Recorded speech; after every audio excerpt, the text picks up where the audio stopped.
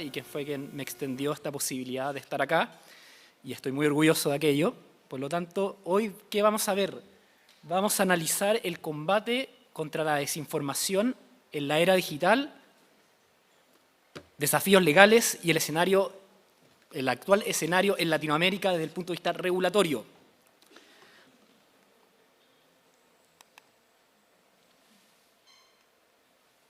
¿Qué vamos a ver hoy día? Hoy día la presentación va a estar dividida en 3 secciones. La primera, vamos a ver la desinformación y su regulación. Esto es básicamente, vamos a sacar una fotografía de lo que está pasando a nivel global, pero centrado en Latinoamérica. En la sección 2 vamos a ver, nadie dijo que era fácil. ¿Por qué es tan complejo regular la desinformación? Pero esto lo vamos a ver desde el punto de vista del impacto de las potenciales regulaciones en los derechos fundamentales de las personas, con ejemplos de intentos. Examples of laws that did not come through and good practices and different organizations, internationals and like the United Nations, they were able to regulate the misinformation and new tendencies and avoid when you want to try to avoid the combat against misinformation. We're going to start today saying that there's more than 43 proposals and initiatives related with misinformation.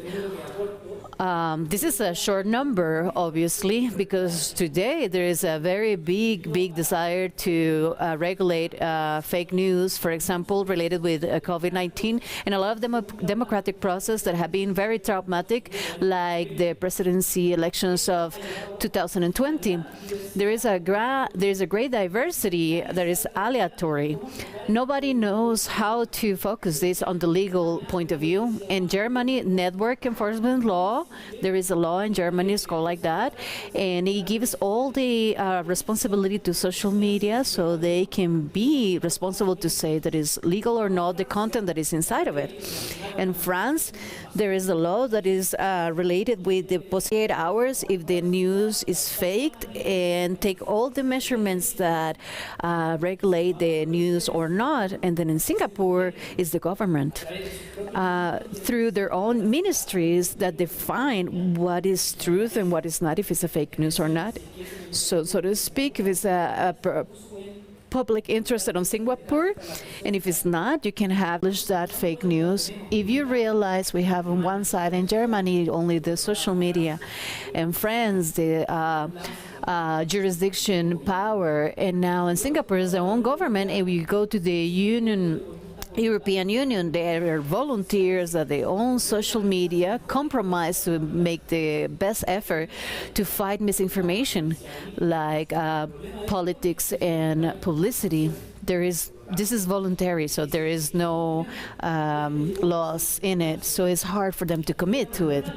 So they discuss a new law, which is digital services, which fights misinformation, that generates misinformation, so they can be transparent and content generation. But now we'll have to go to Latin America. What is happening in and it's happening everything that is happening everywhere. Very different than here and everywhere. I'm going to start with Argentina because it caught my attention, and the website of the Congress, there is 6 projects related with misinformation. In 2018, they started with a law that I was looking for the verification of fake news that were on social media. Waves of media, fake news, and regulation of content. So the schools will need to teach the kids how to inform themselves. I believe that change is very positive. Now we're in Brazil, but in Brazil there's a lot of law projects related with misinformation. The most important one is the 2020-30, which is related about internet content. Is set up standards in transparency in the contents and social media channels like Facebook, tools like search books like Google, And messaging, instant messaging like WhatsApp, this law make the social media channels to be transparent on what they're doing. What are they doing to fight misinformation, and how many of them are being committed to define that they're fake. The content creation need to be supervised. If account is created and the content is created on the social media and is moderated, and that social media channel, it is regulated and is forced to provide information to the government. And what is the type of moderation that was done? Maybe it was filtered to prioritize their content. So in Brazil, they're kind of focusing not only if it's fake or not, but also that the social media channels have some particular law alignments that they need to follow. In Chile, there have been a lot of projects, but mainly I want to talk about the main three. The two first of these ones, they only criminalize misinformation. And when they're when the publications are done during a sanitary crisis and they has a fine of $50,000, that's only what they do. And the last one recently in December 2021 was presented, this bill, is the same idea of the Brazilians, which is regulate the social media and transparency matters. And then we're going to go to Nicaragua and Peru. In Nicaragua, there is a law which is it will give 5 years of jail to people if they are spreading misinformation and fake news when this one is affecting the economic stability of the country. In Peru is a similar case. In Chile, information during the electoral and presidential elections, 2 years. And then on Uruguay, also during the elections, they promoted a law about fake news and misinformation during the elections. It didn't go through so well. So in that time, they said, we're going to reunite against fake news, and we're not going to utilize that. I believe that was a great point of view. Now, why is it so complex to regulate misinformation? It's difficult to define misinformation, but at itself it affects human rights, social, cultural, civil, and politics. Misinformation, it can affect the honesty of them. It can manipulate debates in very sensitive matter like immigration. It can polarize to divide states in the last 3 elections, affects the elections. Crises like earthquakes or pandemics, we will see like infodemia, like misinformation that anti-vaxxers, anti-vaccine campaigns is understandable. The state and the legislation try to find mechanism to fight this problem, but these actions, this can generate a lot of abuse, mainly in the freedom of speech, privacy of data, freedom of speech, because any movement against misinformation affects the freedom of speech. You need to remember that ideas, but also for you to receive them and look for them. And veracity is also related because you're going to see less of the content thanks to these laws. So they try and fail with these bills and these laws, like in places like in Spain, Malaysia, Canada, and Kenya, places that these laws were very active is in Alemania, Germany, United Kingdom, European Union, Chile, and Principle. We have the necessity and proportionality. You have to have a real necessity to combat misinformation. And then law mechanisms that have been going to utilize need to be not invasive. Like we say in Chile, you don't bring a gun machine to a knife fight. Decriminalize is very complex.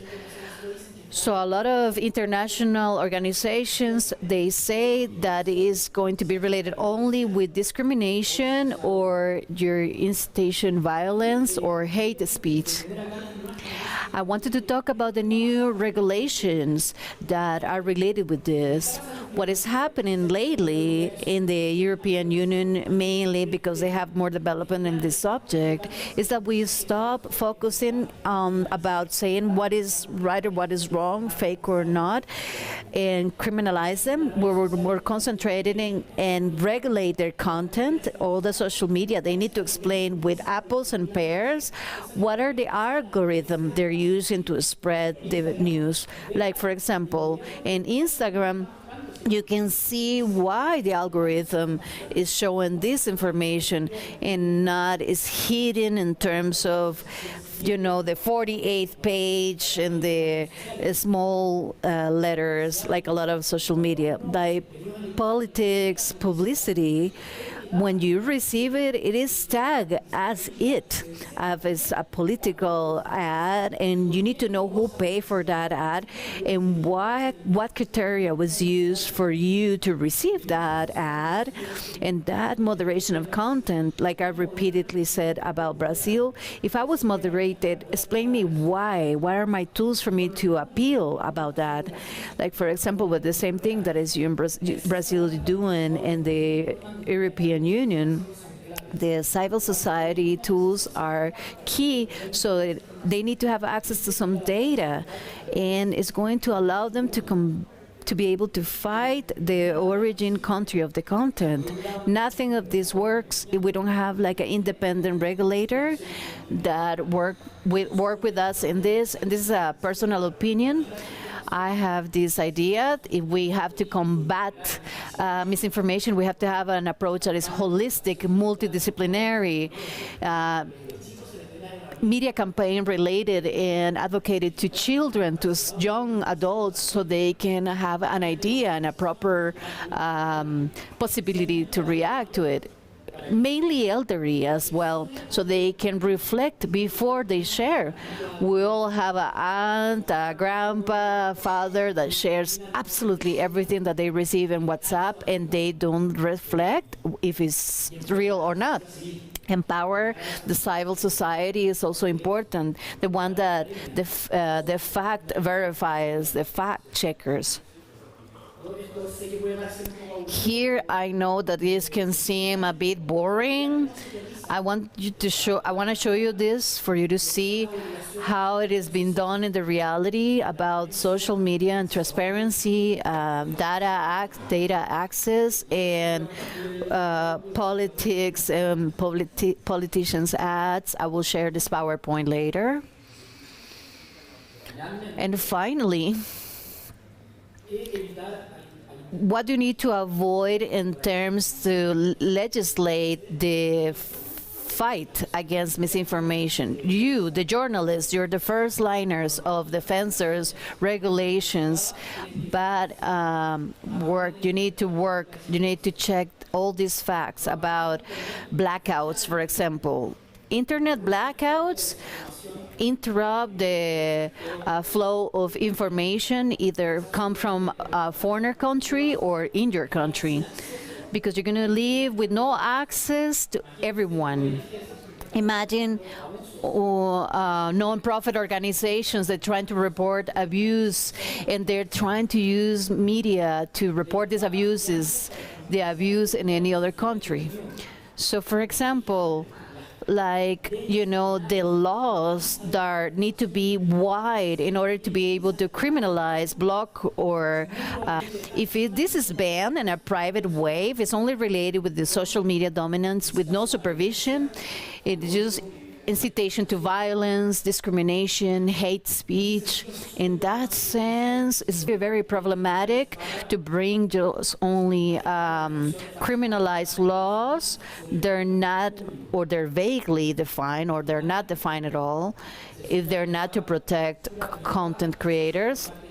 And also the ban that is excessive on the social media or governments or politicians. In 2017, like I said, that law works as a base in many different places of the world, but it's not perfect.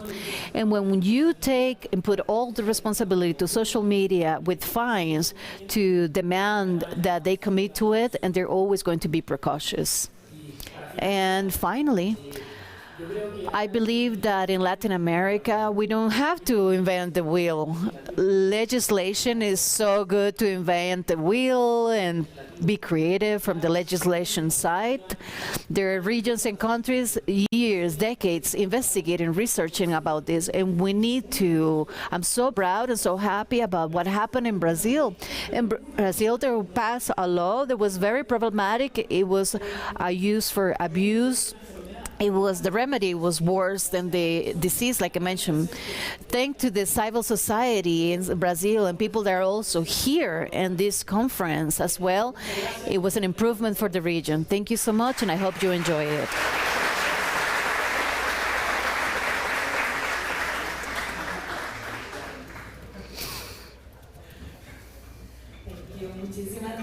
Thank you very much. We continue with our next guest, Sky Mental, misinformation and fake news. Sky, please be here with us. There's Global America's Mental Rights and speaks extensively about U.S.-Latin America relationships and the hemisphere affairs, and frequently briefs congressional staff and the other international observers about U.S. policy toward the region. Welcome.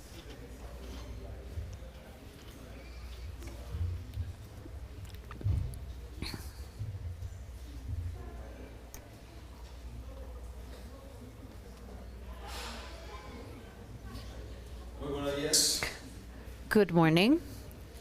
I'm going to speak in English. I hope Voy a that's hablar okay. en But thank you, everybody, for being here. Thank you for the opportunity to be a part of this. I want to start by making sure that I thank all of the right people here. So I'm going to thank Juliana, Nikos, Mariana, Anna, the teams at World Learning, at DCN, at the State Department, and everybody else who's been a part of this. This is extraordinary, and I'm thrilled to be a part of this. So I want to talk a little bit about the work that my organization, Global Americans, has done in the mis and disinformation space, and then I know we're going to transition into a conversation with a moderator. But we conducted a 2-year study looking at mis and disinformation in Latin America and the Caribbean, focusing primarily on research questions that we believed were largely unaddressed in the current literature. Namely, how is misinformation, disinformation, and propaganda disseminated in Latin America by foreign state media sources and consumed by Latin American audiences. Through this work, we believe we gained a comparative region-wide perspective on disinformation and on its impact on Latin America and the Caribbean. We believe this study is the first of its kind in depth and scope. We worked with partners in Mexico, Argentina, Peru, Venezuela, and Colombia. We worked with 4 local counterpart organizations, the Análisis, Universidad de Rosario in Bogotá, and Tec de Monterrey in Mexico, and we identified and reported on traditional and social media agents engaged in disinformation and monitored their efforts to try to influence civil society, the media, and policymakers in Latin America. Over the course of the past 2 years, we formed a cross-regional network designed to detect, to monitor, to evaluate the way in which foreign state media and their partner actors in the region kind of engage and produce and spread misinformation, disinformation, and propaganda. And through this study, we've covered the extent, the nature, the objectives of foreign state media disinformation campaigns, the targets of those efforts across population subgroups, including how information is spread wittingly and unwittingly, and across select topics of choice. I want to talk very quickly about some of our high-level findings, and then, again, we want to transition into a conversation. But one of the big essential findings of our studies on disinformation is that the engines of mis and disinformation, rather than creating social dysfunction out of nothing, are in fact reflecting and amplifying pre-existing social fault lines. And for us, that's where we see misinformation's biggest impact on public policy, both domestically and internationally. In other words, there is a sort of parallel effect happening here. As we become more and more polarized, as we fall back more and more on tribalist cord, we become therefore more susceptible to mis and disinformation. And I think we've seen, as all the speakers have noted, as Ricardo just noted in his fantastic presentation, there has been a rising tide of misinformation and disinformation around the world in recent years. I think particularly as internet access and media consumption have become all the more ubiquitous. For us, a surge of misinformation and disinformation intensifying around the widespread use of scientifically unproven and potentially lethal remedies. And the cost here is real. Ricardo mentioned human rights, he mentioned all these other things, but in the COVID-19 pandemic in particular, we saw the impact, at least in some cases, measured in human lives. And so whether spread through Facebook, Telegram, WhatsApp, or other traditional media sources such as television and radio, it sowed popular skepticism toward the very vaccines that represented our greatest chance at pushing back against the pandemic. And I'll say that this same parallel exists outside of the pandemic. The goal of disinformation campaigns broadly, we found, is to sow skepticism and distrust in institutions in a way that plays on divisiveness, on anger, and on longstanding trust or distrust in democratic processes and institutions. So I think our value add to these conversations is not only that sort of focus, but also an understanding of the way in which foreign state media are engaging with actors on the ground, with networks on the ground, to move certain narratives. And so I'll say that while the disinformation landscape varies throughout the hemisphere, there are similarities that transcend national borders, and oftentimes the threads of mis and disinformation do in fact transcend national borders. I think that's one of the products of the globalized world that we're living in, where misinformation and disinformation narratives in Colombia, Venezuela, Argentina make their way into the United States, to countries in the Caribbean. This requires a whole of civil society effort to counter. It requires policymakers who are willing to do the same. One of the things that we looked at was the way in which Chinese and Russian state media, and to a lesser extent certain other actors like Cuba and Venezuela, sought to seize control of certain narratives, sought to seize control of certain regional and socioeconomic and sociopolitical trends and bend them in favor of their own geopolitical agenda. We saw that China, Russia, and other undemocratic actors were active in promoting disinformation and propaganda in Latin America through their state media sources, though the degree and scope of these efforts varied from country to country. We looked specifically at Russia Today, at Telesur, at Sputnik Mundo, at Jinhua Español, and we found that Twitter and Facebook are very actively used in the social media sphere. We also looked at and we specifically applied that sort of analysis to the Argentine, the Chilean, the Colombian, and the Peruvian context. Sharp power we described as a sort of new phenomenon by which non-democratic regimes seeking to attract, distract, and manipulate audiences in democratic countries through their communication outlets, cultural centers, and global learning institutes, engage with actors on the ground to spread certain narratives. The issue here is that many of these state-owned companies from China, Russia, or other less democratic countries lack the sort of transparency that we might see in other countries. This is an aspect deliberately of their communication strategy that is meant to camouflage the full range of their activities. We found that Chinese and Russian misinformation, disinformation, and propaganda specifically was disproportionately concentrated on thematic targets at the intersection of democratic fault lines, inflaming local political rifts, promoting like-minded and often non-democratic local forces, and generally trying to portray China and Russia as benevolent partners and in some cases alternatives to other actors in the region. Chinese messaging in particular focused on portraying itself as an alternative to the US and as a benevolent economic, if not ideological partner in the hemisphere, whereas we found that Russia, lacking the means to properly court deeper commercial opportunities in Latin America, focused much more on disrupting social order at a national level. We used a pretty advanced algorithmic tool to see the way in which state media sources from Russia and China were engaged during moments of crises in Latin America. We looked specifically at Paro Nacional in Bogotá. We looked at the Chilean protests a couple of years ago, and we saw that Russian media in particular was quite active. I want to speak quickly on the landscape and then again transition to a conversation, but I think for us what we found is that disinformation has by and large worked in the hemisphere for political actors, and as a result they've become all the more brazen.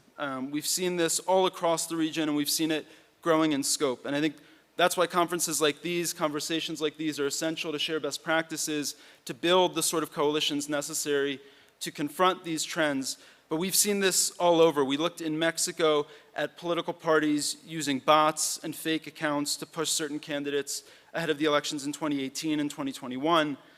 We saw in Peru a massive disinformation campaign by what was then the runner-up of that country's election to stop the certification of her opponent's victory, which admittedly sounds eerily familiar to those of us in the United States, where we saw a similar sort of effort at play.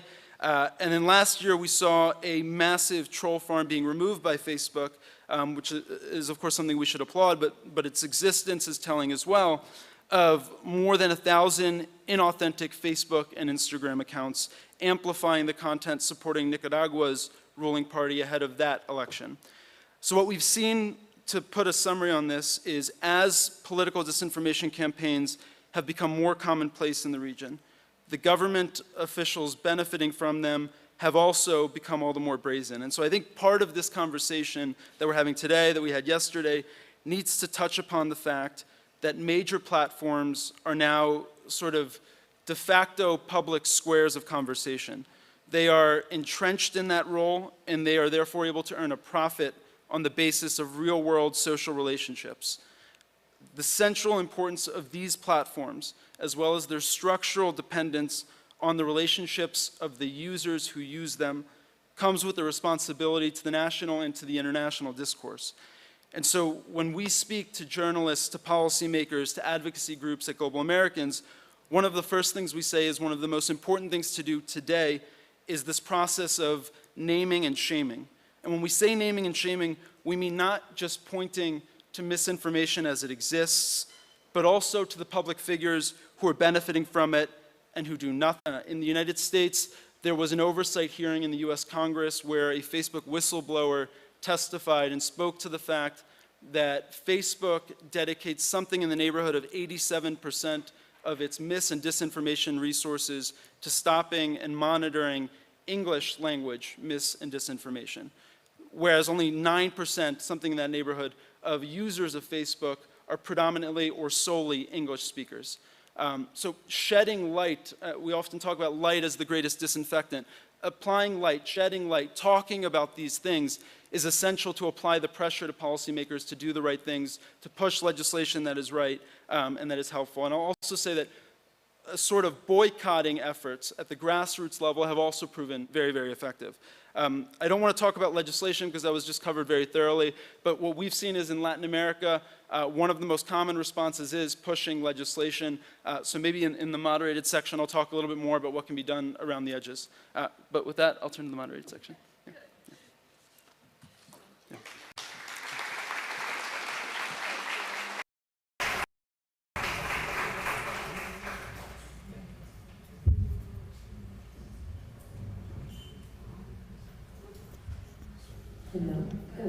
Hola, bueno, gracias. Gracias por esa exposición. To narrow it Así que down, just to and circle back to some things that you mentioned in your exposition, and I find that really interesting, the feedback loop that you mentioned about between Latino diaspora community and key actors in Latin America. And how's that relationship between those communities? Latin America and the Caribbean, I'm sorry. Yeah, thank you for the question. So one of the things that we've looked at Global Americans is, in part, what I just mentioned, this idea that we are living in a globalized world, that the mis- and disinformation trends that we see in certain countries typically extend beyond those countries. And we've found in the US landscape a certain phenomenon wherein, well, actually, I should say that there are accounts based in Latin American countries.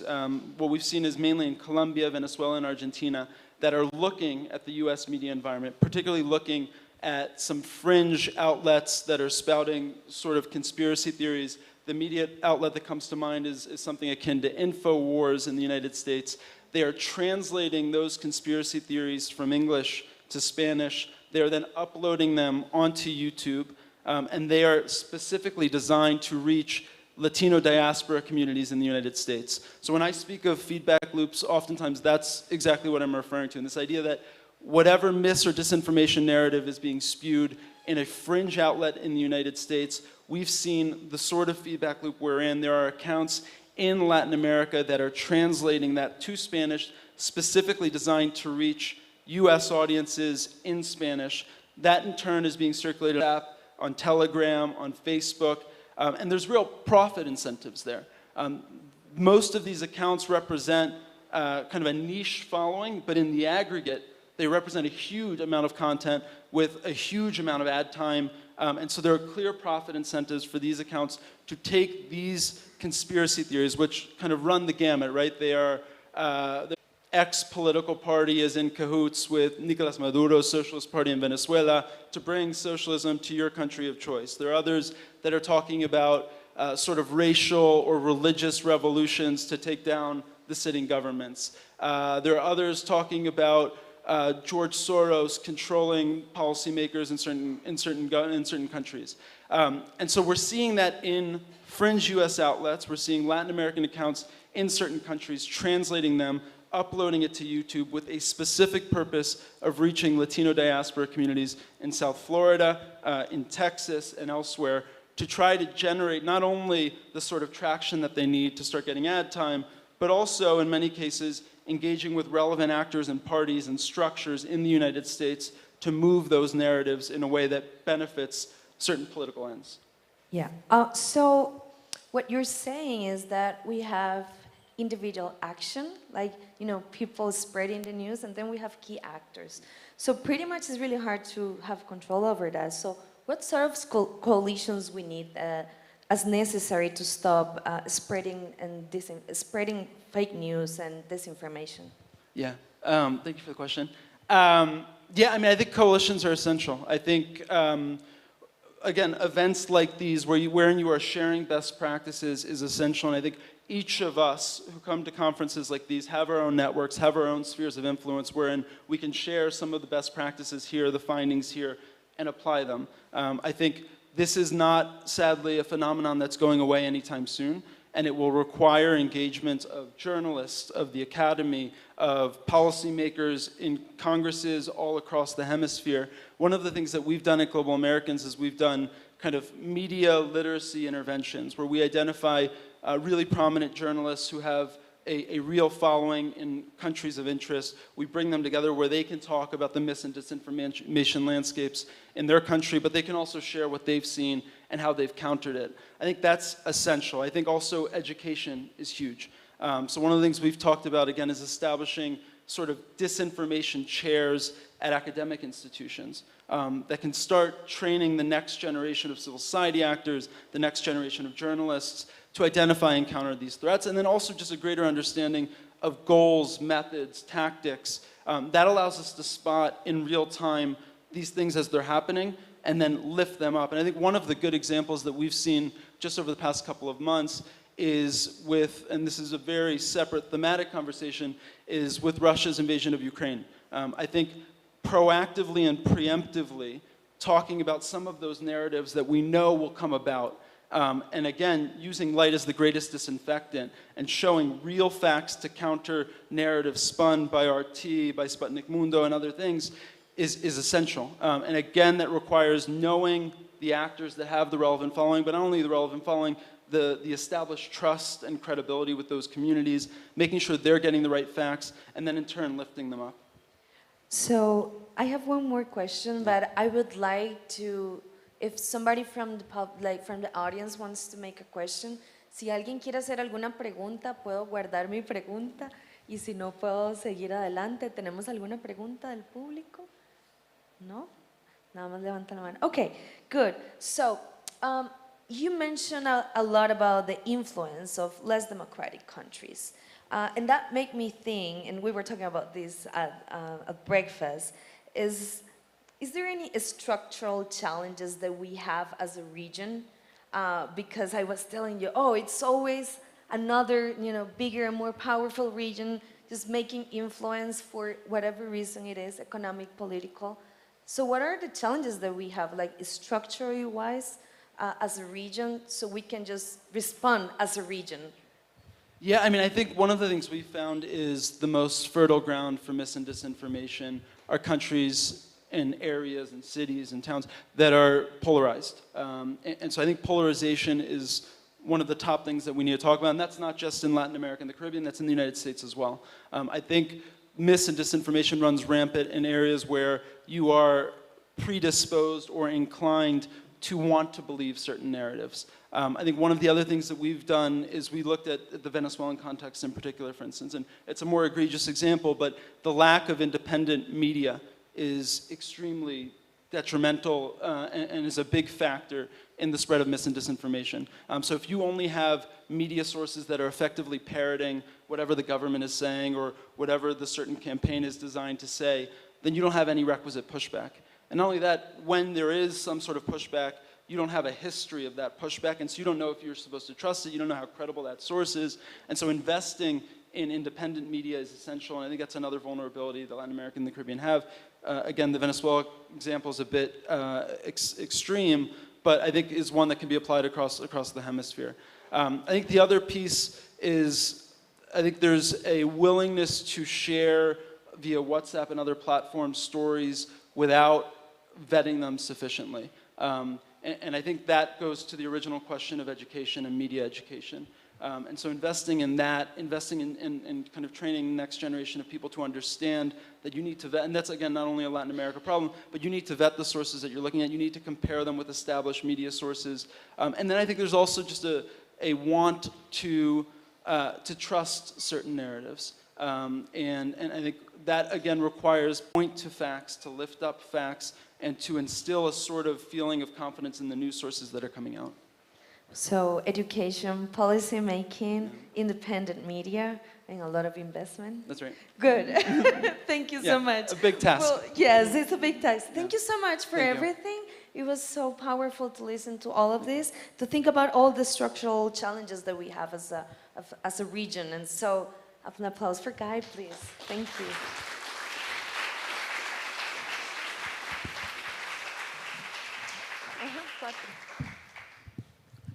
This is really high. Okay, we're gonna move to, nos vamos a mover al siguiente panel, así que Next panel, so I will ask to please the following partners of the panel, David, Lucia. So I ask you to come over.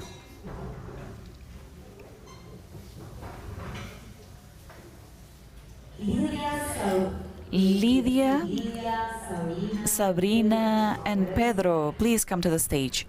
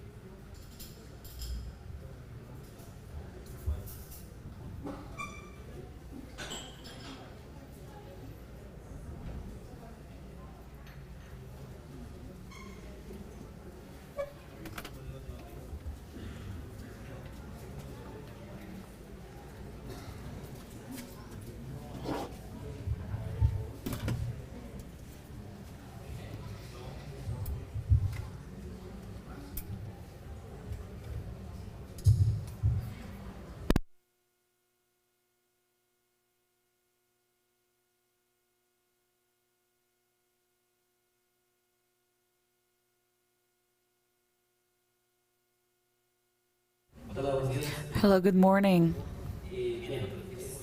Well, this panel coincides very appropriately in a time of elections. So we have people that are guests from Brazil, from Mexico, and we're also located in Costa Rica, where we just had an election process and where the presidential candidate, the winner, Rodrigo Chavez, during the campaign articulated a strategy of disinformation about a topic that he didn't like or that wasn't convenient for him, which was specifically the sanctions that he received at the World Bank for behaviors of sexual harassment.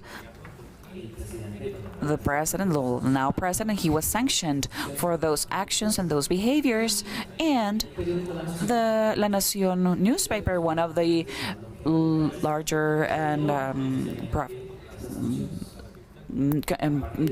newspapers in the country, they revealed that information, and then the candidate and his main ally, Pilar Cisneros, a journalist with over 40 years experience in Costa Rica and one of the most famous journalists in the country, articulated a script of imprecise descriptions, deceitful and totally false about the behaviors that the World Bank found and proved and the sanctions that he received.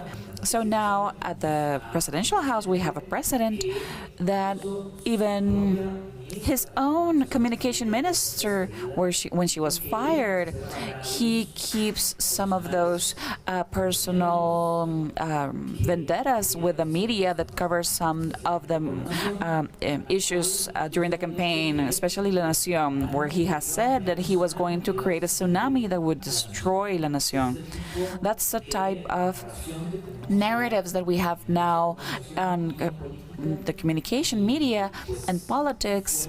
So it was very curious how a journalist from Double Check, we're a small project in Costa Rica to verify misinformation. It was funny to see how that dynamic was developing, how in many occasions the president developed this script and then non-attached accounts, non-vinculated to the current president, and took those segments, those statements, and created even more resonance made in media, where, at least for me, or my opinion, some affirmations that should have been stopped or at least verified by journalists when they were being exposed. But well, that's the context that we're at.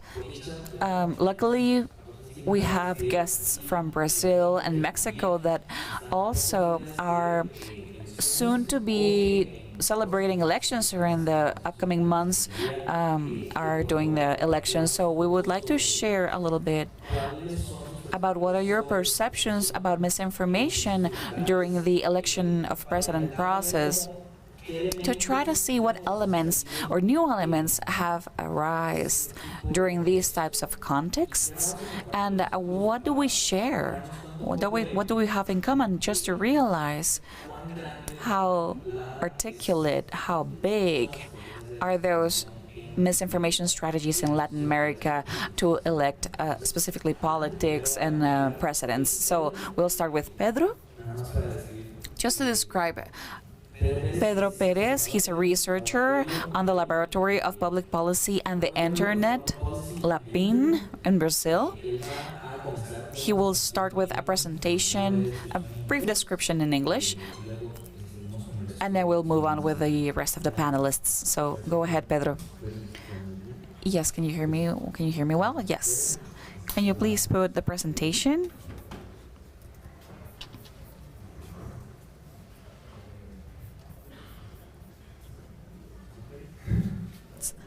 ¿Alguien? Ah, excelente, gracias. Voy a hablar en inglés, lo siento por mi mal español.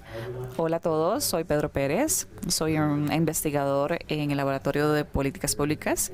Somos un think tank en Brasil Y hoy estoy para decirles mis 2 centavos de información desde mi punto de perspectiva en Brasil. Así que tengo un gran reto porque tenemos tan poco tiempo.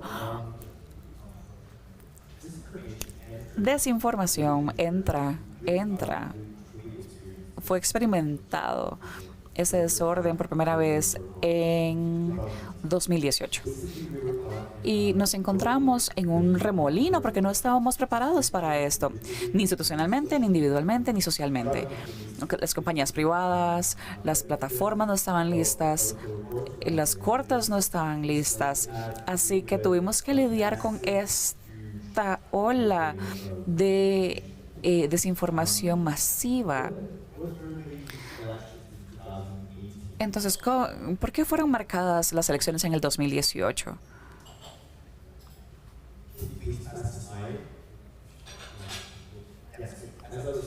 Como les estaba diciendo, hubo una falta de preparación. En el 2018 las elecciones fueron marcadas por WhatsApp. Como Paula creo que fue la que dijo ayer, WhatsApp es grandísimo en Brasil. Somos el segundo más grande usuario de WhatsApp en el mundo. En el 2018 había mensajes en bulto haciendo campaña en contra de algunos candidatos. Estos mensajes masivos donde podemos mandar a miles de receptores y usuarios un mensaje simultáneo. En ese momento, legalmente, aunque teníamos algunas previsiones que los defendían de cualquier tipo de discurso desinformativo, ellos también defendían mucho la libertad de expresión. Así que, aunque las leyes protegían candidatos, gracias. Aunque algunas leyes protegían candidatos, no veíamos este tipo de protecciones a las cortes. Hay un caso muy emblemático donde sale en un video, donde estaban presentando que tiraban una Biblia, que recibían en un basurero de una campaña. Realmente fue falso. Pero las cortes decidieron. Gracias, Lidia. El juez dijo lo siguiente: el carácter falso del video puede ser hecho por los mismos usuarios de Internet, en el sentido de que la circulación de estas ideas y la confrontación pública debe permanecer. Así que from electoral court's point of view. So what did we do afterwards? What was the aftermath of the 2018 elections? I mean, there was, in this brief timeline, I present to you some of the actions that were made, mainly from institutional actors, to fight disinformation. So the following year, in 2019, the Superior Electoral Court of Brazil decides to launch its program for countering disinformation. I'll dive deeper into it in the next few slides. But at the same year, there was a resolution that was really effective against electoral propaganda, and it clearly prohibited disinformative content in the context of propaganda. In 2020, as Cynthia and Caio told us yesterday, there was the launch of a Bill of Rights, a proposal that would fight fake news. This was PL 2630, that would be the bill for freedom, responsibility, and transparency on the internet. And lastly, in the 2020, the municipal elections happened. So before we dive deeper into the program for countering disinformation, I'd like to tell you more about how was disinformation fought in courts in 2020. So in 2020, I just told you about 2018, how the freedom of expression was really cherished by courts. In 2020, we see some advances. For example, the ordering of removal of content online is made, although it hasn't gained so much traction in those elections. We analyzed in the research how courts were basing themselves on the resolution I told you in this slide. On the following, oh, sorry. On this slide, resolution 23610 to fight disinformation. And we see that there's a tendency in acknowledging that political discourse becomes abusive when there's suggestions about the commitment of crimes by candidates. And this really has to do with the honor, crimes against honor involving other candidates. So I want to talk to you about the program for countering disinformation made by the Superior Electoral Court. This was launched in 2019 for implementation in the 2020 elections, right? And it was structured in 6 axes. We have internal organization, media and information literacy, containment of misinformation, identification and checking of misinformation, improvement of the legal system, and finally, the improvement of technological resources. I unfortunately don't have time to go through each of them, but I'd like to highlight some of the actions that would be relevant for some peers here from Latin America and the Caribbean to hear about. So in the axis of misinformation identification and checking, we have the creation of a fact-checking network, or a fact-checking coalition in partnership with 9 of the most prominent fact-check agencies in Brazil. Also, in the field of improvement of technological resources, the Superior Electoral Court developed a chatbot with WhatsApp using its open API, where any voter can write to the chatbot and ask questions about the elections, and even check if something is faked or fact in relation to the electoral apparatus and the electoral integrity, not candidates themselves. Finally, this is a very important access where I would like to share some information with you. It's the containment of misinformation. So in this axis, the Superior Electoral Court established some actions like the creation of a network with civil society organizations and research labs to monitor disinformation practices against the electoral process. And also, maybe the most important, we have a partnership with internet content providers, which are the social media platforms, to leverage their resources in order to fight disinformation and the networks that are structured of misinformative content and inauthentic behavior. So as a result, we have companies like Facebook, Google, TikTok, Y, Twitter, all making commitments before the Superior Electoral Courts to act on their instances and take active measures against disinformation. So Google, for example, it committed to featuring on the homepage on YouTube only news that were sourced from that came from trustworthy sources. Facebook committed to in the ads in the political ads showing for each ad who had paid for them, and also prohibiting any ads that would question the electoral integrity. For example, questions that would question the integrity of the urna electronica that we use, the devices that we use to vote. Was this enough? Probably not. Why so? We have seen researches and reports in this first round of elections, which we just had 2 weeks ago, about how these companies have failed to abide to their agreements.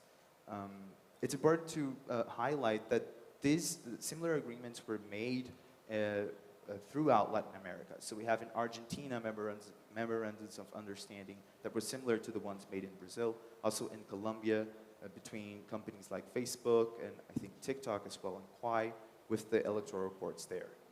But still, they failed to abide, to really commit and enforce what they said. There's so much room for improvement right here, and that's why all the discussions regarding platform regulation and the bill for transparency that we talked about earlier, PL 2630, is so important. But going further from the initiatives of the partnerships between private companies and the Superior Electoral Court, I'd like to kind of close on a note that this initiative, the program for countering disinformation, was made permanent last year, and I think it's a very good initiative for everybody in Latin America and the Caribbean to take a look at, because it really highlights the importance of articulation between different stakeholders in fighting and countering disinformation.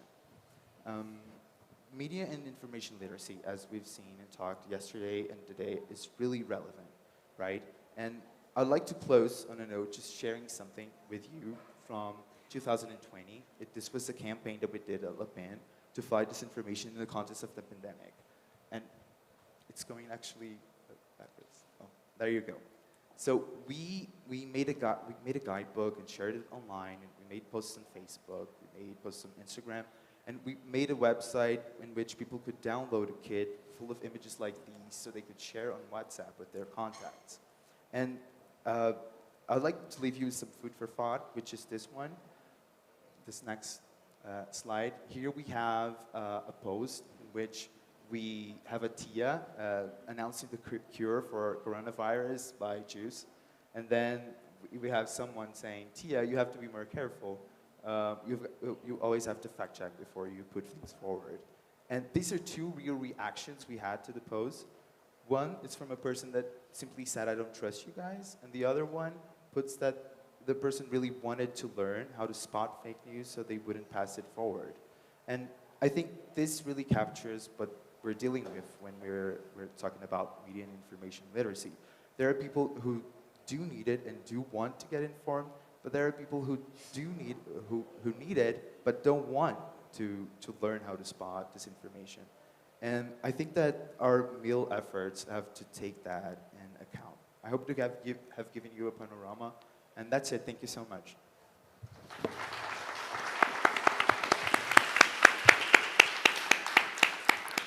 Ahora, pues en orden, va a presentar, conversar con nosotros Lidia Sánchez. Ella es editora de fact-checking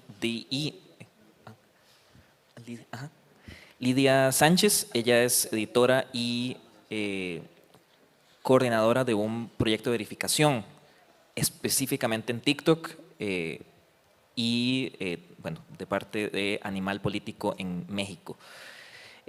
TikTok, al menos para mí, es como, da la sensación de que es una de esas plataformas que puede ser hasta cierto punto como el viejo oeste de la desinformación, por cuán difícil es rastrear, monitorear e identificar desinformación allí. Entonces, adelante, el espacio es suyo completamente, Lidia. Muchas gracias por la presentación. Pues creo que a lo largo de este foro, o sea, tanto ayer como lo que vamos de hoy, se ha hablado mucho sobre el verificar desinformación y la responsabilidad que tiene. Checking the responsibility the platforms have, and we have talked about how is that process are us as a journalist, how can we get together to help in misinformation.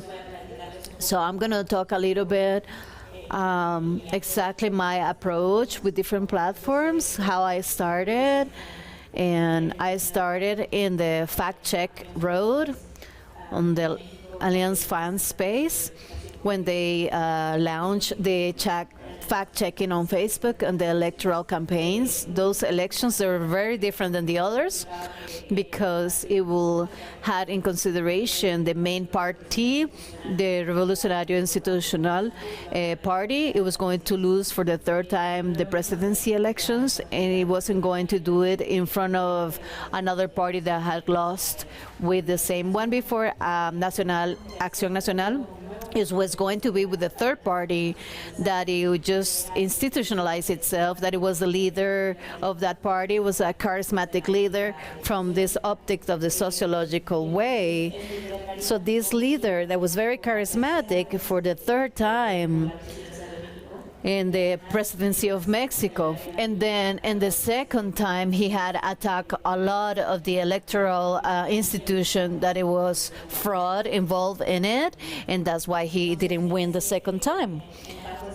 So under that context, having this approach, the first time having this approach with this platform, international platform, which everyone was able to utilize on that moment, it was very interesting. I believe that we have to have clear relationship about fact-checking, not only about electoral campaigns, but yes, us as users, as researchers and journalists, you have to identify what the platforms are being in more use in our country. And that moment in Mexico was Facebook and also WhatsApp. And maybe it wasn't so strong like in Brazil, but it was WhatsApp, yeah. In that moment, the Facebook platform, it did not allow us to fact-check content that it was on Instagram. And obviously, we didn't have so much data for WhatsApp to fact-check WhatsApp. So it was only to have Facebook and see what happens on Twitter. So that was the monitoring that we were doing, and obviously when you utilize keywords or some hashtags and keywords to monitorize on Twitter, is easier to identify than Facebook, yes. But what we saw was how is represented the misinformation in that time in 2018 on WhatsApp. What you will see published was links of websites that they were like fake news websites, deliberately shared fake news. And then on Facebook, it was the usage of the links and also the memes, yeah, that we all understand memes as these images, these funny images, but also they are images with context. That's a meme. So we work on that, and those elections, we saw that the elections were going to be strong with this charismatic leader. He won with tranquility in comparison with the 2012 elections, that it was there back then, a lot of different aggression events in the streets. There was a lot of non-conformity what he won on back on the day. So in 2018 that changed, yeah? But the type of misinformation was the same. What we can see in other countries and other times of history attack the organizations and institutions of the electoral campaigns previously because maybe it's going to be a fraud, and then they were trying to go ahead presenting that context of the possible fraud, so they will attack the electoral institutions. So during the election day, they will burn the voting ballots. They will do the houses for voting, they will be closed, and maybe the boxes will be like more filled from some sort of type of voters from one party, or the dead people that also come back from the grave and vote. Yeah, that also happened. So you might be identified with that. There's a replica that happens in many, many countries as well. After that, who already saw himself as a winner. In Mexico, there is a big difference between ours in comparison to other countries, but who's saying who is a winner? We can see that in 2018, there were those platforms, and there was that type. And that's how misinformation was presented for us. In 2021, I was working in Animal Politico, that I work right now still. It became the opportunity to do a couple of analysis of projects, how the electoral campaigns jumps from one platform to another, Twitter, YouTube, Facebook, and then TikTok. And then at the time, in June 2021, in the intermediate elections of Mexico, the bigger ones because of the quantity of participation, but they weren't presidential, they were like intermediate. What we saw and observed there was that in 2018, the origin of the misinformation was Twitter. Then the links that were published on WhatsApp, you can identify it before in Twitter or before on Facebook. Now what we saw was that what we saw was like screenshots from Facebook, and they will like developing into videos. That will the information that you will see on TikTok. So then we will need to wait, and if you identified on Twitter a misinformation campaign, you knew that on that time at 10 a.m. if you see a Twitter, the people, where people is consuming more. And I'm not surprised that the next report of the Reuters is the Reuters Institute will tell us that people will be informed through social media, and the main one is going to be Facebook. Maybe the next one will be TikTok, yeah? So I believe that that's mainly my approach. And then I insist how we verified. We did an exercise after the forum, at the end of the forum, with some colleagues that I thought it was very interesting. They were put some messages on Twitter, and they make us, the audience, to participate. I, as a moderator, I will take it down or I will approve it. And I thought it was so interesting, the approach that I am a journalist, but some of you might be just users. What the approach you have to these misinformation campaigns and context in the electoral context is very important, that us to have not only the information when we work as a journalists and researchers trying to download or lower down this misinformation situation, then having that approach about human rights, yeah? For example, let me give you an example. In the elections, in the intermediate elections of Mexico, what really happened was there was a candidate with the state of Zacatecas from the officialist party. And the tracing of that was related to one of the candidates of the county of the same state that has the same party oficialista, that it was Moreno. So that viralized itself. And then this is when we do the jump about how the state is intervening and things that are related with fact-checking. In Mexico, there is two processes, official processes of fact-checking. And from Monday to Friday, Andrés Manuel López Obrador, he has morning conferences. So every Wednesday, he creates a section. Who believes in the lies is the section, literally is presenting the name of people or journalists, of the media, of the note that it wasn't good for him during the week. So he will expose them like he's attacking us because we're not growing as a country or a party, as a political content. So that's one part. And the other one is that they create a fact-checking organization that is called Infodemia, which obviously only work as an echo of their propaganda. What is favorable for the president is going to be like truth in there, and then what doesn't favor him is going to be as a lie there. Then they edit that. In the video, you can see how the hand of the guy touching some lady's butt. So they edit the video for the hand. So they edit the hand so he loses his hand during the video for 5 seconds. So Infodemia belongs to the state. They published the video that was altered, saying that was a real video. So that's very serious.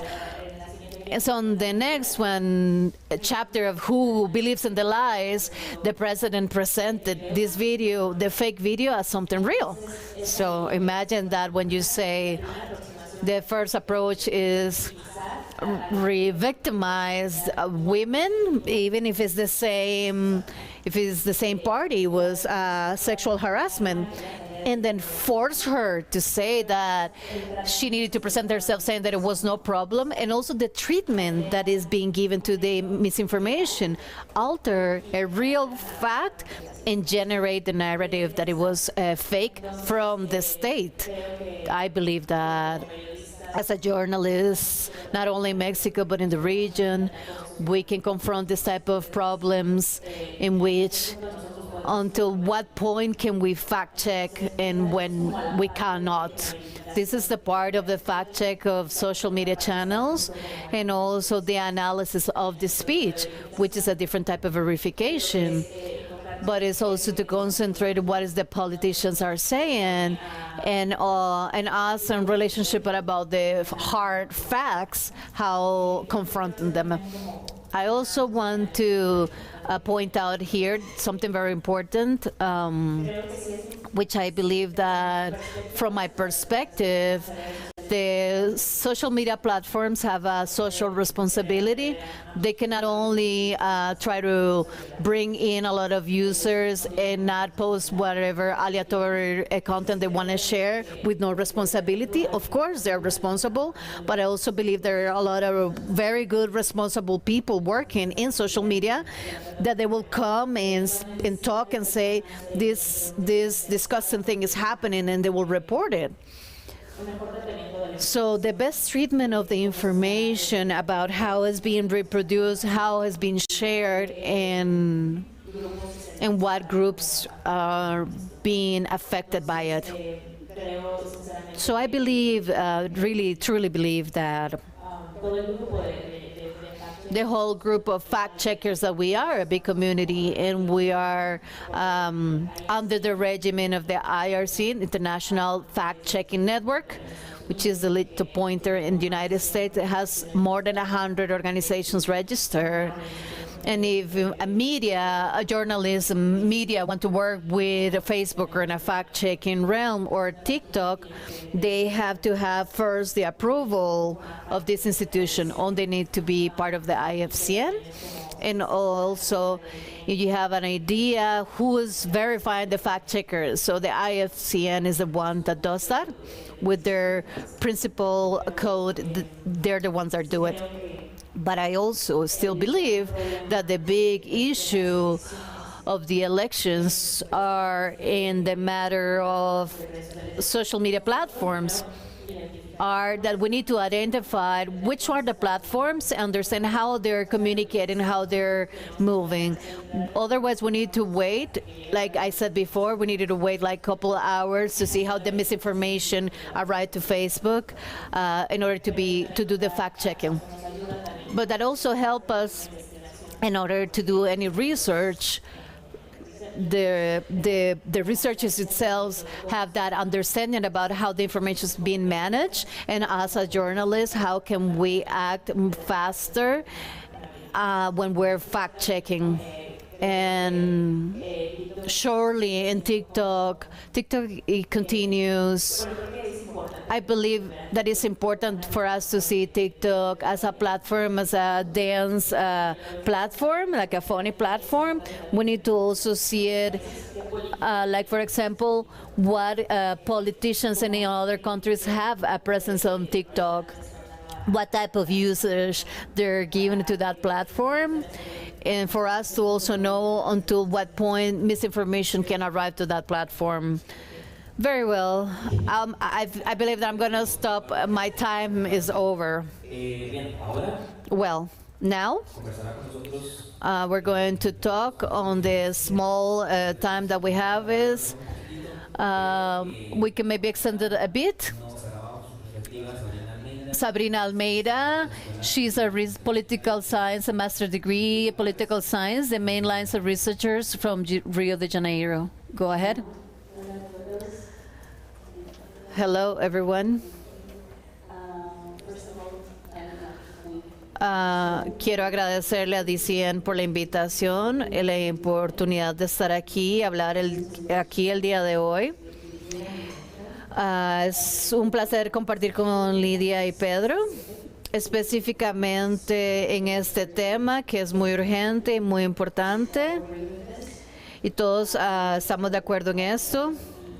Voy a tratar de ser muy rápida. Mi idea era de mostrar un poco el trabajo que hemos estado haciendo en nuestra fundación, en desinformación digital. Hace poco lanzamos nuestra escuela de información y educación digital. Hemos tenido una experiencia muy importante en un laboratorio de redes sociales y una búsqueda de redes sociales, investigación en ella, y nos comprometimos con el monitoreo e investigación por más de una década. Nuestro propósito es siempre traer más claridad y luz en los temas de discusión y traerle más hechos al público en todos los escenarios y más específicamente en el régimen democrático. Y así como fuimos encontrando estas narrativas que se esparcen en estos ambientes, nos dimos cuenta de que la falta de confianza en el sistema electoral y en las elecciones que son fraudulentas fueron ganando más visibilidad en el debate público.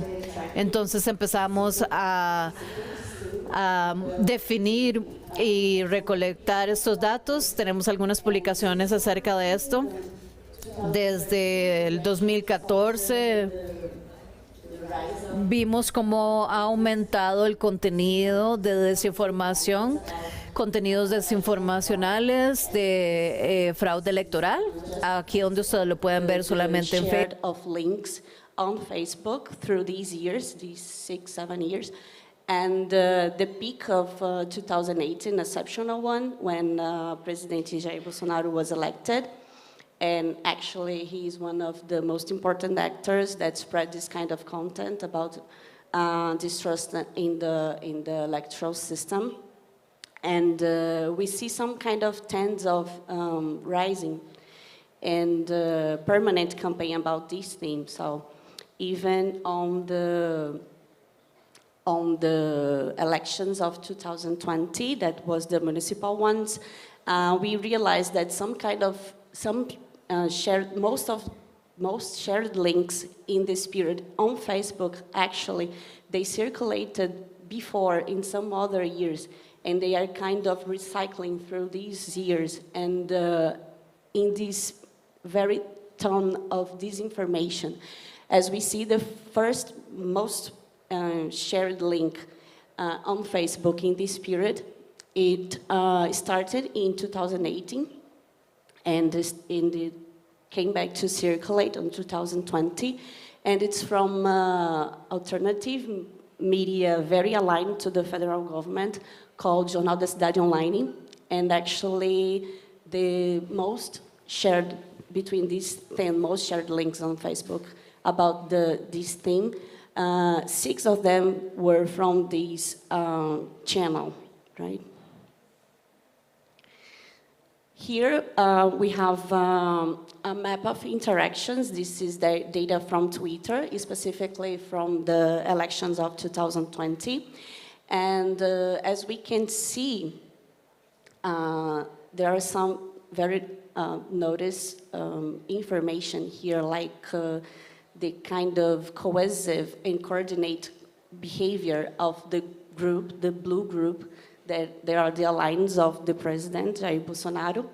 So they are very strong in this, this kind of coordinated behavior, and they together had the most of the interactions and the profiles about this thing. And on the other side, we can see that the opposition, they are very dispersed in these the specific dispute of narratives. So this is a picture of what we could see about the electoral distrust on Twitter in 2020. But so far, as we are now in a dispute of presidential election, we can see some continuities and some difference too. Like, we still see that the group aligned from the federal government, they are stronger and they are still cohesive and coordinated, but we can see also a more visible reaction of the opposition, like they are disputing this kind of narrative, they are responding to this. And I think there are some good news about it. It's nice to see that in some sense we can see more balance about the dispute of narratives. But on the other hand, the bad news is that maybe it's not really it's not in a healthy way, because we see the spread of strategies, but we don't really see best practices in these strategies. It's like they are have some success in dispute, but the practice are not the better ones. So we see still the spread a lot of disinformation in also other spaces. We try to cover as much as we can the platforms. They are very important to see in different perspectives. So here we are talking about the trends on Telegram and WhatsApp. That's very hard to track as a researcher. We know that, right, Lydia and Pedro?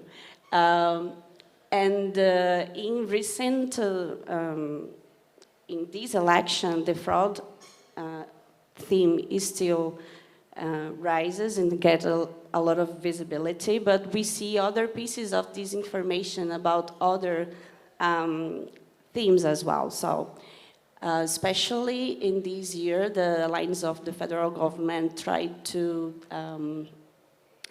spread disinformation about organized criminal groups related to the ex-president Lula, with a lot of disinformation in relation to the leaders of the organized crime in Brazil. In most recent weeks, we are seeing a lot of disinformation about religion in general, like that's very weird what's happening in Brazil right now. I mean, but the moral and customs agenda, they are gaining a lot of visibility, and a lot of disinformation is going on right now. So I think that important topics about the campaign and the actual political agenda are being left out. So I think that some reflections and some points that I think could be interesting for us to talk about. And I made it quickly, right? Yeah. Thank you. No sé si ustedes también sintieron que los mensajes y estrategias que Lidia, Pedro, Sabrina nos mostraron son extrañamente muy similares a los mensajes y a las estrategias que nosotros podemos ver en nuestros propios países, ¿verdad? Y no solamente en ese espacio, en los dos espacios anteriores vimos que las palabras como colaboración y coalición son muy importantes. Entonces, bueno, se nos acabó el tiempo, pero querría que nosotros vamos a estar acá en este evento y que compartamos, que se acerquen, que nos hagan preguntas, sobre todo a esos panelistas increíbles que tuvimos hoy, para precisamente buscar colaboración y coalición, ¿verdad?, ante problemas, estrategias y mensajes que de nuevo estamos viendo cada vez más y cada vez más recurrentemente en nuestros propios países. So that will be it. Thank you so much for being here with us.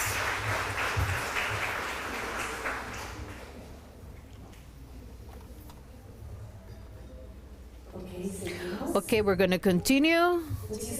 Thank you so much, Sabrina, Pedro, and Lidia, and David as a moderator, 2 spaces. Thank you. We continue with our program.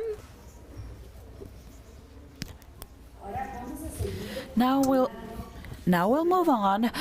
Speaking about the foreign influence in Latin America, so we have the journalist Sofia Chinchilla. She's a young journalist from Costa Rica, specialized in the coverage of political phenomenon and misinformation phenomenon. She works in La Nación since 2015. Since February 2021, she's in charge of No Coma Cuento, that it's a fact checker from the newspaper. Her interests are focused on journalism and digital communications. She studied journalism in the Universidad de Costa Rica, and also she's a marketing strategist from the Technological of Costa Rica. And she just had that task on her shoulders, so we're very excited to have her here. And she will talk to Javier and with Juan, who bring us a perspective for the interest. I'm super grateful to be sharing with you and to hear from renowned professionals. So to get started, I would like to introduce our panelists, starting with Javier Melendez, who is the founder of Expediente Abierto, an emergent think tank that brings together researchers from Central and North America. He's over 20 years experience in these areas, and he also founded the Strategic Studies in Nicaragua, where he led research on security in that country and the rest of Central America. We also have Juan Bataleme, who is the academic director of CARI from Argentina. He's a candidate to a doctorate.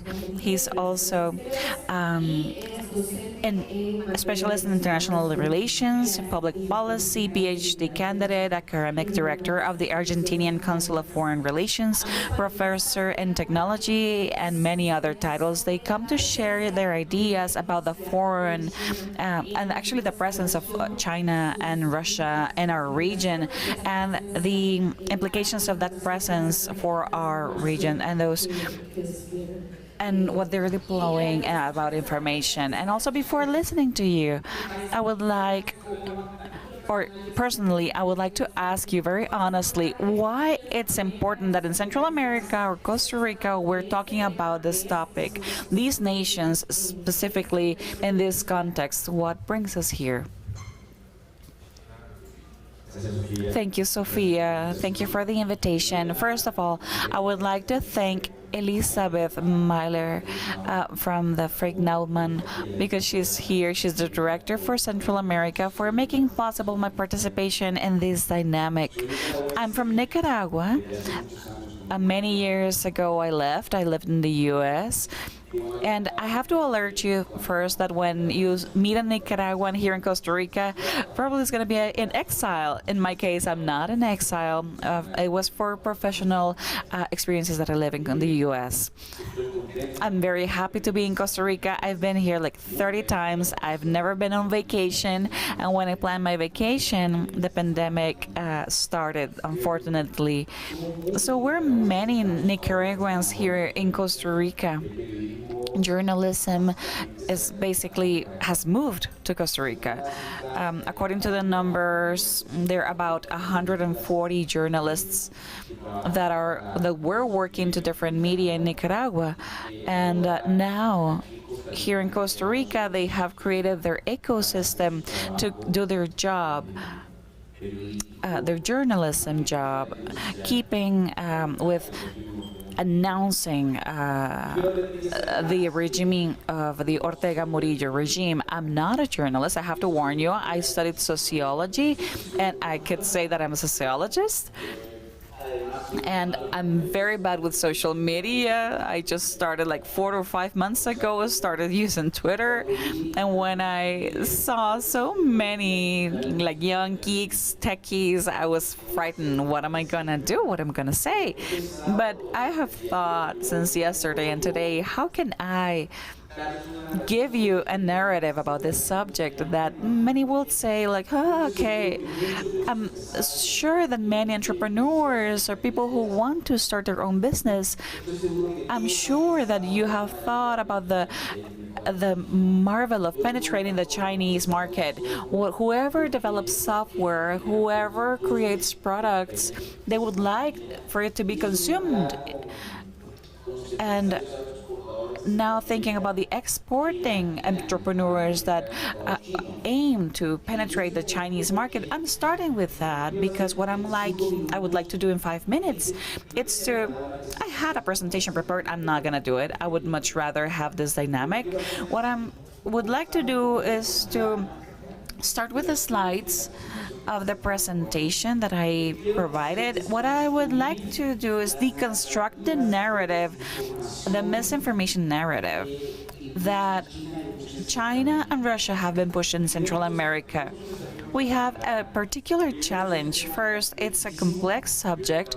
I have been in events that do 3 days and they only talk about China and Russia, China and Russia. So to do this in 17 minutes is just very complex. The second element is that it's a very not treated topic in Central America. Journalism in general and the research center have very little knowledge of what's China doing in the region and how can we approach that Russian subject on the region. So in Expediente Abierto, or open file, that it's a researching center, we have done research and dialogues with different academics from Latin America and the US about the implications of those two countries in Central America. First, the presentation's not there. First, we would say something. First, we will talk about the potentialites, being as an entrepreneur that China gives us, and going into the private business and trying to conquer what someone would say, like, okay, selling just a match to 500 Chinese a day. That would be marvelous. When you start looking at the numbers, and I love the concept, it's to group academics to work together.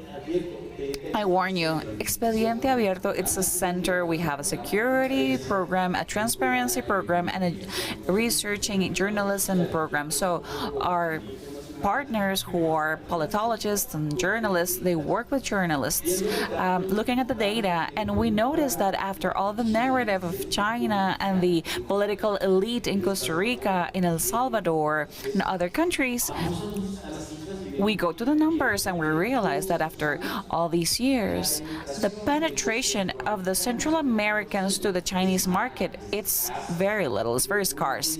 But you think as a regular person, oh, China, yeah, we're working with China. Imagine this, as you can see on the stats, the experts as a total, as a whole, from Latin America in 2021 were about $42,000 million. So about 3.8 of those were to China. Okay, we still have as main partners to the US and the European Union. And nonetheless, whatever the political elite is saying about China, that's not going to change. Not in the next 5 or 10 years, because the complexity of China right now at this moment and the international environment will not allow it. So we deconstruct the first data that it's wow, China, the great market. It doesn't work. It's not true. Okay, let's go to the Russian case. It's even worse. The commerce between Russia and Central America, it's even less. It's very poor. So we see that the exports from Central America to Russia, to the current Russia, they were barely like $80 million in the past year, 2021. But of course, you would tell me, Javier, but 2021, post-pandemic, the global commerce was very bad. Well, no, in 2019, things didn't change that much. There were relatively very few experts from Central America, and beyond the numbers, it's important to point out that none of the both countries are a social, an extraordinary social partner or commercial partner. What I'm telling you is that the presence in China and Russia in this region, it has more to do with the narrative anti-Occident, and it's a narrative against the US. So when we talk about China and Russia, we have to talk about a lot of disinformation. And that disinformation is very consumed by the public opinion in Central America. Okay, I'm moving on with the Russian theme. The data indicates that the commerce with Russia, it's pretty much irrelevant. And what happens with Russia, particularly from Nicaragua, is that it's a power that looks to disturb the liberal order in the region. The presence from Russia has the goal to generate a narrative where public opinion assumes and understands, and the Chinese do that too, that democracy, the liberal democracy, is not good for people.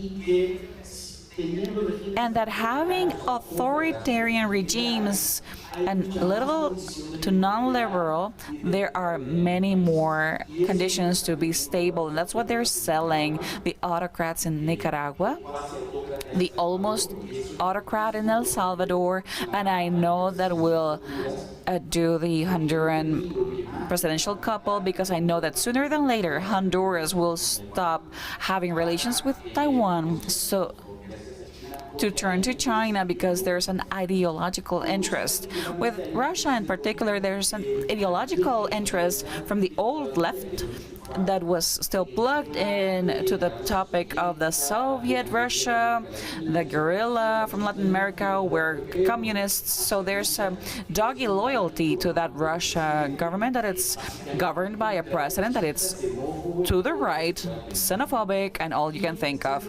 In Central America, there are agents that work within the governments or outside the governments and control media that are very active defending what happens in Ukraine from the Russian invasion. In practical terms, I will show you what the penetration of Russian misinformation and what it's all about. It's a fact-checking that was done to an activist from Nicaragua shortly after the war, the invasion from Russia to Ukraine. Okay, this individual is what Honduras say it's the yellow dog, or for Guatemalan, someone that is from last name Gonzalez, that controls a lot of media. The falsehood of William Grosby. Ian Grigsby is one of the media regimes in Nicaragua who qualified the Russian invasion to Ukraine as a military operation that is to save the world. Realmente es para salvar al mundo de una That operation is to save the world from a nuclear hecatomb. President from Russia, Vladimir Putin, ordered to invade Ukraine and started to use Rusia no ha destruido un solo pueblo, ni un solo caserío, ni un solo edificio civil, ni uno. Entonces las imágenes que están mostrando para ilustrar la supuesta ofensiva militar o invasión de Rusia, según ellos, las imágenes que están usando son las de la destrucción en Donetsk y en Lugansk, las que ellos causaron. Dozens of buildings and apartment buildings have been destroyed. Almost 2,000 people hurt. According to the UN, 500,000 civilians have led the Russian invasion. They have put on tomato sauce. They take the picture with tomato sauce, and then there's another one that is just like up and running in another place.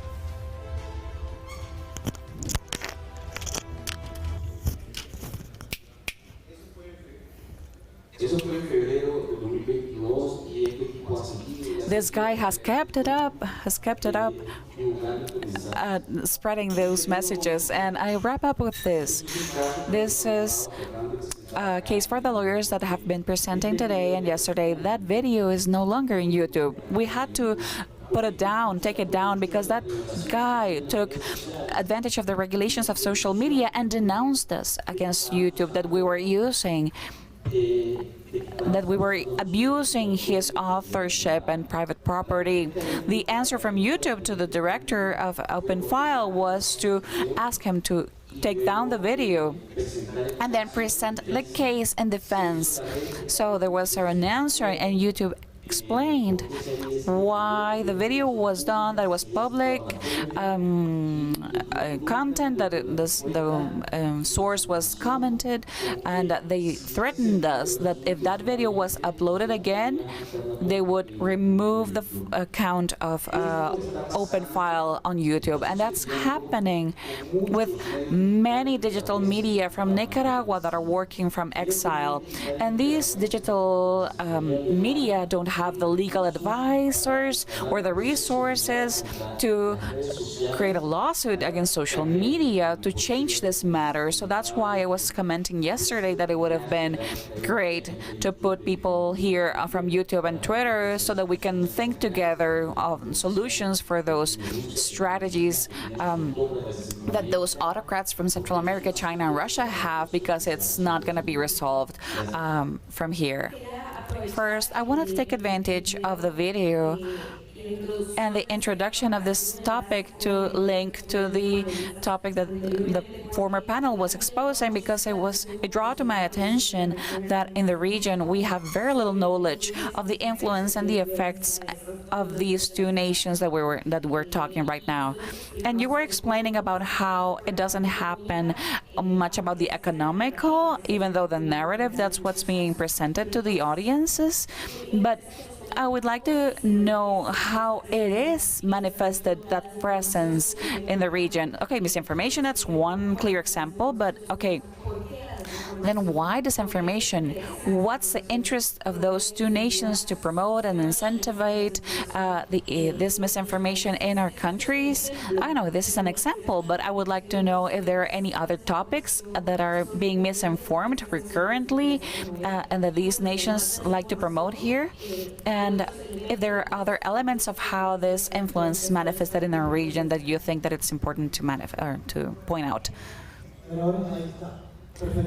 Perfect.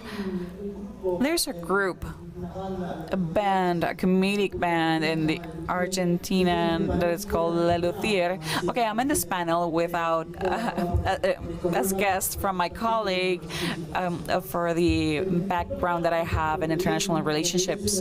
What you were pointing out, I would like to go to the source. When you look at the dynamics in Latin America between China, Russia, and the U.S., by one of the poll companies that are in our hemisphere, it's a Pew Research Center, you find out that the U.S. and China share the people's favor. They really don't mind. They have a positive image on both. First, because there's not much knowledge of China in the region. They think this is a foreign player, and the interaction that there's with China, specifically by geography, it's just very positive, or more positive than the one that we have had with the U.S. That unfortunately, not only in Central America but South America, but has a history of many countries. It's like a grayish area. Okay, so when you look at Latin America, there's some balance on that field. Russia, it's of course far worse because of the Cold War, the history, Russia, Cuba, and what it generated in Latin America, and the tragedy that it supposed the war against what was known as the national security doctrine. So in that aspect, Russia, it's below China and the U.S. Okay, what's the important thing that we have from a standpoint of what Javier was pointing out? First of all, that when we see the problems of disinformation, what we're trying to understand are the problems of transparency that are related to those. Okay, what do I mean? That when you discuss these narratives, what's behind, what I'm trying to hide, and the strategy of these countries in general, it's not to hide something. It's to create enough volume of information to have someone else look somewhere else. So there are two agendas that are like present. One focused on the region, that are not necessarily these players trying to expand the disinformation relating to the region, but also to have a better stance against other players that could influence the politics. And then the agenda that they do have globally that has to do with their image and their reputation, that in Latin America it's very important, like it was being said in the case of Ukraine. So we have to separate what's approach to the region and what has to do with the great powers in the global scenario. And we have to take that into consideration. Why is it important? Because, as I was saying,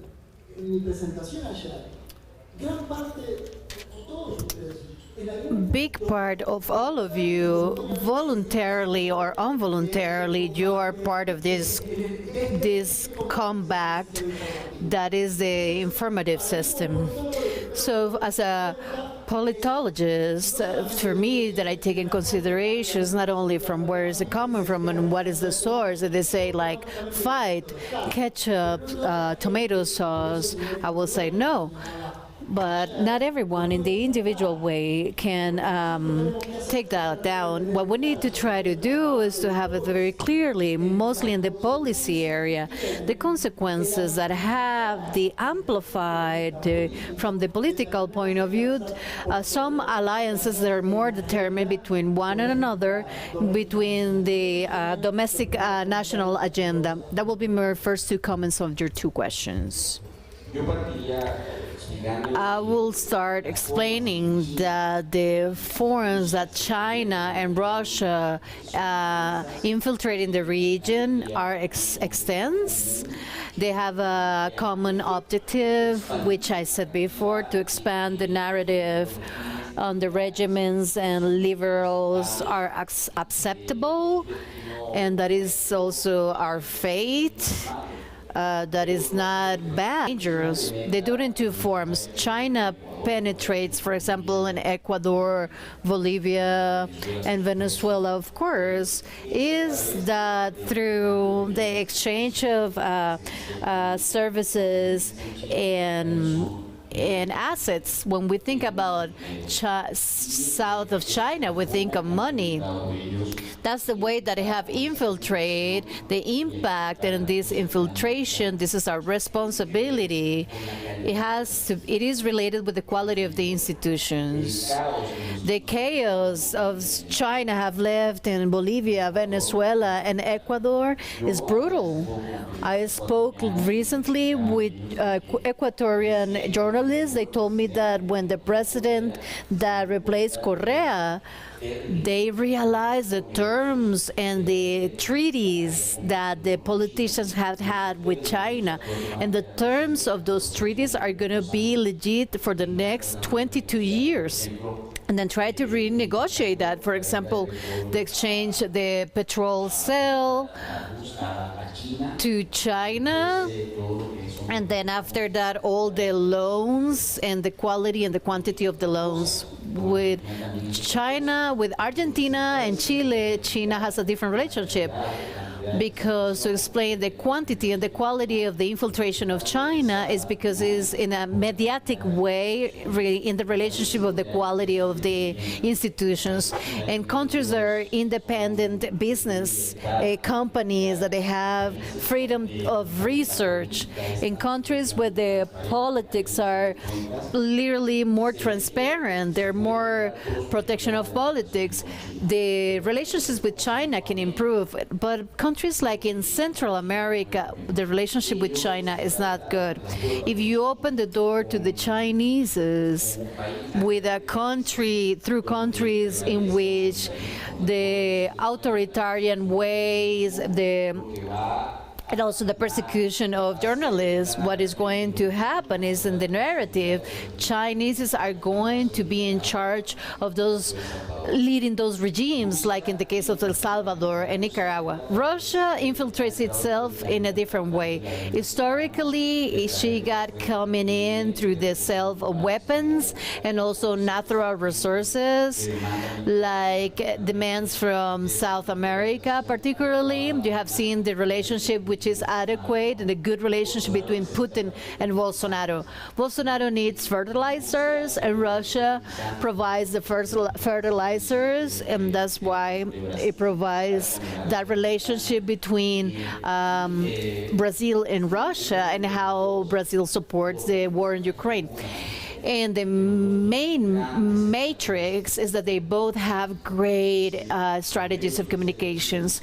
The social media in China and Russia, they don't do anything like a casualty. They operate from the smallest town to the biggest cable TVs like Tigo, Movistar, news agencies, and all the many countries of Latin America. They have a lot of communication and control over news. When Nicaragua say goodbye to Taiwan and say hello to China, they arrived 2 months after the greatest news politicians and officers of news media rooms to train people in Nicaragua. It didn't happen the same thing in Nicaragua. In El Salvador, China is very active. That has created conflict between the exterior politics between El Salvador and the United States. I would like to say two things. The corruption is a Latin American issue in general, but the question that Reto did is more like how our political movements work and what do the big power do to generate their own advantages in relationship with their own agenda. Here are two things. From one side, the infiltration of China to the businesses, infiltration in China via cultural affairs, and that it does differentiate from other infiltrations that I have done in Latin America. But the interesting thing is that overlap the narrative of RT, the RT between Fox. So I can see Fox News, RT, key words to me, authoritarian, also the work of the media and press. So I will take this last space in order to ask what were the other tangible effects of this influence over our nations, in particularly in the human rights, which for us is fundamental. And obviously in our region, there is a lot of factors, different conjunctions, but in a lot of our countries, we have human rights crisis. One worse than others, like freedom of speech in Nicaragua, in Salvador, other countries of South America, even though in Costa Rica in some measure. So there is a lot of different factors, but in what point there is this impact of these situations, and shall we be aware, for example, of recurrency of the quality of the human rights of our countries? First of all, it's very responsible to say that the evolution or to roll back in terms of authoritarian regimes like in El Salvador, Nicaragua, and maybe I see that it will happen in Honduras is not Chinese and Russians' fault. We cannot blame them because they're there that is happening alongside. So Ortega punishes freedom of speech, and that is his nature and the politics as a government way of rule. But like I said before, I believe that the direct impact more noticeable in it is in Nicaragua. The law that is approved in the 2020 year. The older lawyer says that it was too complex. I wouldn't say it was complex. I said that it's brutal, it's repressive. It is copied by the laws that Russia was canceling inside Russia. So diverse models and restrictive models and practices are being transferred very fast from one country to another in terms of doing the evil ruling. The capacity that Nicaragua, El Salvador will have Honduras, and maybe Guatemala to do a replica, repress, and replica all these practices of aggression that has Cuba. They're so big and beyond imagination. I won't mention another ruler and educator better than the Russians and the Chinese for this. Right now there is dissertation, immigration in Nicaragua and many countries because their integrity have been affected by practices that are being copied inside Nicaragua. These are direct consequences, but also I am worried because I'm going to finish with this, because in the diverse informatives, film house about resilience and how to respond about these misinformation regimes, they always say the independent press helps, the responsible politicians work with the misinformation spread, but also help not to continue misinformating the people. But in El Salvador and Nicaragua, they don't have that. So how can it be resilient if they don't have those minimum conditions, the fundamental requirements to fight these regimes? I know we're overlaps in time, but I want to say two things. The first one is that the big problem about human rights is because they have alternative narratives. They say human rights, Occidental human rights is one thing, for the United States is one thing, for us it's a different thing. So when they're opening now, they're discussing how we see human rights. For example, the pact between San Jose and Costa Rica shows where are we in the human rights. We need to be careful about where are we in these narratives about something that are countries that already have tragedy, history about human rights in Central America. We need to avoid to say they're good or bad, but what is the architecture that is legal and the identity that we have the human rights and what body this belongs to, what is the difference between the another, and we have to just roll back and look at the history. The big problem between narratives is that they create alternative histories, alternative stories. So if we just create different worlds and different alternative realities, that is very on trend right now, we're going to be in the same mistakes for last year, other years. Sorry to steal this moment. We thank you so much, both panelists. I don't know if the organization will let us continue in case there is a question anywhere. No, we can't. Okay, thank you so much, both of you.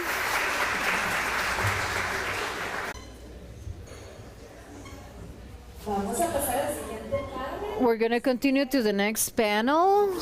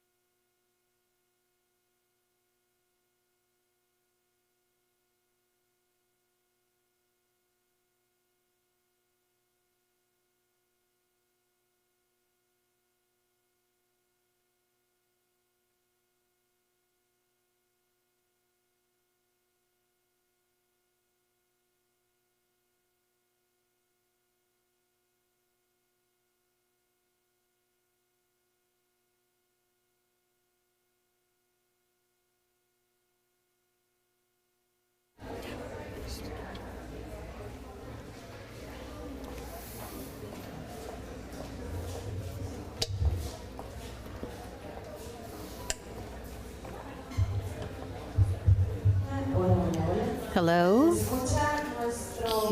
Can you hear us?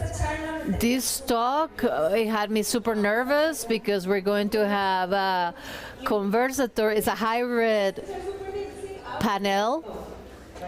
Can you listen to me? Yes, I can hear you clearly.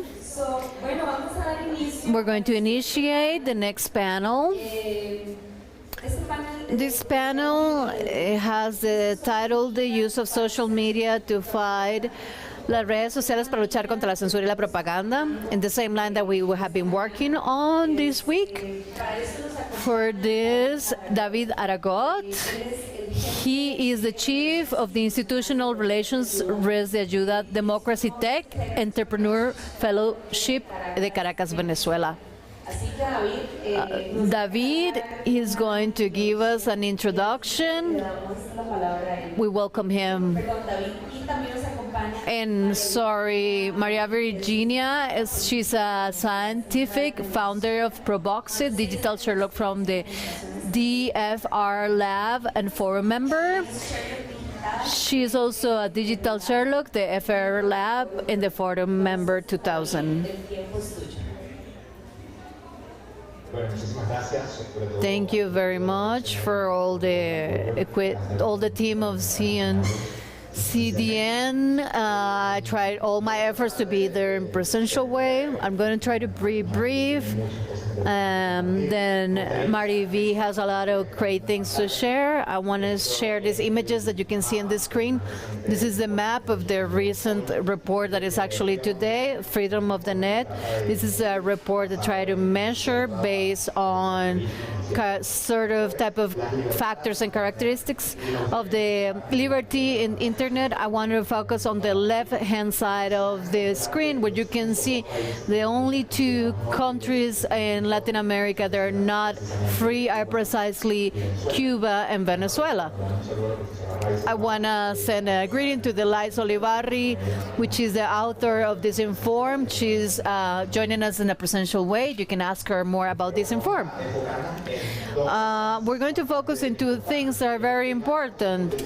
This is the subject of how technology has been used in authoritarian regimes to ban people that are interested of civil society, human rights activists, and journalists.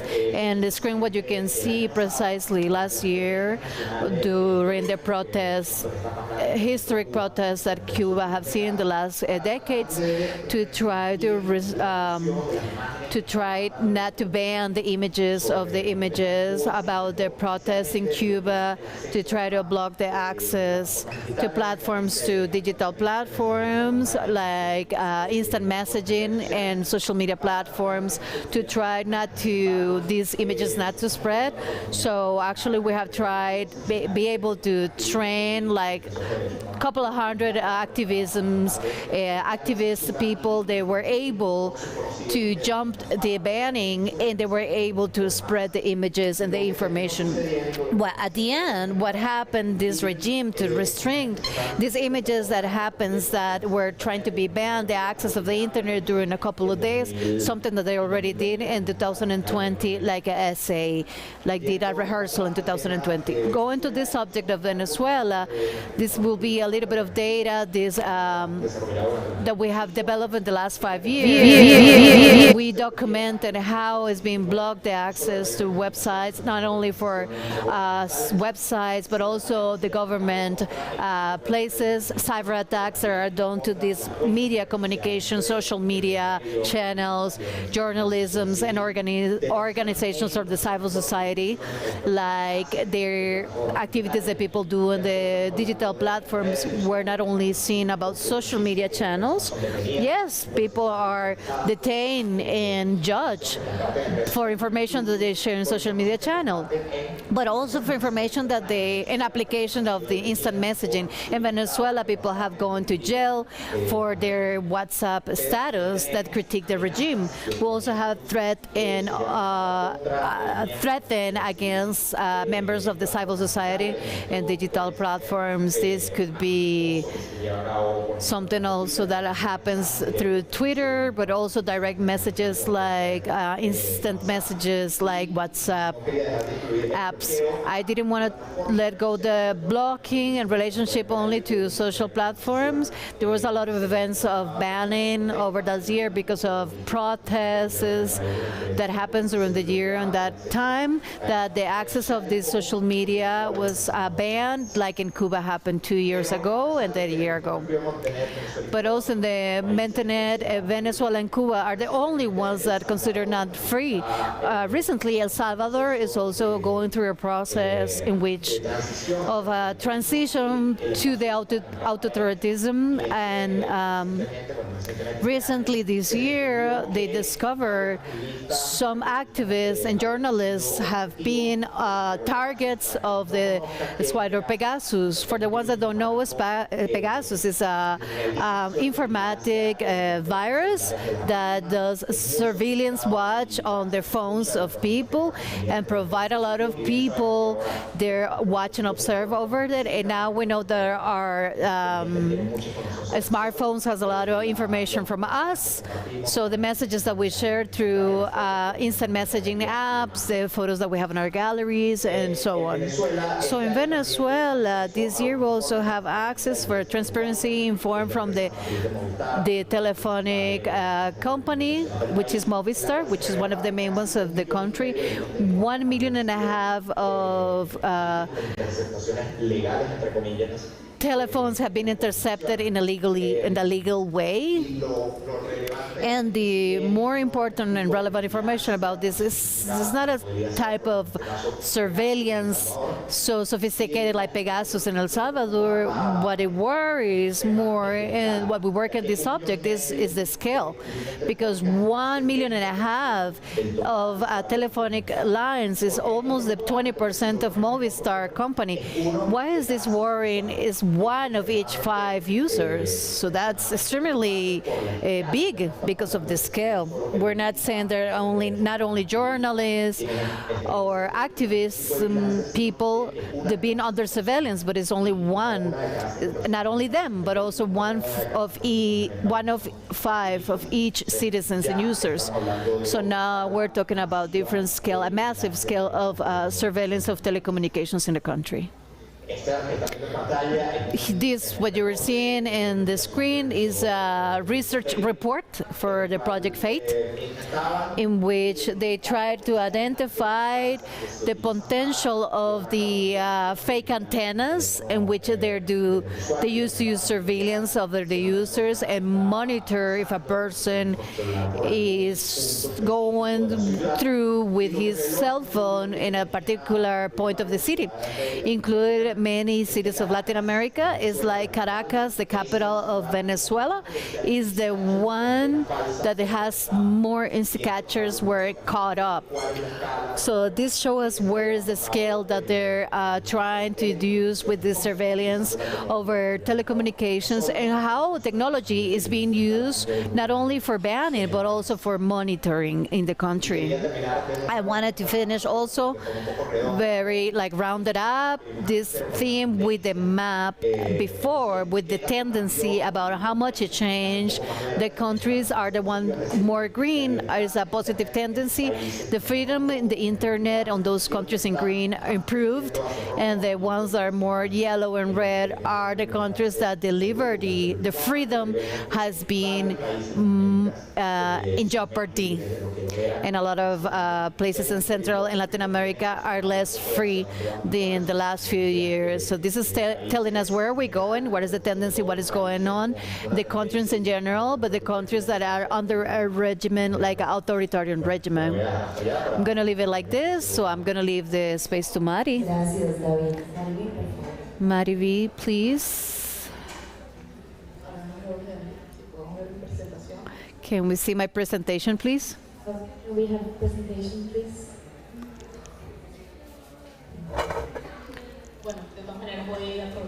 I'm going to take on consideration to thank you for all of you. We all have thank you.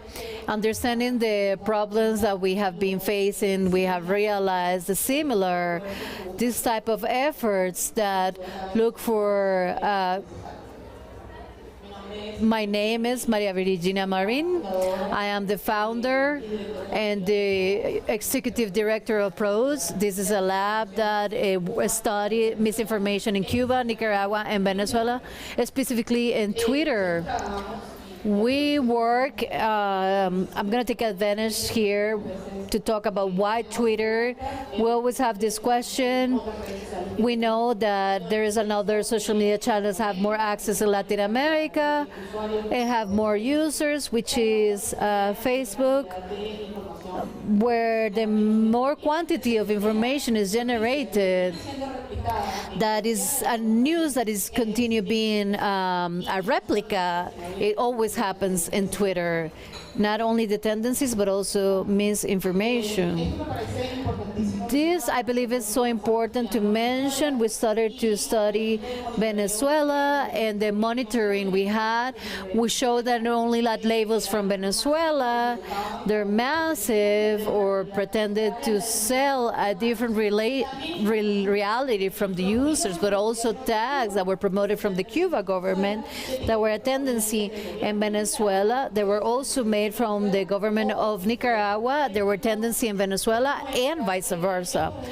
So these regimes show us that only have a strategic alliances in a technological way, but similarities in the way they assume the power.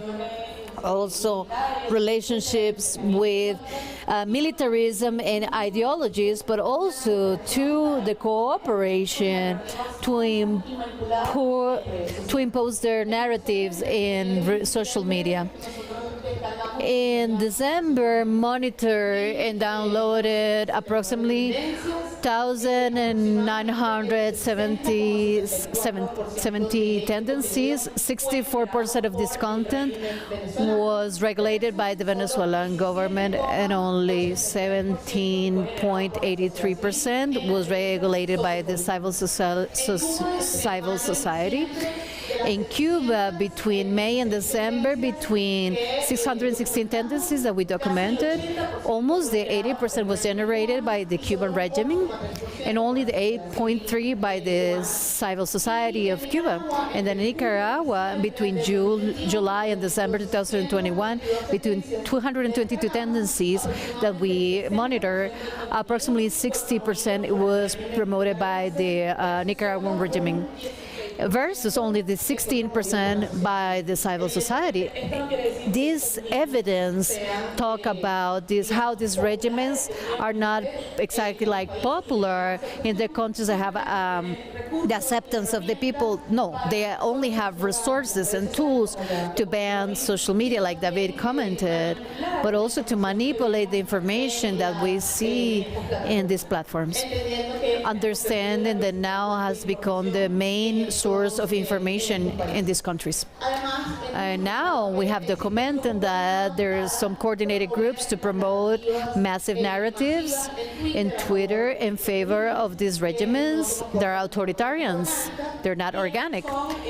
And also we saw it yesterday. We commented, Claudia commented that it happens in El Salvador.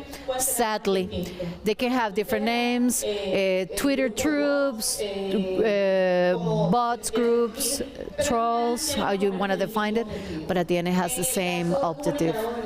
In the case of Cuba, Nicaragua, and Venezuela, they will push massive narratives that try to manipulate the perception of the facts that are really happening in the country. Understanding that through traditional media, these news are not going to be generated. They generate propaganda in favor of public organizations in the conjunction context. They only do it in an organic way, but they're trying to intervene in different processes of the region. For example, we found manipulation from the Venezuelan regime over the elections of last year in Ecuador, trying to support the more closest to Maduro and attack the actual president of Ecuador. This shows us that what is happening in Cuba, Nicaragua, and Venezuela in this sense only affects these countries, but also has the intention in some way to stabilize different democracies of the region. And then besides that, the Twitter troops are also used to defend and attack and misinform against the civil society and the opposition.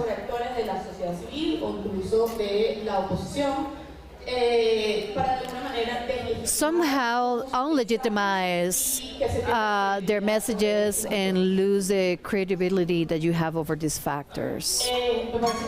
I believe that it's so important to mention that before these panels, we talk about how these were created, these laws, in which Costa Rica, the freedom of speech in, online in this part, unfortunately, not in Brazil only. I wish that would be the example of the region, but it's not happening like that. In Nicaragua was the first country that approved a law that really banned directly the freedom of speech online, that given a legal and political matter, not only public but private way in the social media channels. And those are used as proofs of be a traitor of the country and destabilize their agents, etc. And then in Cuba, after the protests of July 2021, the regulation of the telecommunications, according to the regime, they had this false content. They will treat by law people that are using the fake content to spread.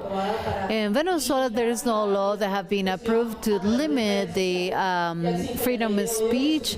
They also have the hate speech that is also used in the same way to ban activism, civil society, even like stand-up comedy. They do any type of content that they do if it is disruptive to the regime, they're going to be qualified as traitors of the country, terrorists, destabilizers. The most difficult part of this is that they use these, let's say, legal frames to use this legislation that goes against human rights, and sadly, who takes the decisions, they don't have it so clear, the importance of the struggle of these spaces. How? Not to have everything of just be bad news, that unfortunately, being a representative of Venezuela, that's most news are going to be bad. How? Okay, it's understandable that this is a space to that it needs to be preserved, and that there needs to be interaction of the civil society to counter or to face these types of realities that are false and manipulated through social protests organized. You can keep on exposing the violation of human rights, that eventually we hope that when there's social justice in our countries, that there's record of these types of violations that from the states are committed, and well, that they're performed, and that it can be or want to be hidden. Also, whenever you expose false content, sustain Twitter and by the policies of the platform, we as a civil society, we have the Twitter policies on our behalf, on our favor. These manipulations are not organic and are usually funded with the state resources, and they disrupt the Twitter regulations. So we've seen how these platforms have taken action in Nicaragua, like they closed some of the accounts that were linked to the state. In Venezuela, also Twitter shut down some accounts that were attached to the state. And the problem with this is that some of the actions are insufficient with the capacities that these regimes have and the support of technology, Chinese technology for information control, and also the Russian strategies for propagation of misinformation, propaganda, etc. organizing to request more support from the social media networks against these structures of propaganda and misinformation of the regimes, and also the creation of support networks of research between activists and human rights activists to make an incidence as a joint effort and for strengthening the regional effort. It gives more reach and visibilization, and also the recommendation to whoever takes political decisions to understand that digital rights are also human rights and have to be defended in the same way. So to wrap up this part, we usually have this phrase as a mantra. It's don't buy their truth or don't believe their truth. Everything that's mass and viral, automatically it's perceived as true, and it's important to know that the strategies of manipulation that these platforms have, and it's important to understand them so that you can face them. Muchas gracias. Tengo una pregunta para cada uno de ustedes, así que si me regalan a David, can I have David back on the screen, please? David back on the screen, please. I want to make sure he listens to me. Hola, David. Hi, David. Tal vez brevemente, Briefly, maybe if you could tell me how independent media is being blocked in the countries that are autocratic. Well, I think that the main method that they're being used to block access is through state providers, especially in Cuba. For example, the monopoly of telecommunication, it's in the state, it's in the government. So the only provider of internet that they can access, the Cubans can access from their country, it's controlled by the regime. So what does this mean? That if the regime says, okay, these are the websites that you cannot access, unfortunately, they will have to use tools to disrupt censorship. In Venezuela, they have public and private providers. The private ones are being linked to follow the regime's requests and to block whatever websites they don't want. So there are some media that's being that using mirror sites with other domains so they can keep on the information accessible for the civil society without having to have them to use a tool like it's a VPN. And despite that, we continue to use to promote campaigns, to use these tools because they have a privacy parameter. Whenever you're using a private VPN or a private network, your internet provider cannot see where or which websites you're browsing through or that you're trying to access. So that's pretty much the approach that's being used currently. I think that we have to use approaches that are complementary, that are used on based on the user, but that also media that's being blocked by websites or the website that are being blocked, that also have them take their own actions so that people that don't have the capacity to use these other tools also can have access to that information.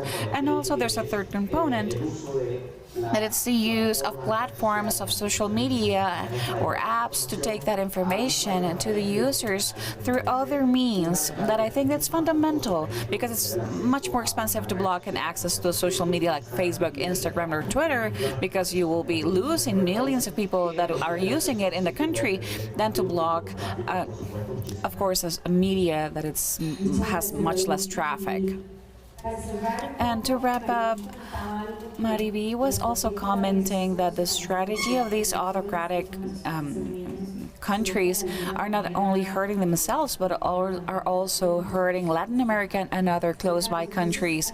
So, Mariby, what I would like to know is for you to comment on how other countries are noticing these warning signs and what are the actions that should happen.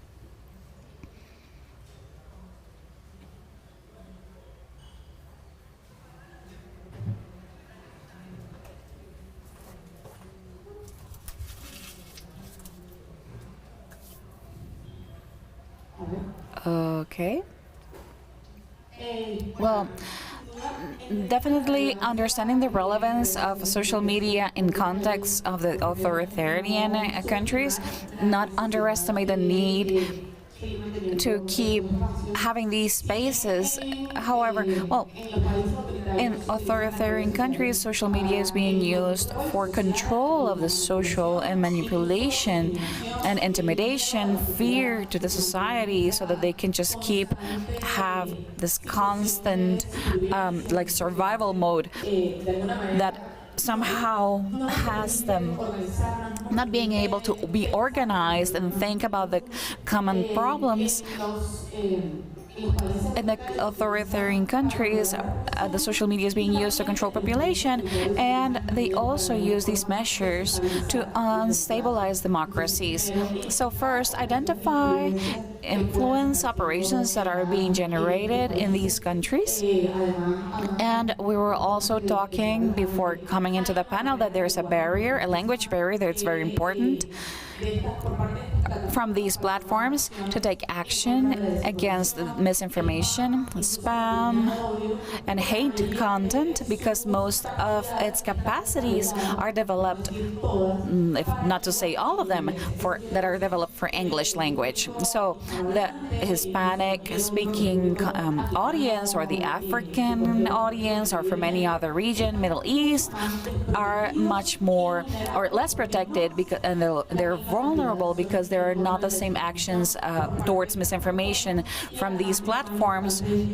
And the most important, it's that when you don't have traditional means to look for, these are the most important information sources for these countries. So any kind of restrictions not only implies a violation of our fundamental rights, but it's also state design somehow that exists in these types of operations, like information control in Russia, that it's not a blocking of the internet, but it's a specific one that seems like it's free, but they're deciding somehow what the citizen consumes and what they cannot control. They manipulate and they taint the conversation.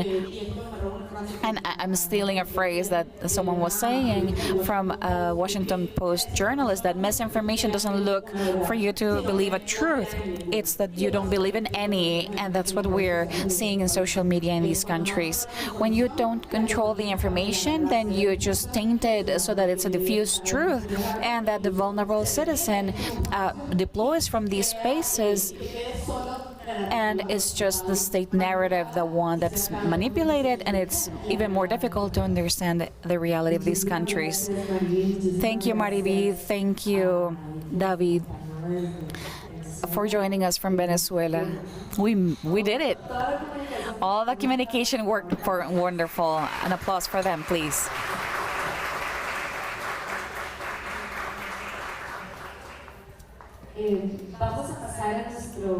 Okay, we'll move on to our next guest. This is Ricardo Ruiz Freire. He is the Executive Director of International Global Innovation Gathering, researcher Instituto Procomum from Recife Digital Tools for Human Rights. So Ricardo, please come to this podium. Where do we have Ricardo? We have a missing speaker. It's digital? Oh, it's online. I'm sorry. Oh, okay, the agenda doesn't say. Oh, thank you. All set. Go ahead, Ricardo.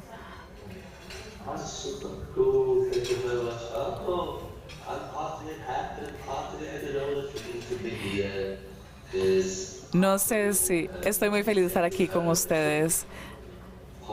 Gracias por la invitación.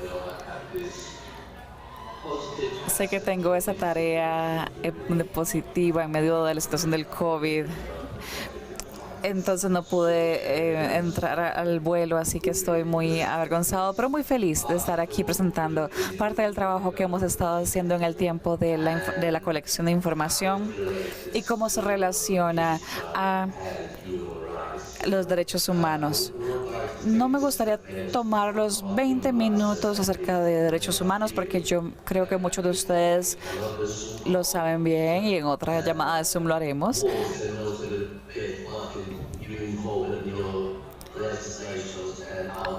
Y también de las legislaciones acerca de derechos humanos, pero me gustaría atacar cómo los derechos digitales y la alfabetización construyen. Entonces voy a compartir mi pantalla desde acá. Ok, vamos a ver si puedo compartir.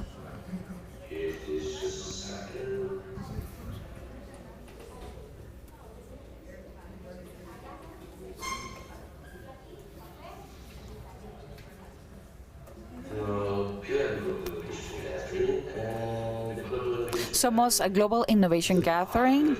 Es una comunicación de 5 puntos. Es de innovación, como los hackeo de hackers. Y también estamos basados en Berlín, pero mucha de nuestra base humana está en el sur del globo. Ahora tenemos cerca de 145 miembros en nuestra organización, presentes en 41 países alrededor del mundo. Tenemos reuniones anuales y durante esas reuniones podemos entender y pensar cómo nuestros miembros y cómo trabajamos en esta era de digitalización. Y es un poco como un triángulo que comprende la alfabetización,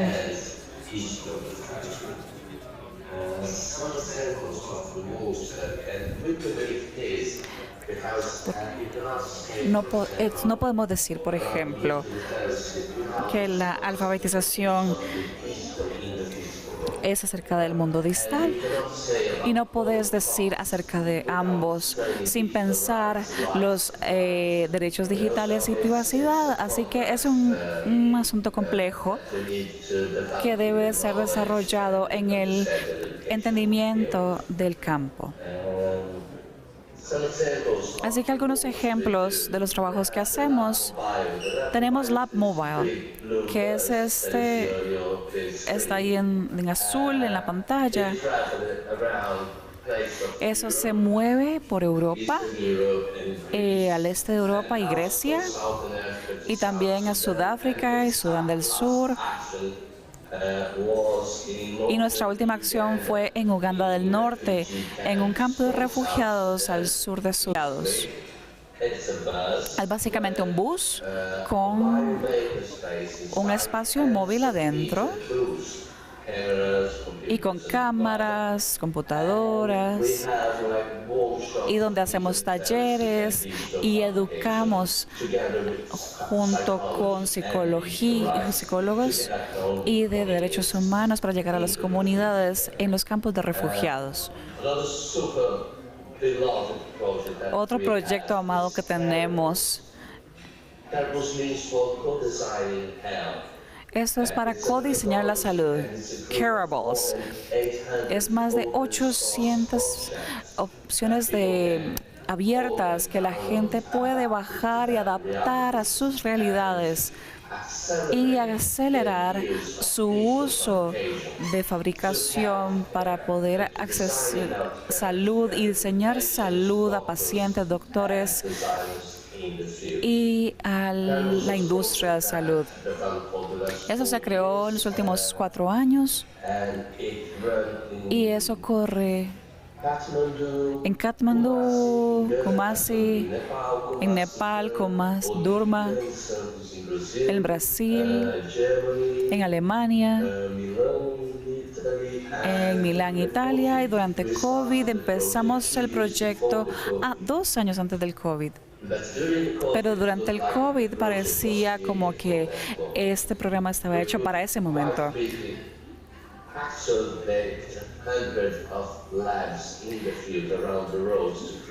Tuvimos cientos de creadores haciendo APIs para esta situación.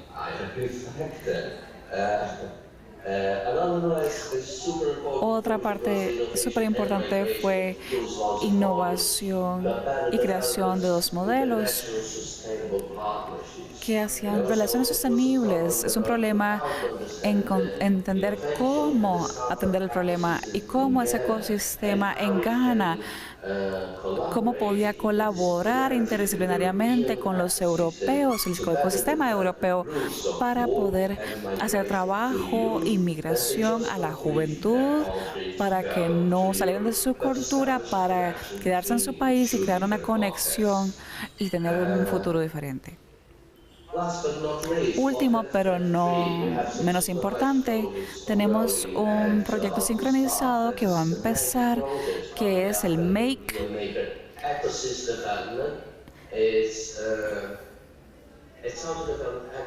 Es difícil crear ecosistemas entre África y Europa.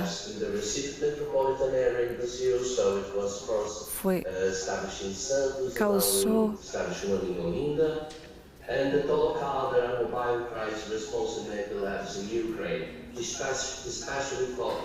especialmente para nuestros hermanos ucranianos. Así que básicamente eso es lo que hemos estado... Deseaba presentarles. Oh, no, no, no. Quiero dejar de compartir. Ok.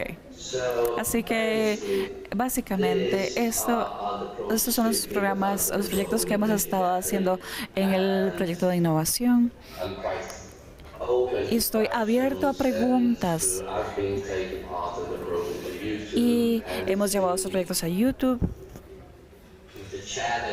Y el reto de la situación ha sido el desarrollo en América, así que me gustaría hacer alianzas y también establecer relación con DCN Global. Y estoy muy honrado de estar por aquí. Muchas gracias.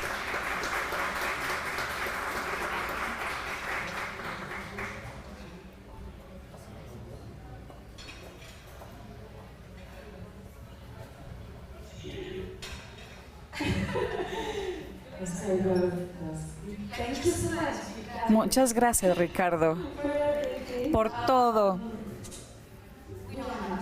No tenemos tiempo para preguntas, ¿cierto? ¿Sí tenemos? Okay, sí tenemos.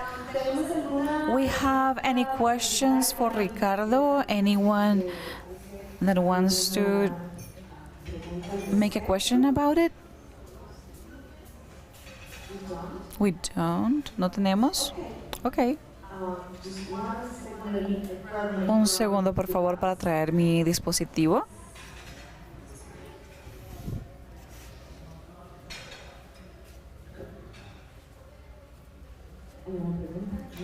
Any questions? We don't have any. Ricardo, thank you so much. Gracias por estar aquí, por tu exposición.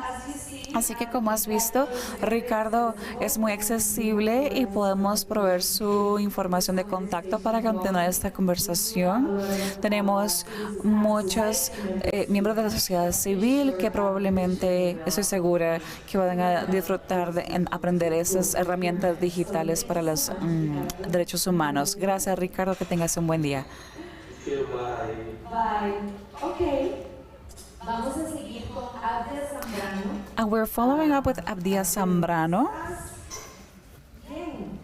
Si alguna vez has hablado con un amigo sobre un próximo viaje, if you have talked to a friend about upcoming trips and purchases, and then on social media you get like an ad of the conversation that you just had with your friend, when you talk about anyone, these ads starts to show up, and these are some of the issues that we have with privacy and data protection as civil society. So sometimes we think that they're listening to us, that they're hearing conversations, and that scares us a little bit as users. So welcome, Abdias.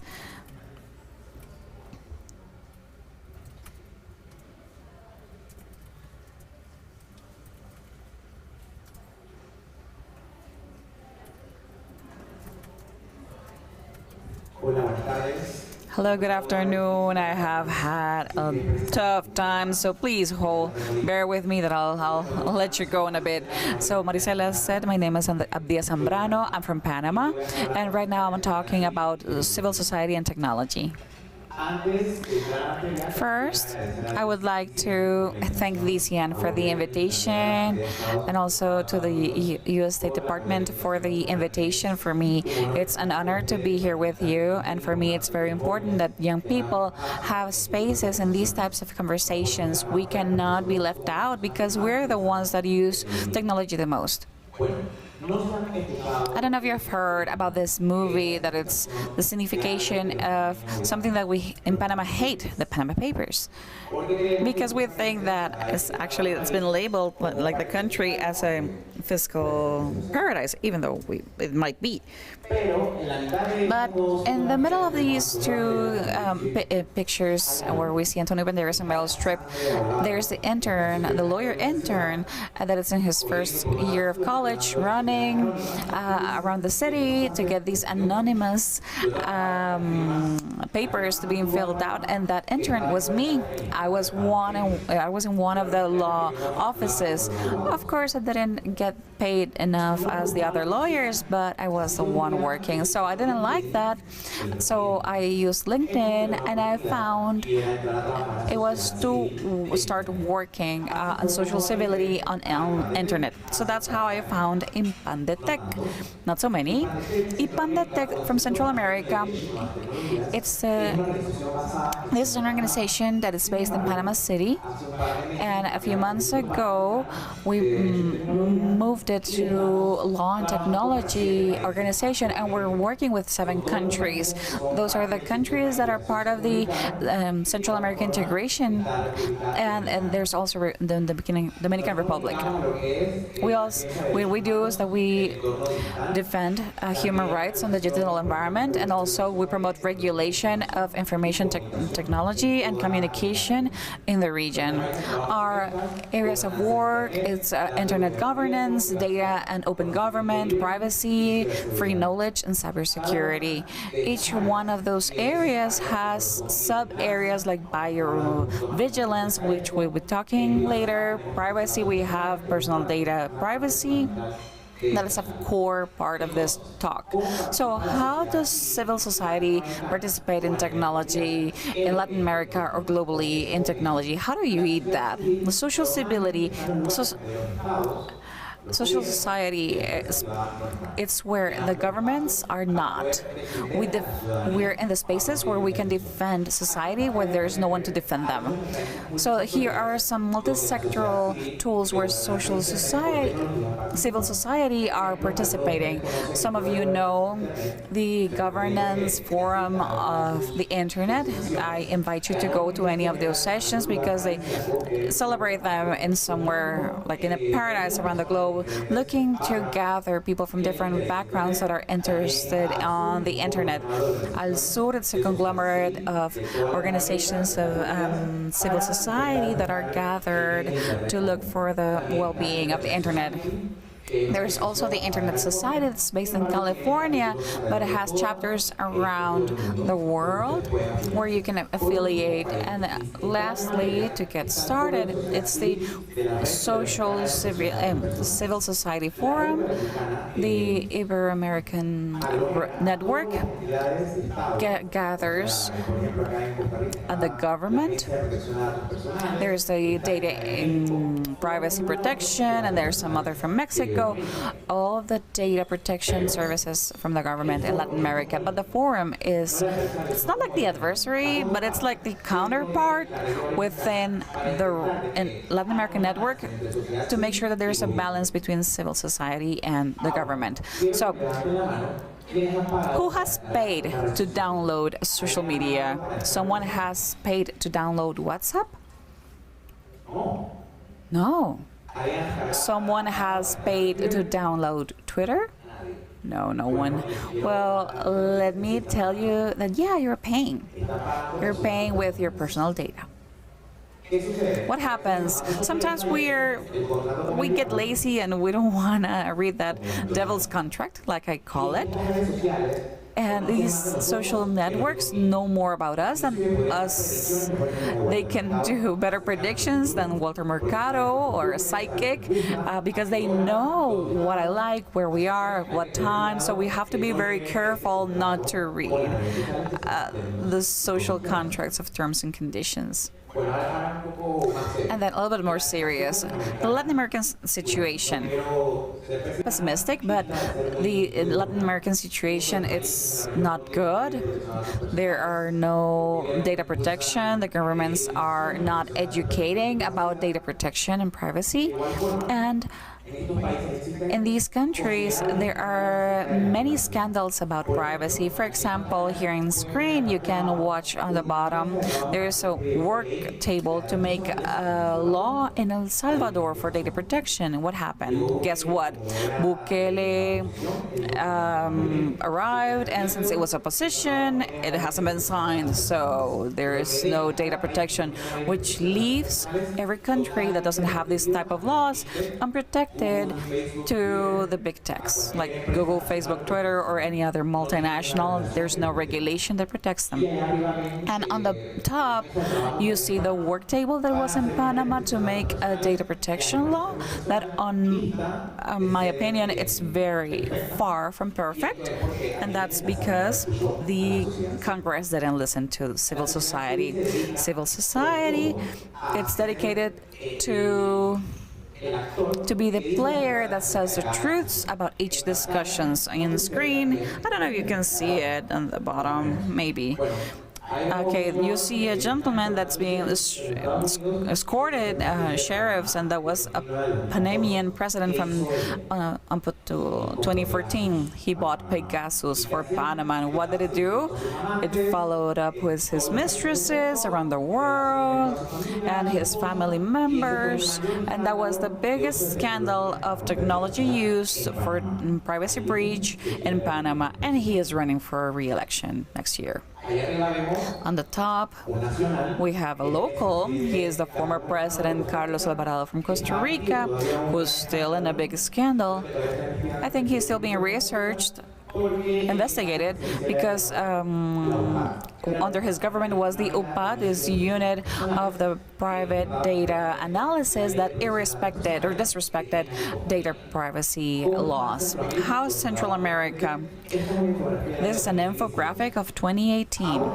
Now, I'm not putting everything up to date because it hasn't changed. Panama is the only one that now has data protection laws, but Honduras, Guatemala, and El Salvador don't have any. Costa Rica has one, but it's outdated from 2011. It's been a lot going on from 2011 on social media. As you know, Nicaragua has a regime that's a dictatorship, so that law has never been applied, as there's not an office, no one knows anything about data, personal data in Nicaragua. Okay, what can the civil society do? This is a project that IPANDETEC is promoting. I think I'm very fond of this project, Video Vigilance, Centroamérica Video Vigilada, and you can get to know it online. It's an IPANDETEC with the support of Indela. It's about digital rights in Latin America, and what were we doing in this project? We wanted to know what was happening with these surveillance centers in our countries. We did the project in Costa Rica, in Tibás, Cartago, and Grecia, 3 cities, and then 3 cities in Panama and 3 cities in Guatemala. What did we do? We requested information to public information to see what kind of lies they were giving us, and then we went to the media to contrast what they were saying in the press conferences to see what kind of information officially was being sent. We also had interviews with local leaders, dialogues with the citizens, and meeting with authorities. Latin America are under violence, and if someone tells you that because of a camera you're not going to die, because of a gang, or because of a camera you're going to be safer, what do you think that people are going to answer? Oh yeah, I want a lot of cameras. That's what happens throughout Latin America, how the government sell surveillance cameras. Besides these cameras, besides having diplomacy issues and overcosts and corruption, they affect privacy and data protection from citizens.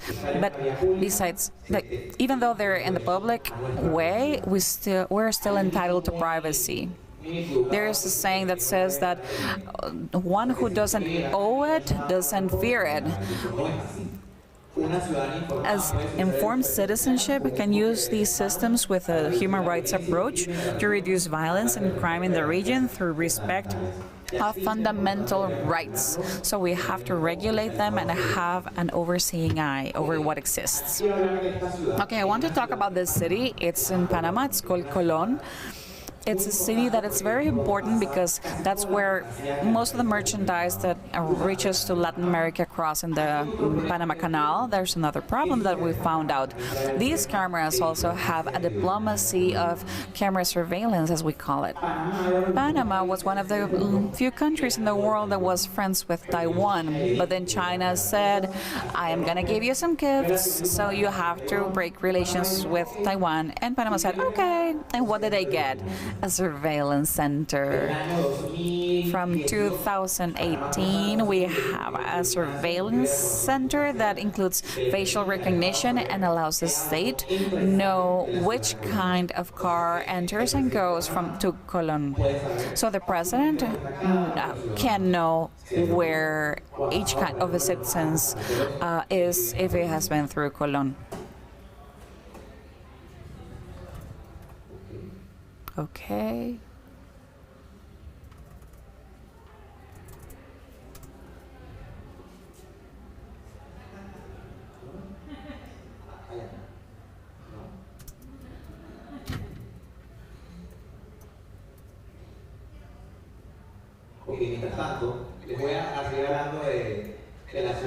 I'll keep on talking about Colón. What happens with these surveillance centers? They're controlled by the government. There's no third party. There's not an audit eye in this center of surveillance. So there's no citizen participation. It doesn't respond to the citizens. The government creates a problem, and then they say, okay, I'm going to give you cameras, and that will solve the problem. Okay, we did interviews to leaders, male and female, in the area. If they have been consulted, what did they think, where the cameras were placed, so that they could get to know whether they know the system. Some of them said, no, I don't know much. I have seen in social media that certain media shares and certain institutions. Because what happened in Panama, the president said that which videos were posted on social media. I remember one that there was this girl skating and she fell down, and then that went around Panama. And then the government said, watch out when you're skating, and that's how they prevented falls. Okay, then we had focus groups with citizens that maybe didn't have a leadership role in their communities, but we wanted to know their opinions. We found out a lot of things about inconformity. There's people that love the cameras because they don't know technology, and that's where civil society enters to educate. We also had meetings with authorities and enterprises, because in civil society, it's needed that we have a multi-sector meeting so that we can reach an agreement. So what do we gain from these meetings and with this project? First, in Costa Rica, there was a city that immediately did arrangements to their internal terms.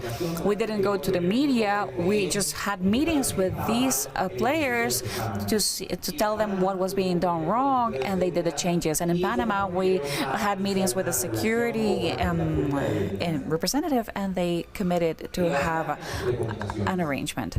So privacy and telecommunication. There is one company that is in California that creates a project Who Defends Your Data, and they do it also in Ibero-America. What does this project do? These two questions. Which enterprises align with your users, holding transparency on the requests of data from the government, and which companies have resisted the demands of the government when these are super broad and excessively imprecedent? Who defends your data? And in 2020, they did a study for Nicaragua. So here's what the study says. Through a methodology about 7 parameters and some other criteria within the parameters, there's qualification of the personal data protection of that company. It's published in Spanish in the country, published online, if they have given transparency reports, if they have notified the user whenever there was a request for information, when there was legal requests for information to the government, if the company defended human rights through court or public policies. From IPANDETEC, we do these types of projects because personal data and privacy are basic rights of each of the citizens. And this is what I wanted to share with you this afternoon about technology and civil society, and how civil society can defend data privacy and human rights. Here's my address and all the social media outlets, and there's my Twitter, personal Twitter, don't be scared, and also my LinkedIn. Thank you so much.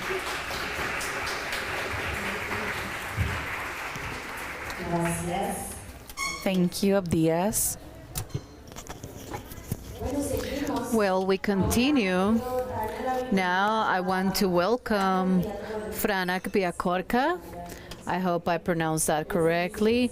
He's the Vice President of DNC Global, and he's going to talk about digital and politics. Franak, where are you? He is coming. Maybe I can continue with the next one? No? Yes? Yes, thank you. Okay. Federico Rodriguez. Sorry, I'm just calling you. Federico. Can someone help me to find Federico? Creo que está afuera. Yes, okay, bien. Tenemos Slido. Por favor, les pedimos, en algunos de los chats pusimos que In some of the chats, we add that we had some questions in Slido. So please go in slido.com, insert the code DCN Global, so you can go slido.com y puedes colocar el código DCN Global and post your comment and respond the questions. Federico, you are the next one. Yeah. Federico Rodriguez, are you ready? No worries. Go to Slido and respond the questions that are there. Slido.com. DCN Global is the code. Also, tag us on Twitter, Instagram, and all the social media channels like Facebook as well. Thank you so much, Federico. Thanks to you. Hello, how's everyone? There's not a lot of soldiers up. Hi. My name is Federico. I've been talking with a lot of y'all. I'm gonna talk a lot about this digital gap, and now problems are gonna be over, and the whole bad things are gonna be over. No, we know it's not like that. I work in 3 organizations. I have like 3 hats. One will be Fibras. This is social organization. That what we do is a get together private sector, software private sector companies, and we do activities, organize different type of events that are related with social impact and technology. This is very recent, and the idea is to have a nonprofit that we can generate those actions. I also work in Informatic as an associate researcher in Digital Gap in the University of Republic in Uruguay. I also work in Globant. I have 3 hats. It's a private sector, software private sector. We're like 7,000 workers in the worldwide world. And Globant has that as a software company, but also be a companion of the process as a social impact. We have different initiatives like funds that I shared on WhatsApp, and I'm going to leave it here, which is the Behind Tech Fund. It's $10 million that are used to share in different startups that are going to have a positive social impact. And whoever you know and whoever you want to share this proposal, it will be ideal. Well, and here we are. What percentage of people do you think are connected in the internet that use internet in the world? Who believes that 100% is connected? 90%? 80%? Who has less? 70%? 60%? 50, 40. What pessimists you are. Okay, it's over that. Okay, we have a gap that is internet usage is super high. These are some stats, trusting that the source, it is a good one, but also you can see the slides at the end and the sources. 63% of society use internet the last 3 months. Where are these people? Who are these people? Well, we can say 100% in an easy way. Where are these people? If you see this map here, which maybe the contrast is not so good, but the darker color represents the 80% plus 80% they use internet, and the more light colors are less percentage. This white color is less than 29%. You can detect the pattern here. There's certain countries that you already know that have certain characteristics that are darker, that use more internet, and the ones that use less. The section of Asia, Central America, you can find all these numbers. And then also the adoption of internet. You can see this percentage in this map, a division, very strong division, in which in Europe you can see higher percentage, like 87, 86, 98, and the Nordic countries 94%. Nevertheless, you can see a contrast that in Africa you can find values like 25%, 26%. The contrast is super high between one territory and another. And these people use internet through what devices?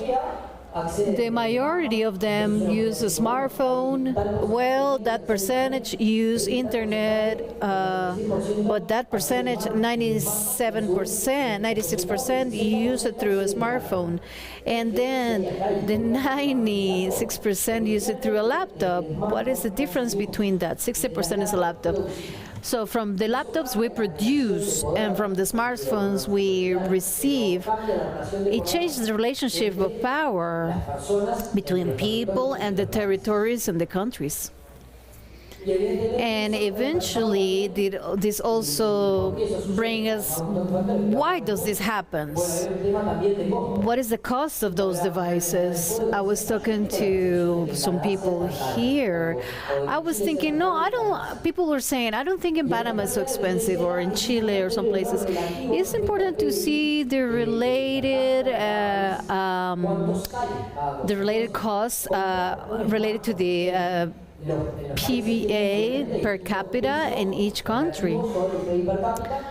So if we organize each country in the less relatively weight, you'll find Inglaterra, Berchenstein, Orlando, Bermuda. The related price is between the 1% per capita. And then 85, 95%, 100% like a salary, which is a product per capita, is the same value as on a smartphone. The physical access is the first thing you need to have in those countries are super difficult. So then after you have the physical access, we can warranty that you have the device, you have a hardware, you have the physical device. What is the cost of internet then? But then you have to connect it to internet. It's not the same one device without or with internet. Then here we have the map. We don't have to share the scale. You already see the pattern where it's more expensive and where it's cheaper. It is very similar to the other patterns that we have seen in the countries. So if we have this structure, 7 charts in the 90s, we can just draw the map like 30 years ago. We can just want to the lotto that we're going to guess that was going to be like that. Another step. Let's bring all the millions right now. We give a device to people now. Let's give them internet. Let's give them the money so they can hire the internet plans. What is the quality of that internet? Happened to us here in the chat at the end, and some internet things were already, the internet wasn't working, and we're trying to find access, a quality access. It seems that the network was connected, but it was not working actually. So the quality of the internet in these countries varies between mobile phones, which is what people use the most, and then the cable internet uses. There is 2 values between mobile and cable. Hold on, let me just a moment. So here, like in the media, we cut it and they have all the values in half. The media is, the middle stage is at 29.91 bytes, and then while it goes to go get the data and come back, like 30, we're not technical here. In the other, the cable has a speed that is double, which is 60, and then I get faster to go find it and come back. So that is better in the cable than mobile. And the majority of these countries, we're assuming their access is through mobile devices. Being the role of this person that has issues to have access to a device, then it's difficult to get internet. Then after they get internet, the internet to have quality. So at the same time, they're all barriers. If we organize them, we can see an association of countries, which the increase of the usage is more, and then over there, the per capita there is less, and it happens the same with the speed of internet and mobile. So it's the same pattern, and the same happens with the cable. It still exists in relationship about the production of media. Quoting Marx, the ones that have certain capacity of production, they have a different speed of internet. This comes from the history. It's not from now. This comes from rollback. This is all subject because we spend a lot of time we spend in the internet. How long do we spend in the internet? So the ones that the Mundial Bank called the digital dividendos or shares. There's a lot of people that get benefits from the internet. So it's 6 hours and 53 minutes is the media about what people spend on the internet. So this is just a stat. And here, the 92% of these people are in a digital media devices. So they are consuming content. that we can see here why people use internet. We can see in this graphic that it is organized by motives, and over there's 95%, 95 something. The two first ones that you cannot read it as chat and instant messages and social media. That is 95%, and the third motive is to open a web, just to open a link, or I'm searching for something in the internet. And then the fourth point is to buy something. It jumps to 54%, and then it changes depending on the person. For the ones that use internet, more or less half of the people, they have access to a device, then they have access to the internet, then the internet has to be a quality one, and they use it for these motivations, and some of them use it for something else that is not social media, chat, or getting into portals, which also talk about that type of consumer. And then the main traffic comes from these pages are like mobile devices. And so what, with all these numbers, what we're going to do, an equation? We're not mathematicians. But here we can see, moderate something here that already has been said, that what glasses can we use to see these things? Okay, let's take one laptop per kid. We'll give one laptop for each children that we're a developed country. No, there are things that need to happen before. There is a model here, the more educational model, that applies for everything that is bilingüe meta. There's three things that you have to have, a person needs to have to be in the appropriation of a digital well, and taking advantage of that. It is the physical access, the competence to use it, and the motivation to use it. The majority of people use it for chatting, and their motivation, that's it, and they don't have any other motivation. They're not going to create an empire with bitcoins, and they're not going to create a new era. They don't have the competence to do that. They don't have the motivation. So then we have this inverted pyramid about the traffic. With the small time that I have, I want to close with this concept about the digital gap. That definitely this is what we have been talking, all these numbers, what is going on with the access, competence, and the quality access is that it has these roles that are they're very structured about not the same equity. So the same equity that if you don't have equity in these terms, when sometimes you want to interpret them differently, it is the same non-equities that they have in the past. So the social economical origin or status of this is going to limit yourself. If I'm born in a favela in Brazil, I'm going to have some sort of type of possibilities to access a few things. If I'm born in the United Kingdom, in London, I'm going to have a different access. So that is related with the place that my residency. Not only like that, but also internally, thinking your rural communities in terms of the urban communities. The level of education, general, what people I know, my bubble is people that I know, and maybe it's not going to, if I'm the London kid, I'm going to establish different bonds and different contacts. So with all this, we still were going to have some inequality of resources, social resources. And this is related with language, with the language that we manage. Here there is a better language here. We are all like more or less people that went to college or people with literacy. We have a little bit more benefits, and we're in the middle, the people that are born in the United Kingdom, that they're born in the favela in Brazil, and we have some privilege over that. But we can recognize that. Where do you create the more content?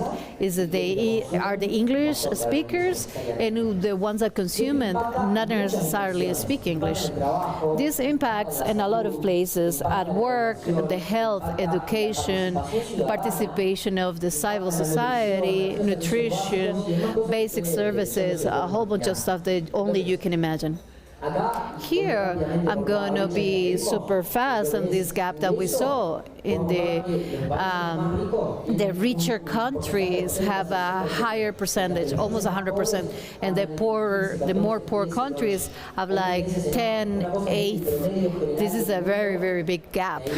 So if you see in a wider world, is a bigger gap. But here, in general, women use more internet, but by computer in different places and demographics, there are more men that access the internet in the production of content and other things. And financially speaking, it's a key, is super necessary for the human development, integrity of the humans.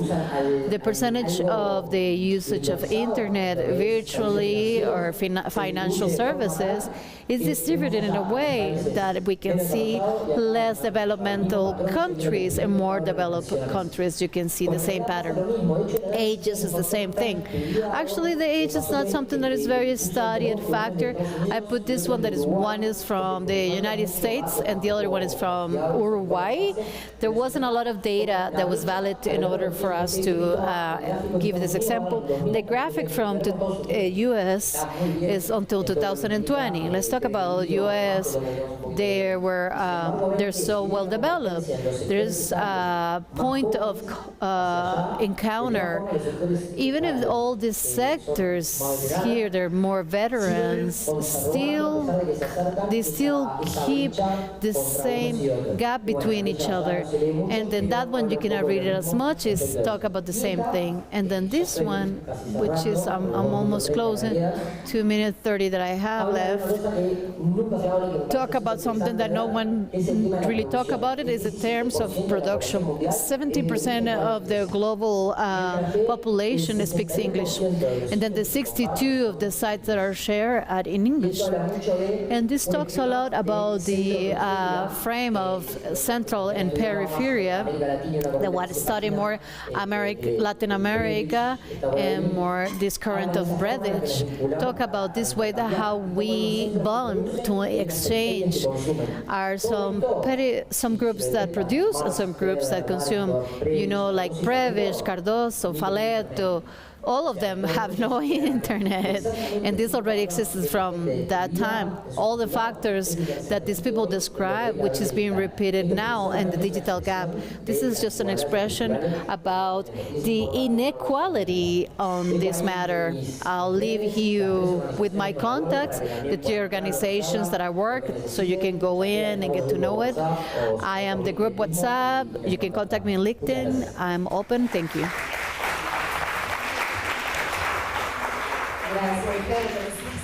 Thank you, Fede, to be always ready.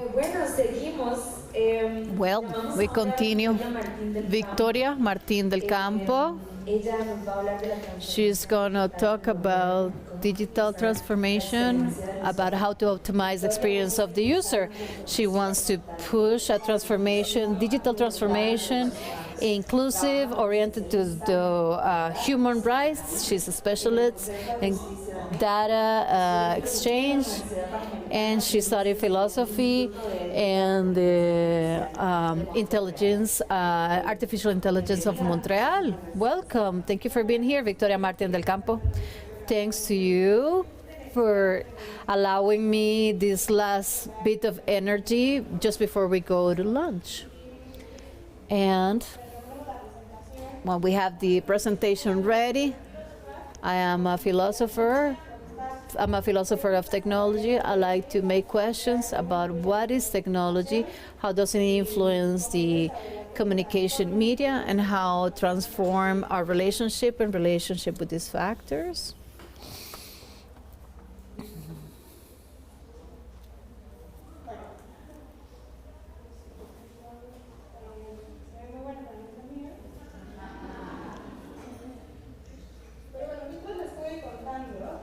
Now I can tell you through the presentations that we have been seeing during these days that very, very interesting. Give me a little bit of a schizophrenia.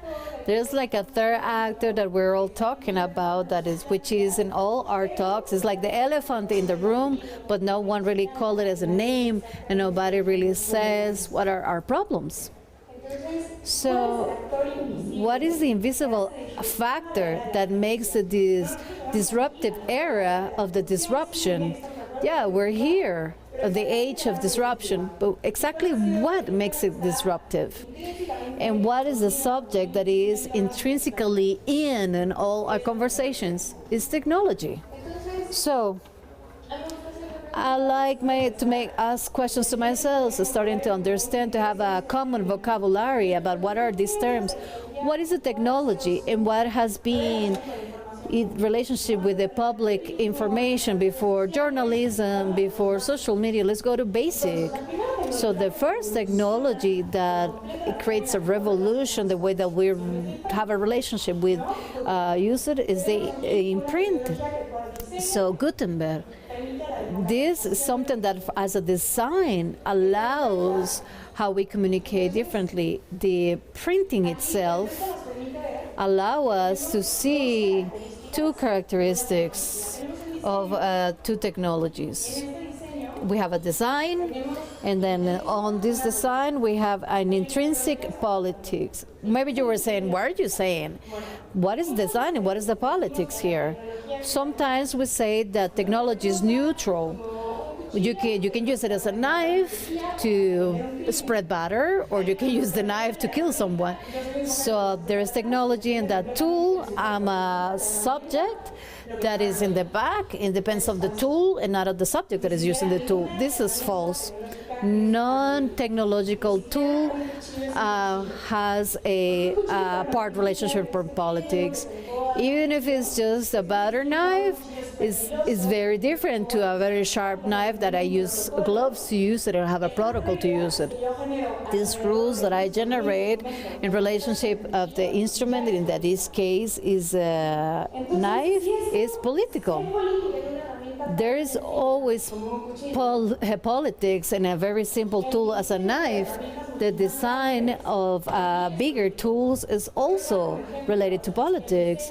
I'm going to use the relationship of the design of the energy usage in different countries. If I am a country that is doing energetic reform, I have to choose a type of technology that allow me to access that energy source.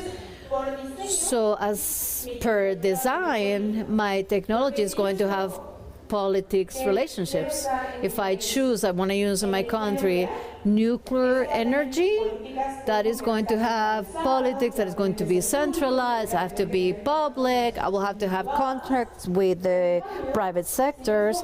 But if I choose renewable energy, it's going to have different political consequences. It's going to be more democratic, it's going to be more accessible because it's less expensive, it's easy to use. Because here we see this supposedly to be neutral, technology being neutral, it doesn't exist. In every design of a technology, we have intrinsic politics in it. Now let's go back at the Treaty of the Information. Let's go to the base of the journalism, which is the journal. So when I have a journal, the journal, it is designed. And in that design, I have messages. And I have political messages. Let's analyze this with this cover. Okay? Here in this cover, you can see I'm giving you two messages. The first one that I want to give you with the mainframe of the journal, in this case, when Obama becomes a president. That's the big news that I want you to take in consideration.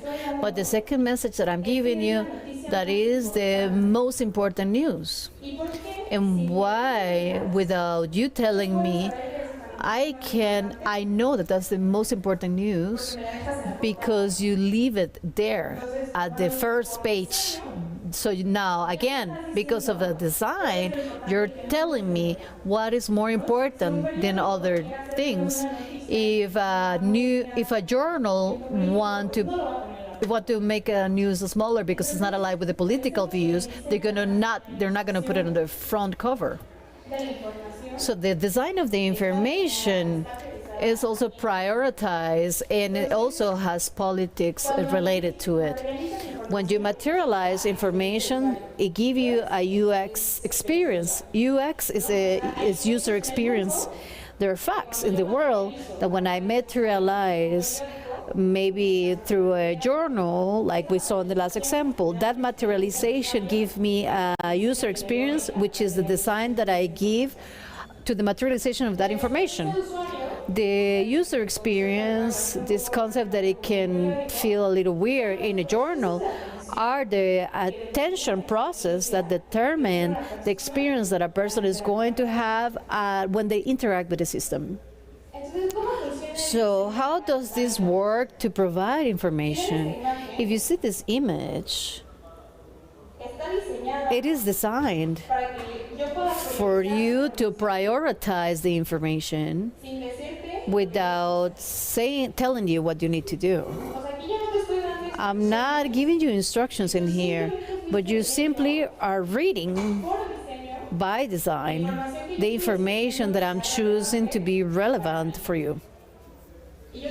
And I didn't have to tell you what to do, but the design pushed you to do what I want you to do, for you to read this, and then the bottom, and then at the end, the top one that is smaller. Now, our interaction with the information, like citizenship, changed from technology. Before, we had as journalists a relationship, a linear relationship and stable with people. People will receive a journal every day.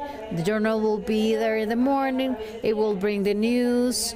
From the last day, it will change over time. It will stay there on your coffee table. If you want to have access to it, you will grab the newspaper, you will read it. If you didn't want to read it, you will leave it there. But nowadays, instead of having that static media that is very, very well controlled, you have a magic ball in which your mainstream of information changes, it updates itself. It's very different to the paradigm you had before. It seems that the news we put in a digital platform, that's not the only change. The bigger change is personalized, is updated. The change of the paradigm about this technology to how we have a relationship through computer and cell phones nowadays is so wide. So now we make ourselves questions about what is the literacy of information. The literacy information should teach people to interact with this new tool of communication. So what it's about is that people learn how to use internet, and people learn how to get into a website, and people can learn to differentiate what is fake news and what is not, correct?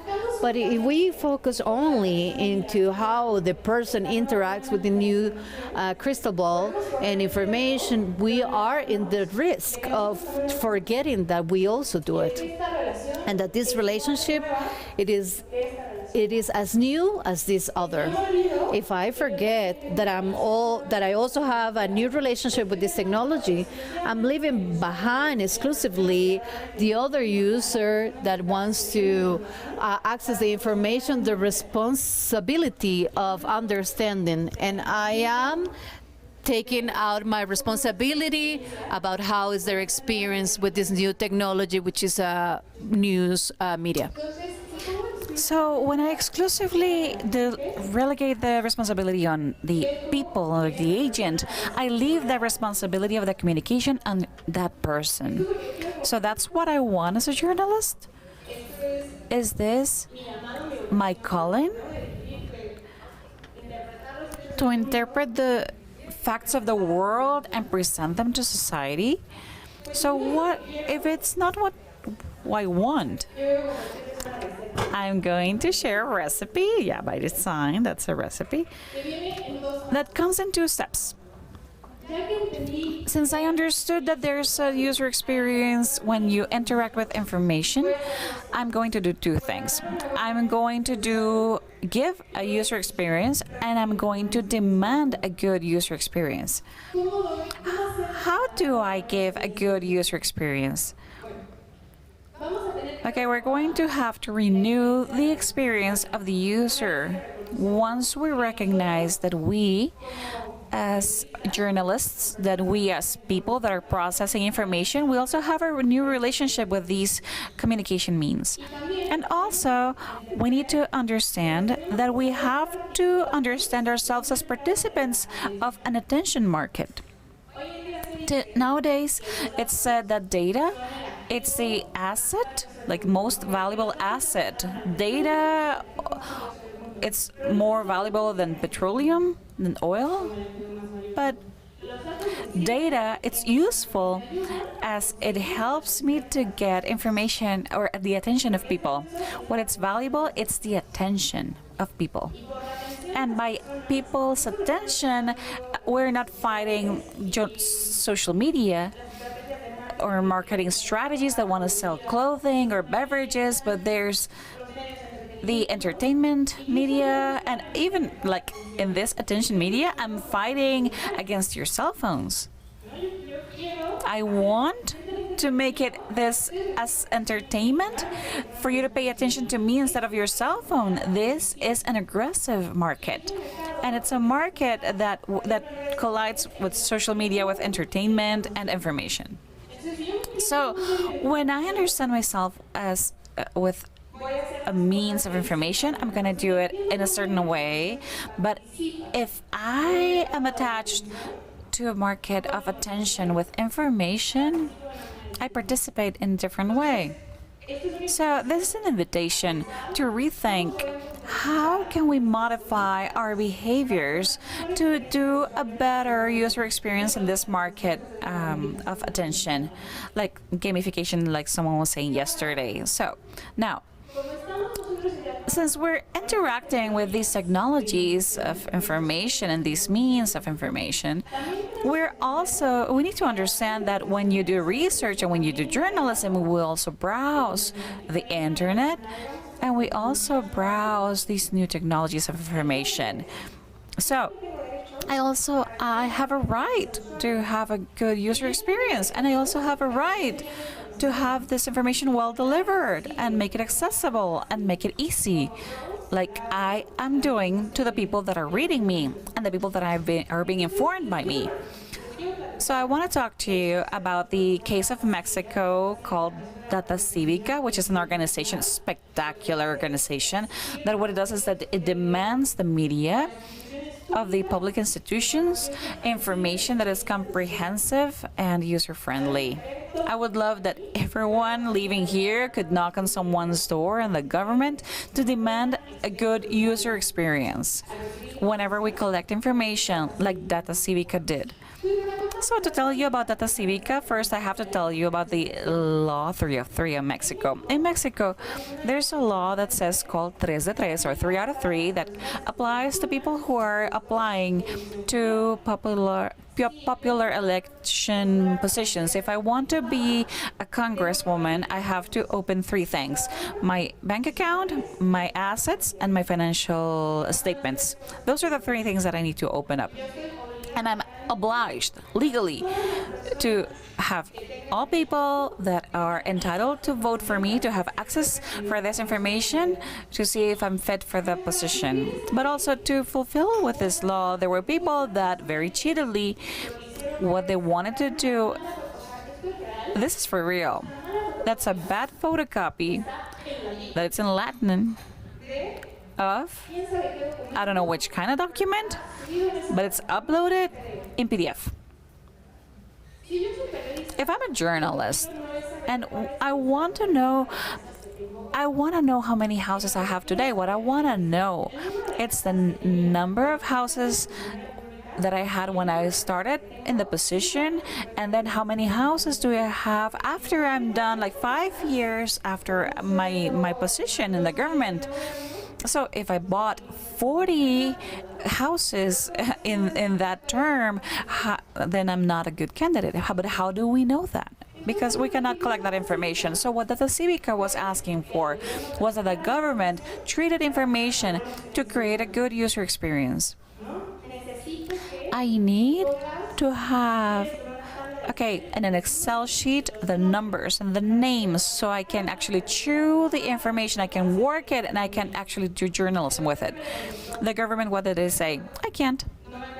I don't have enough money to do that because I need 1,560,000 hours of work.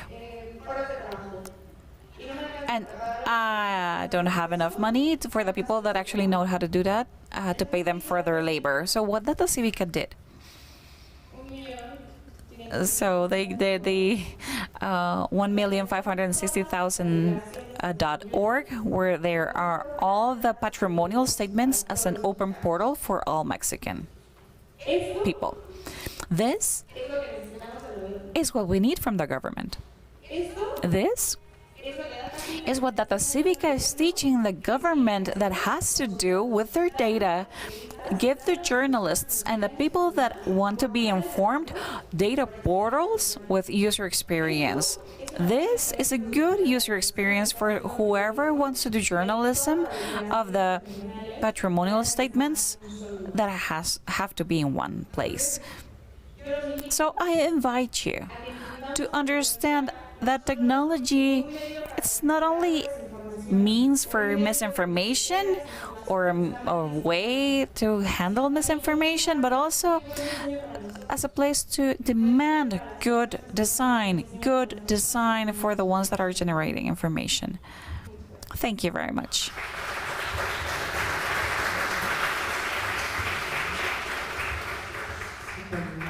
Thank you. This is the last one. So we're going to our upcoming intervention. I just want to know if we're ready. Yeah, we're ready? Nope.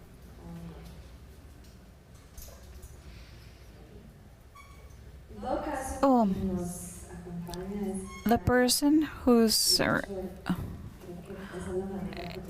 is joining us is Franak Viachorka. I think that's how it's said, the VP of DCN Global. So we're just going to give a few seconds to see.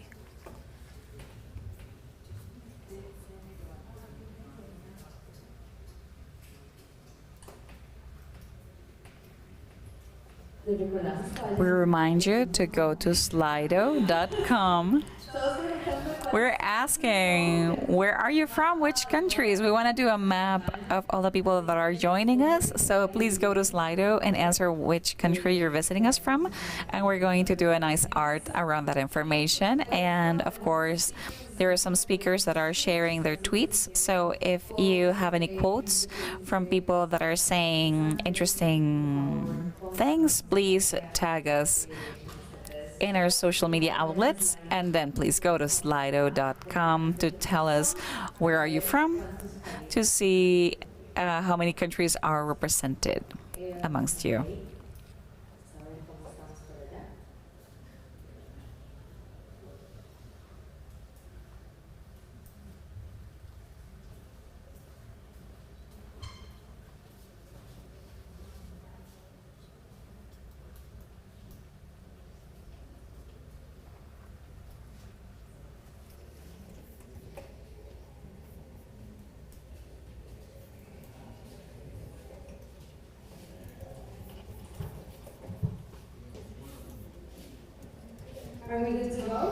¿Estamos bien?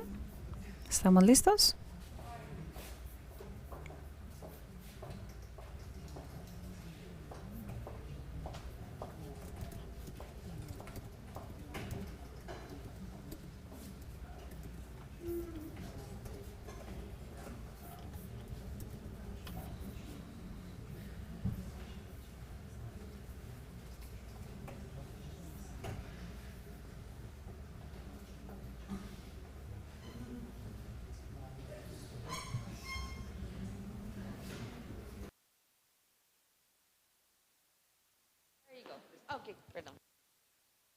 Hi.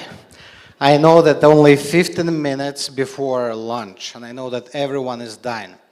So I will try to be very short. I have 10, 11 slides. But I want to start with a question, very simple question. Who believes that your country is democratic? Please raise your hand. Oh, a lot. Who believes that your country is semi-democratic, half-democratic? Okay, 5, 6. And who believes that your country is not free, authoritarian? Gosh, this is my country. This is my country. I came from the country where there is no freedom, there is a dictatorship, the guy is ruling the country for 27 years. I came from Belarus, and I will tell you the story. So, the guy on the right is named Alexander Lukashenko. He came to power in 1994. And he promised people USSR. He said that you will have cheap ice cream, that streets will be so clean, you will be so happy, and people basically, they voted for nostalgia. They just wanted USSR back.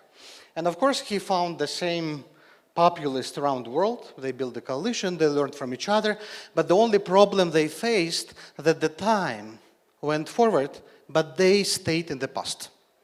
And many years after, 10 years, 20, 25 years, he realized that he is somewhere in the past in this USSR with cheap ice cream, but the whole civilization, the whole world just moved forward.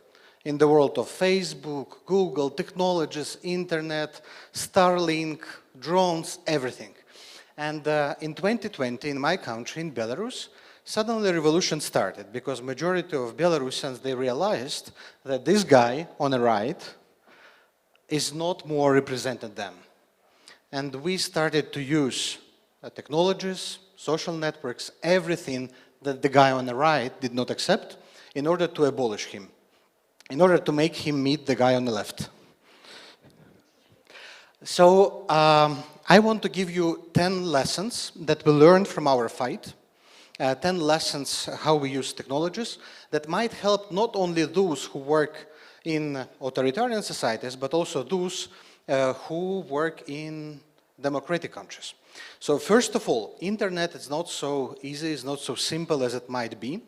And the main life, especially if you're living in not democratic society, it's not happening on the surface, but it happens in so-called deep web, or it happens in dark web. And if you think that only being on the website or present on the Facebook page or having Instagram reels, that's enough, it's not true. Very often the main public discussion, the main conversation is taking place invisible to majority of us. And this was first mistake Alexander Lukashenko, the guy from previous slide on the right, he made, that he didn't realize that the life is here. And this one is only very, very small part of the iceberg.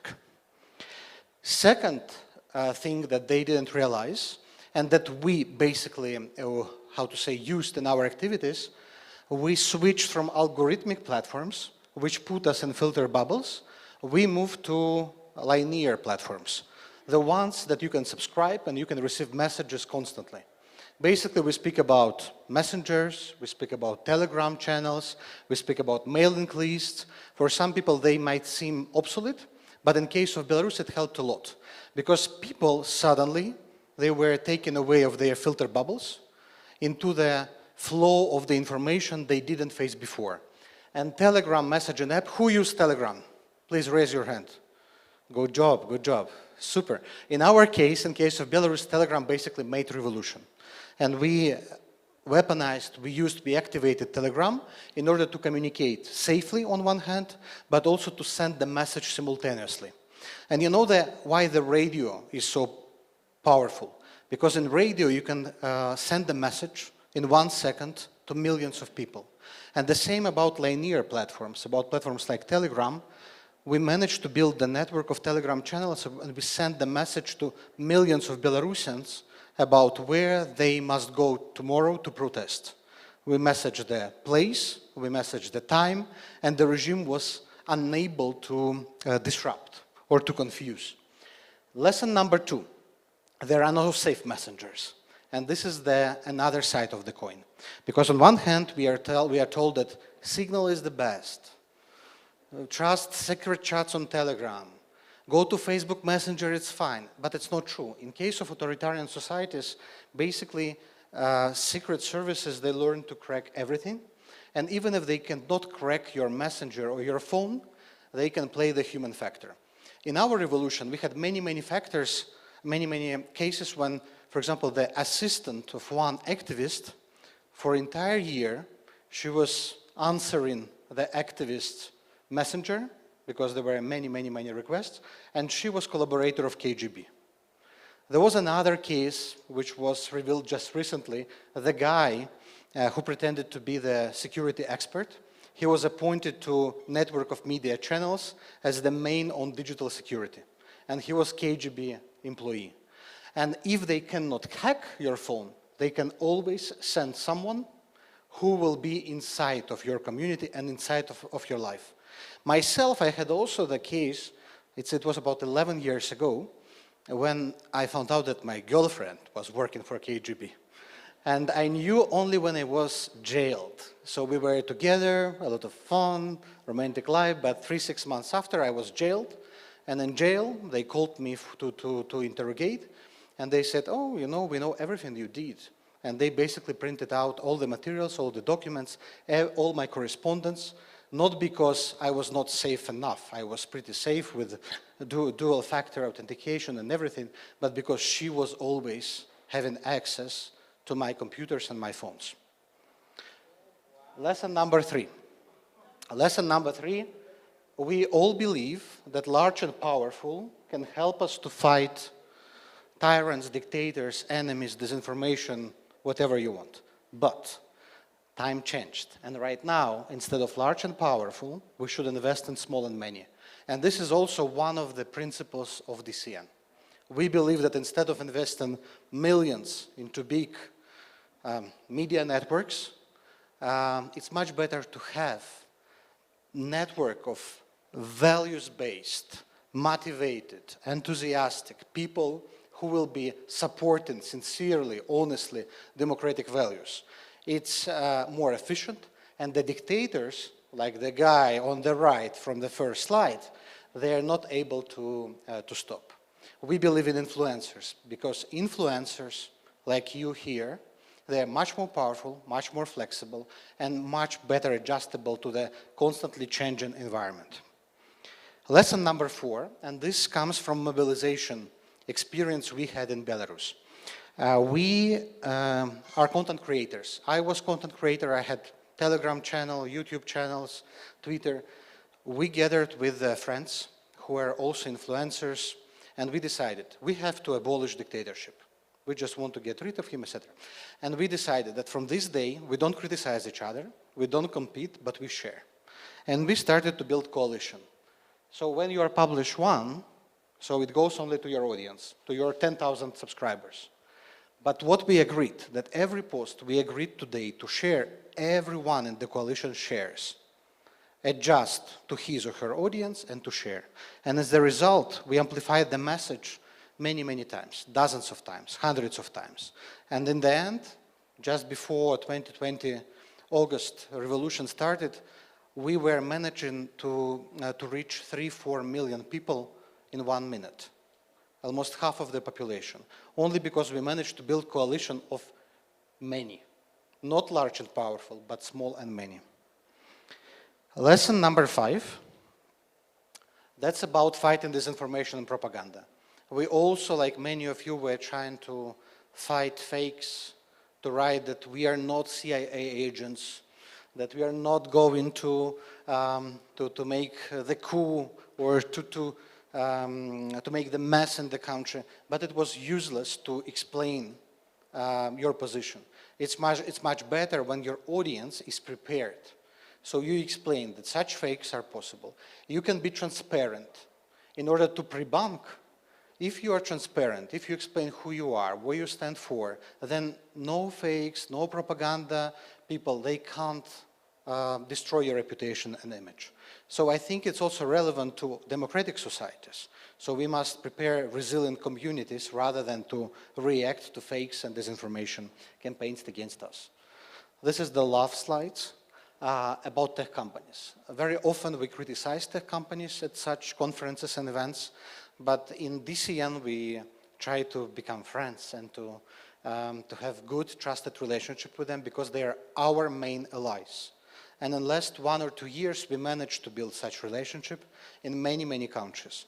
Google, TikTok, Microsoft, Meta, they are coming to our events, they are giving speeches, and we want, as DCN community, together with you, to increase, empower, and strengthen this relationship.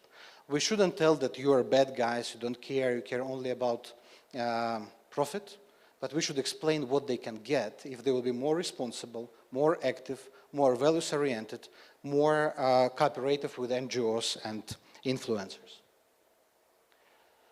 Lesson number 7, promote circumvention tools in advance.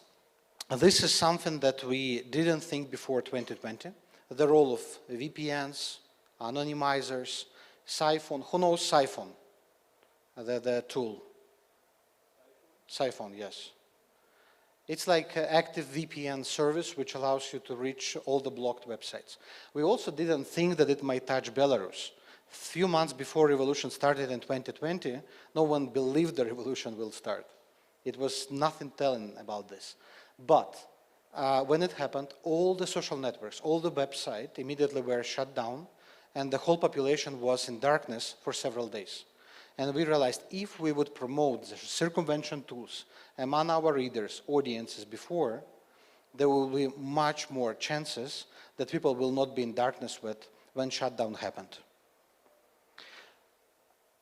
Also, we were investing too much in traditional platforms. And what Lukashenko, dictator, has done, he blocked all the social media, except TikTok, because he didn't take TikTok seriously. He didn't want to irritate Chinese, and the only platform suddenly which was available to people was TikTok. And those who were present on TikTok, even with small accounts, they became the mainstream providers of uncensored content during the shutdown, during the darkness time. So I ask you, I propose you to not undermine, to not underestimate the importance of even smaller, niche, new, emergent platforms. TikTok is not more niche or emergent, but there are many new platforms and social apps that appear. Just be present there, create the account, just in case of darkness, in case of shutdown, in case of your Facebook will be blocked or something happened, no, God's know what. You will be present there. And those who are early adopters of new social media platforms, they become millionaires in terms of subscription much, much, much earlier. Same happened with Instagram 10 years ago. Those who invested first became super successful celebrity stars on Instagram already 1 year after it became popular network. Lesson number 9, spiral of silence. So this is also very important thing. We discussed yesterday at DCN workshop that we need more data, more understanding what's going on, whom to trust. But what's the problem? That we are very often, we are hostages either of our stereotypes or of the polls and surveys that are given as the only, all these numbers, rankings, diagrams. But what we learned as well, that all of them can be mistaken. No one predicted revolution in 2020. No one could predict TikTok growth in 2017. Many of these trends are changing so fast that no analysis can predict them. If you are told, for example, that tomorrow in Costa Rica dictatorship cannot happen, always challenge, always question, why not? Why not? If we will not work hard on preventing dictatorship to come to my country, why it will not happen next year? So in Belarus, we made a mistake that we trusted surveys, that nothing will happen, and in the end we were not prepared enough. And lessons number 10, your audience, your contributors. So we were thinking that only journalists can create content, that only us can create, but what we did, we asked people, send us videos, pictures, photos, what you know, what you see, and we organized the system of awarding. Very often people want just credit to put their names. Very often they need some small motivation, like to put $1 on their phone account phone credit. Some people, they just want to receive the paper letter with thanks, but you should praise your contributors, your audience, and make them co-participants, co-creators of your content. In 2020, 99% of content from our revolution, it was created not by journalists, not by professional media outlets, but by ordinary people who were taking pictures and they knew in advance where to send. And the last slide, be positive, be optimistic, support each other like we do in DCN.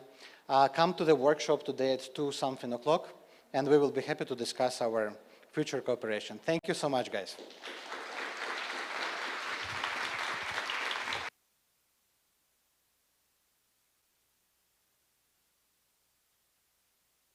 Hola.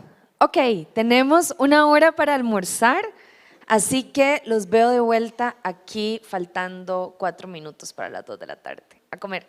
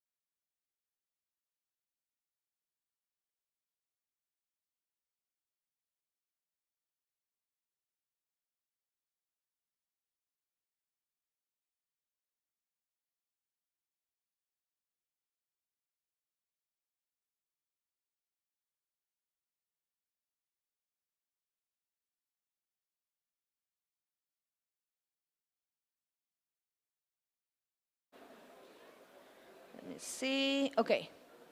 Anna? Do we have somebody to take people to the workshops?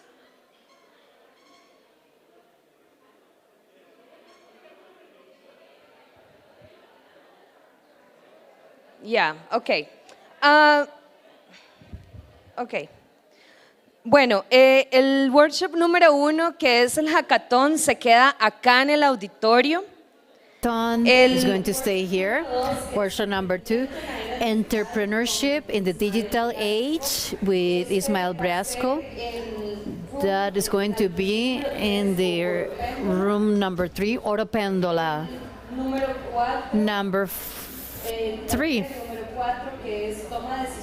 Oh, number 4, decision making on artificial intelligence ethics. It's going to be in Tangara, room number 2. And then the workshop number 3, Amatsilia Place. In room number 1, media and information literacy in Latin America. MIL. Amatsilia, media and information literacy is going to be in the classroom number 1. People that want to stay in the DCN workshop, we're going to be where people are having lunch outside, where the canopies are, the white canopy outside. Then Hackathon is going to stay here. Then Oro Pendola, Amatsilia, and Tangara, those are the rooms we were yesterday. You can go ahead. We're going to come back here at 3:35 in the afternoons, okay? You have the list of workshops, you have it cleared? No? Okay. Okay.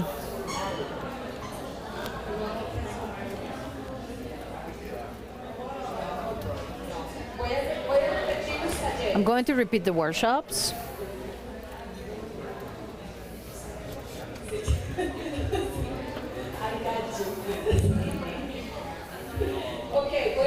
Okay, I'm going to repeat the workshops. Number 1, hackathon with Alexandre. Stay here. Workshop number 2, entrepreneurship in the digital age. Oro Pendola. In the rooms that are next door. Number 3, information literacy in Latin America media. That's in Amatsilia, where we were yesterday, in their rooms, classrooms next door. And number 4, decision making on artificial intelligence ethics is in Tangara, which is in the next door building. People that stay here for DCN, we're going to be in the white canopy outside where you guys have lunch. You have doubts? I have a program here and you can come and see it and you can borrow it. We come back at 3:30.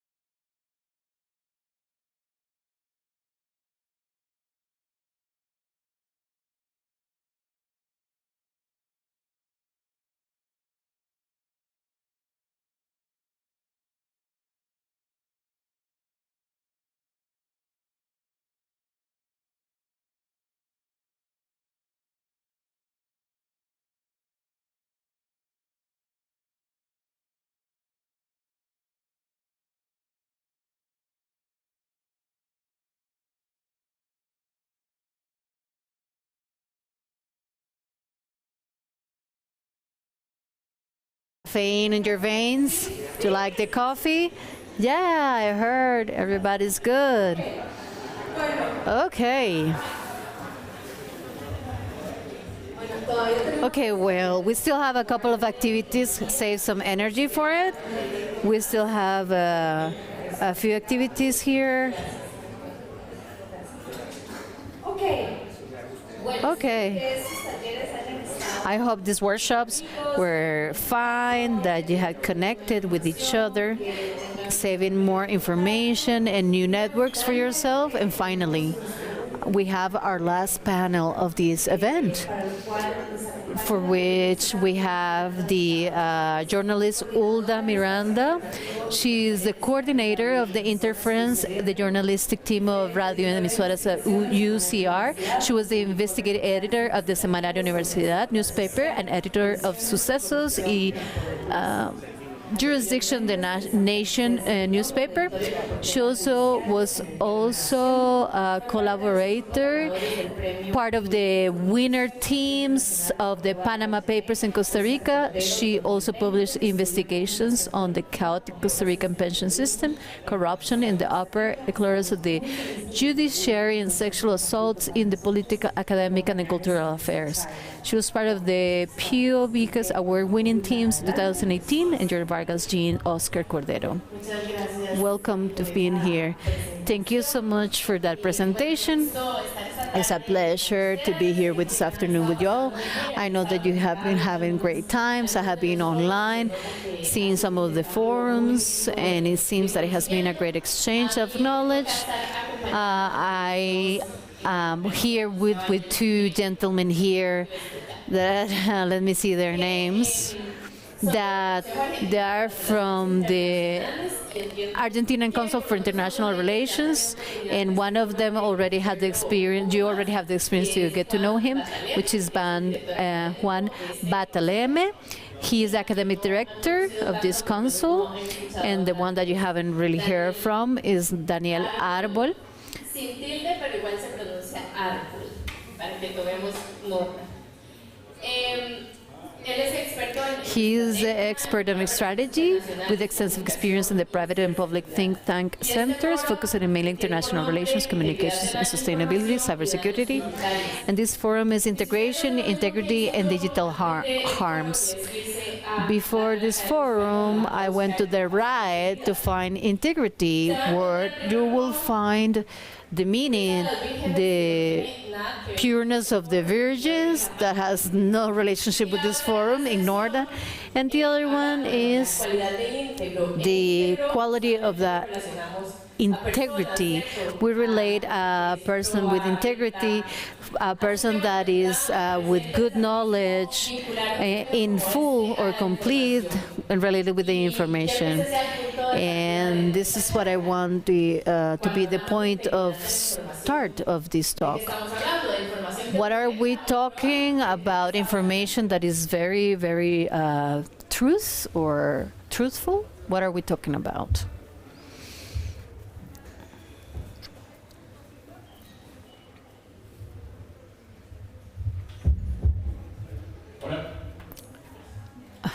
Hello. Okay, we talk about integrity. We will say that it's information that is not manipulated.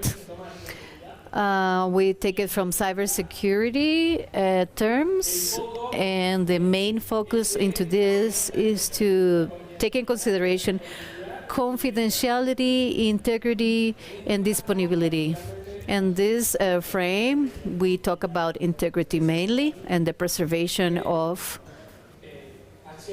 actions that can affect that integrity of information, basically. I don't know if Juan wants to mention something else to that concept. Yeah. This is the last panel. We wanted to give a context to this and how it's related with the first presentation that we did before that has knowledge on cybersecurity, is that basically we're thinking about integrity, about information, and give an operational context. in strategies ways that we spoke yesterday. In a general context, we wrote these words in relationship with the Secretary of the American United Nations in relationship about how is related these problems of misinformation, the range of how has it threatened, how the humanity is threatened. Is a very simple way to think about this. So never the register of the history in the attacks that were related with the attacks against the vaccines in terms of security. When he take conclusions about this, he takes this conclusion. If this continues, we're not conscious about this problem, we're going to find existential risk. What we think is very important to present this discussion is this chat, the quantity of users that we saw it yesterday that were before us, the quantity of users and their weight is almost 800 persons that are here in this ecosystem in all the Occidental Hemisphere. If we add that to here, to the Latin America region, if we see in social media, not the exception of the Caribbean, but social media and Latin America are on top of the global media. So this is a matter that is really important in a central way that how we have been discussing it. The other thing that we can see here in this graphic is that to give the space to Daniel to talk, is that WhatsApp, YouTube, Facebook, Instagram, that we can call Occidentals, they are the one that has more spread globally. It's not exactly the bigger number that manage them, but also the spread that they have. And therefore, we are all affected by it. At some point, if you see the non-Occidental ones are the ones that are behind it. And finally, in order to utilize the theory of the ant, right, that we spoke, the 61% of the information, the 61 usage of the information is to find information. The 53% are already informed to access news and events. If you see in the middle, the 55% are the ones that are find or get in touch with family. With someone when want to use in a malicious way, there's two variants, and exploit the necessity that we have to be in touch with our parents and then do the mapping of these networks. These two components are very important and obligate us to think in terms of the integrity of the information. And for us not to question ourselves too much. This is a Harvard report. In Latin America in general, if you can see here, the 74.2% of the Latin America that were interviewed and the Caribbean were interviewed, they were worried about the integrity and the type of information we are consuming. And we were saying this morning for our colleagues, we have this history about our friends that think that what are we consuming with the tools that we have and also with our differences. Go ahead, Daniel. Always in the line of the concept of integrity in terms of about healthy information that you were saying. Previously, we spoke about that term correctly. And this is actually just after this. Here, I already mentioned that, but when we talk about integrity, the important part is also, the trust. And a fundamental pillar or point of this is the base of an ecosystem on a healthy information. Why? Why? Because from there you create or make decisions. Basically, it is related about the decision making. It is, you know, if it's contaminated, you will have erratic perceptions, and then you're going to take erratic decisions. So, well, I see your presentations in 3 areas of concern. One was talking about the pandemic. I believe I am worried. I believe a big part of the audience is also worried. Integrity of the information and processes about elections, with the governance and democracy. Why is it so important to take care of about the integrity of those processes? Well, 2 things. The one that jeopardize the electoral process itself, and also the other one that take care of the political marketing, the cyber attacks between the parties. I'm going to give one example. If you see what we seen in January of 2021 in Washington, D.C., tell us how important is integrity of the information. The fact that no one can go out and discuss the electoral results. The community feed with fake news took us to the Capitol. One of the symbols, the democracy itself, was assaulted, basically. And these 2 movements, we have to think is, 1, no one can go and dispute that the result is final and that has a winner.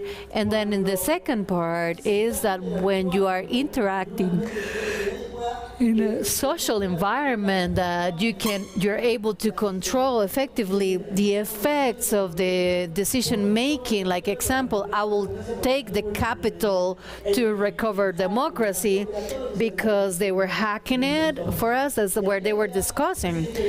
Look how interesting that social cohesion. If we use the fractures that there are in the societies in order to generate a bad action or the influence of one foreigner government in an actual process of another country, because they will have a benefit of the results of that. They're going to use polarization and hate speeches, and not even also start talking about the governance, right? Because the quality of the democracy is not only about politic matter. It is also related with the capacity that I have in order to give out and give away to generate a good effect. If I go out and discuss about that effect, I'm going to be altering the perceptions of the people, and if I work on those perceptions of the people, I'm going to stabilize the society. Before we said the integrity of the information and digital harm. And then you were mentioning that the information, if it's not healthy, it is contaminated. This contaminated information cause digital harm. What is a digital harm? Well, digital harms. We had a talk earlier and about the legal processes about this. We took 1 references about the online harm on the European Union that right now is trending in these panels of discussion. So in that frame, we find it there. The harm online are the content and behavior generated by one user that is illegal, that it can cause physical harm or psychological harm to a person. When we talk about online, it can be online or in the cyberspace, or it can also possible as a digital way. Also manifests itself in the real world and also the digital world, so to speak. So if we take in consideration back the definition of the United Kingdom is there is like a worry about the implementation of the ideals of that magnitude of vulnerability in the matters of civil and politics and political rights. And then, for example, the government, it changes to more authoritarian government. Also exists the possibility about a harm, to provoke a harm of the people in that sense. ¿Qué se hace frente a esto? What can you do when you're facing this challenge? And who is responsible for it as well? When we talk about disinformation, if it's not, it has no integrity. The ones that manage information, the ones that work in journalism, were manipulating information all the time. Something that I ask myself, how do I know if this source is legit? So who is responsible about the integrity of this information and avoid these risks? Who is in charge of that?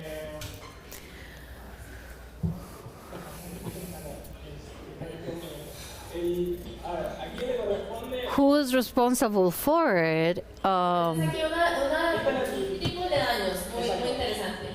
Here you have types of harms, which is very interesting. So, for example, the United Kingdom paper, we have harms with a clear legal definition, harms with less clear legal definition, terrorism, content activity, organized immigration crime, modern slavery, etc. And on the other hand, we have the ones that have a less clear definition, harms with less clear legal definition, cyberbullying and trolling, extremist content and activity, and then the underage exposure to legal content, or children accessing pornography, and so on. So what is the particularity of this point of view? Juan yesterday also mentioned other factors. The government and countries. So the reach out of here is related to the person, and this is limited. So something that we understand that will be desirable to understand this problematic situation that we have to face in terms of disinformation is that something that, so this one is, there is a concept that is called social technique as security, physical security, cyber security, and cognitive security. So cognitive security is the one that there has all the problematic that we're talking about today. So if I come back to this other slide, for closure, is the effects that this harm causes. It will be in physical, political, psychological, reputation, cultural, and so on. Going back here, this model, what does allow us to do?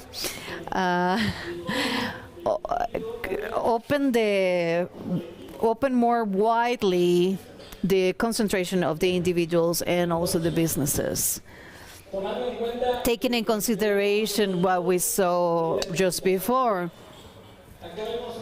about the harms we see here in this chart, it takes in this the spread and informatic system, also socially engineering, and then pure cyber, and also political and security groups.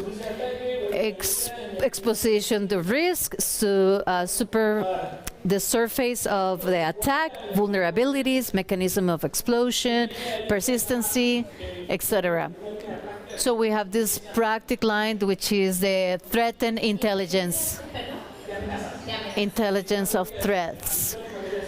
So it is a practical term in cybersecurity. So a few years ago, they started working on how to make this bigger or wider to the cognitive vision, because it was anchored just onto the individual point of view that is civil engineering, but in social engineering, but not only what it can operate it by information. And technically, it was developed very lately. No, I would like to clarify some. Why are these 6 effects of the things that we work on? We think on and the problem as the information, it thinks in the reputation when you see a crossroad, the reputation culturally or reputation in politics, when you see the private sector, what happens when we find out the way that people utilize through the whistleblowers, the way that the algorithms are used in order to obtain data from the users, and at the same time to change or give them a direct effect, a different way to the businesses. You can see the reputation harm, and they affect the model of the business, economic business that the business is trying to have on the table. So all these days that we're asking, for example, that we can get to know this algorithm and understanding the implications of the algorithm, we can get better the business plan of the business plan, and then the other data, which is also important to see it from this point of view of not only from journalism, all of us citizens, all the type of attacks. We're thinking about one sector, which is the journalism sector. When we get to some details, when you see this graphic here, you forget your profession and how the bank operator or operator in different type of apps. This is exactly the moment when this app it is creating data in which I'm not conscious about, and that information at the same time have doors that can infect others. Lately, they saw that the downloading of games and platforms like Instagram brought not only ways to extract data from cell phones, not only, but also implant propaganda and ad and information that were specifically directed for these people. Like, like Brexit, like that phenomenon was exactly like that. This is a particularity that I was talking the other day. So supporting what Juan is saying, when we see the algorithm of recommendation and vulnerability, you have verification of ads, susceptibility and techniques of manipulation, the CEO and the SMO. That's why I was asking that question before, which is, that we know that it happens. What can we do, and us as a civil society, what can we do, not only as journalists? Right now, there is this crossroads between the public sector and the private sector. Government has the necessity to be relationships and the understanding of the social situation. We are the voice of the consciousness, and sometimes the voice of the consciousness try to tell us to stay quiet. So that's the trilogy. The action between government and private sector. You cannot only blame the government and not also tag at all into the private sector, but they need to become more harmonious activities. And this relationship between the government and the private sector, we touch it in a way that in the professional practices, like professional counseling and where you can establish standards of behavior, and justly in terms of algorithm and ads and all that digital publicity, they're in a debate moment very, very strongly. They're debating very strongly about this subject right now. And then associations of the civil society as well, other entities as well, as activists and for aiming for clarity in the processes and their rendition of accountability is very important. Yes, very well. Okay, here. Something about here that I want to talk about the community, the practical community, and also in the academics. Right now, we utilize to differentiate the misinformation. It is the misinformation, disinformation, and bad information. We use in Spanish these three terms. If we're talking about misinformation and information that is wrong, these terms everybody can understand they're not right, that everybody that is participating in everything on the subject, they're, taking into consideration what we said before, have more energy, put more energy for everyone to understand this type of concepts, basically. Well, when we talk about contamination of the information, so this is one of the main center information. Here are some of the informations here. Disinformational actors in their type, if it's an interest, political or financial interest, if it's centralized or decentralized. State actors, private or government companies, associations, trolls, base activism, or people that search more financial aid. In function of that, we have been looking for examples in that line. So, and don't know how strict are they with that clock that I have in front of me. It's a little intimidating. Just to make a better use of time. You propose that with this phenomenon of misinformation and contamination of the information, it's a little bit more systematic, more organized, with more resources, more money. There's a category especially for that, or a special term for that. Advanced persistent manipulator. Advanced persistent manipulator, because of the amount of resources that it creates to execute these kinds of functions, and also to persevere in the effort of creating disruption and intentionality of the disruption. Let's talk about actors, about the amount of resources. There are states. It's very difficult that they're private, but they're mostly governments. A narrative war, basically that's the issue that we're facing, and that narrative and that conflict, it's key in this dynamic. So that's why we had these examples, and the digital damage is structured in a series of crises that are coming, and you get to see them coming not only in Latin America but in the rest of the world. This is why this is relevant that we were saying in the beginning.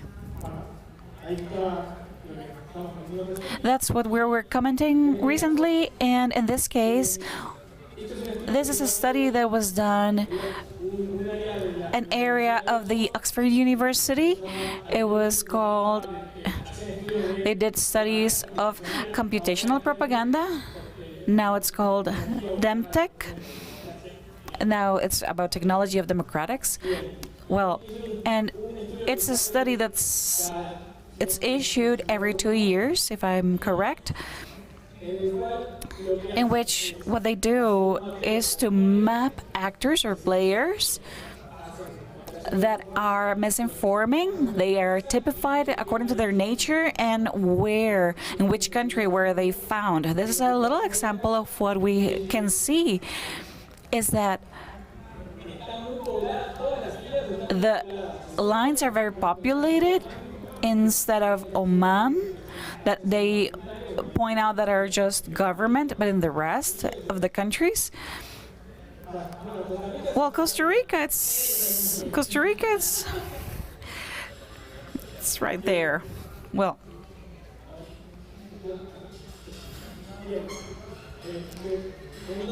and then, okay, Juan was mentioning today about how you determine operations and information, like in this case, related to conspiracy theories, to the pandemic. And what it shows, or this graphic shows, is that there was a pseudo-documentary called The Pandemic. And what we're showing here is the impact on social networks, what it had, about interactions. At the same time, there was Taylor Swift's that presented a single, City of Lover. It was very low. Then The Office, The Reunion, and then around midweek it was in that roof, and then the pandemic was about almost 2.5 million interactions, separating itself from the rest by 1.5 million interactions. It's huge, the impact that it had on Facebook. And here you get to see how it was built. Also, this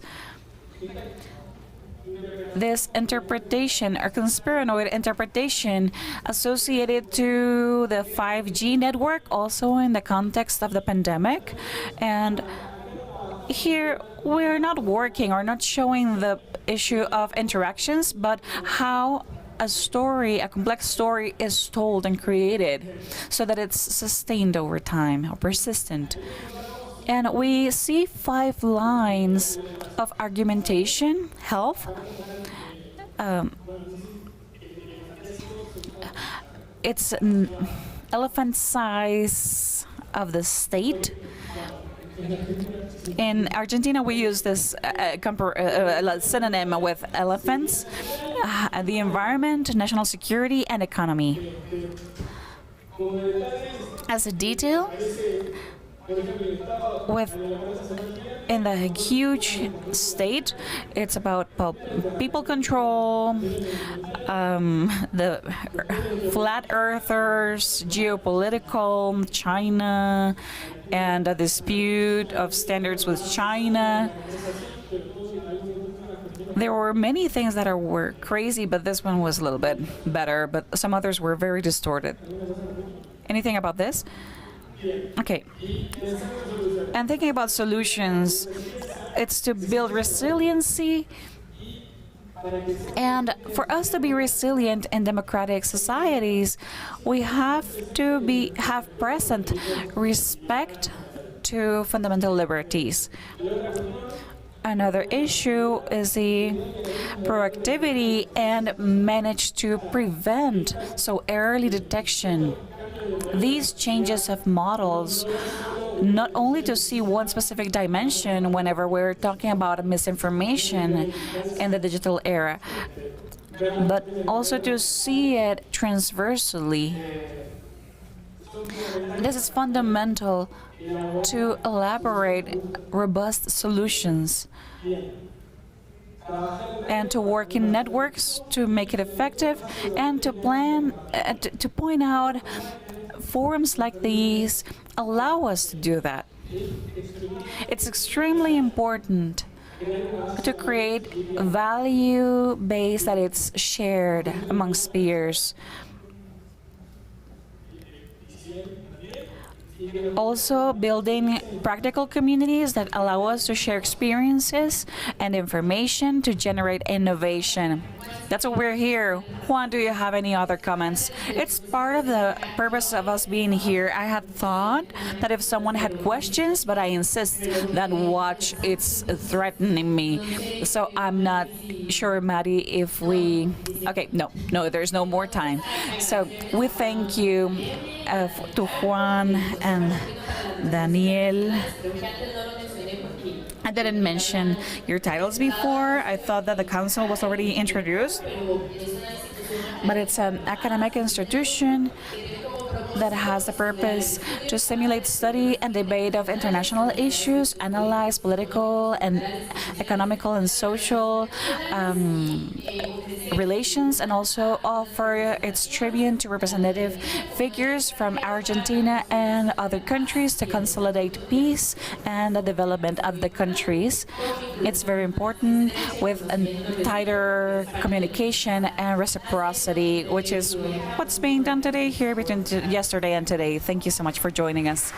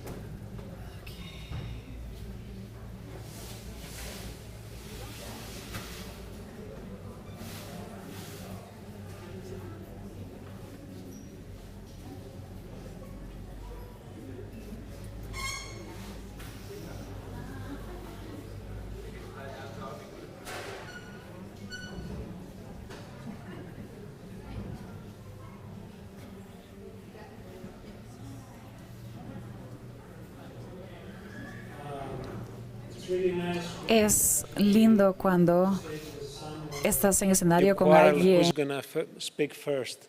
Rather, it happens the vice versa. There is a contest around the microphone.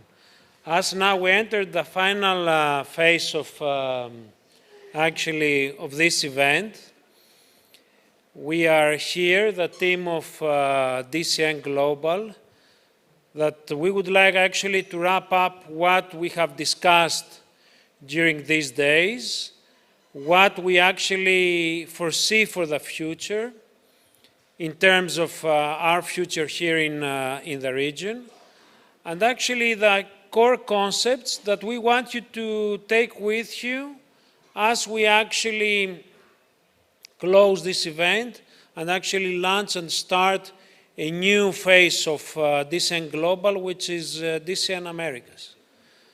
So let me just clarify what DCN does and what it is and what we aim till now.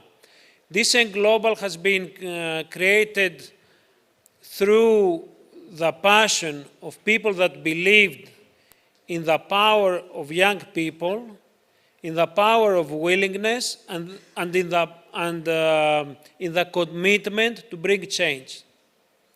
That was actually the result of a youth exchange that has taken place in the United States, and that was the idea behind it of two persons that really supported by every means and every way the creation of our network, which is Vladimir Spencer from World Learning and Linnea Allison from State Department.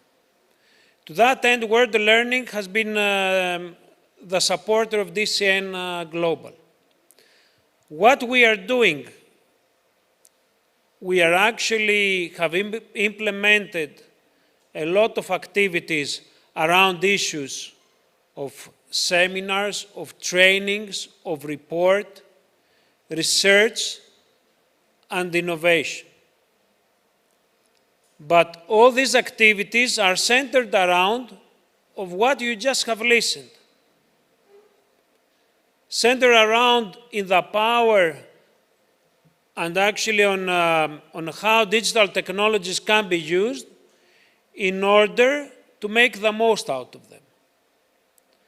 We have been, and we are actually a network that represents not countries, not regions, but actually our commitment and willingness to work on issues that bring us together. There are many issues that we can say our region, my country is different or unique case. But from the beginning, instead of taking this pathway, we have chosen to invest and work around issues that unite us. This is why we have developed an expertise on tackling disinformation, a joint problem, a joint issue. This is why we have developed an expertise in mobilizing young people, in working with digital technologies, but actually promoting literacies around it. So before we wrap up this actually event, I would like to pass the floor to my colleagues and persons that we are working closely all these years. I would like to start with Diana. Diana? So when we come to each event in country or continent, it's like an empty canvas where basically the people who attend put their own prints there. So when we came here, we did our best to organize and make everything as good as we could, except stopping the rain, which apparently we cannot do today. We are sorry. We did it yesterday, so it's enough. But after that, it's up to you. And we are curious and anxious to see how the people receive this space. I would call it more like a nest than a space, because spaces don't necessarily have the warmth we need.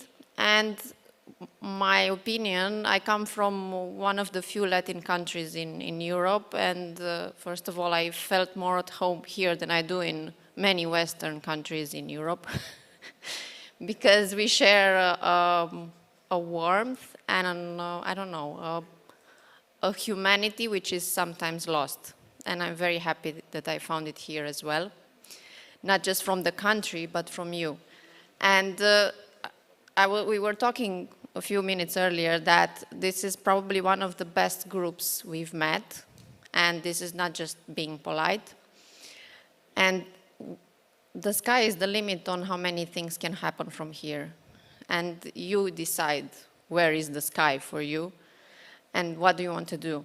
And, and we consider and we underline that we don't just go home tomorrow or whenever we go to start a new chapter. And we will keep in touch with you, we will buzz you, because we know that you are very busy and life is taking over our mind so fast as soon as we depart. We will bug you, we will nag you with a Google form. We are sorry about that, but maybe we come up with a new way of doing surveys. And with the next steps. And we will ask for you to say what do you want to do next. We already identified ideas, projects, and I'm really, really excited. I have to tell you that before coming here, I was really finding burnout and tiredness. And I know you all can relate to that. And the jet lag didn't help very much. But I live here with a lot of hope. And not just hope in vain, but hope starting from what we discussed, and we'll keep on discussing. So thank you for all the warmth and all the openness, and that you don't consider that you already know all that you need, and you are curious. And I think that's so valuable. That's why I work with teenagers, because adults think they know everything, but you somehow manage to stay fresh and curious, and I really, really appreciate it. So thank you so much. Mariana? Hi all.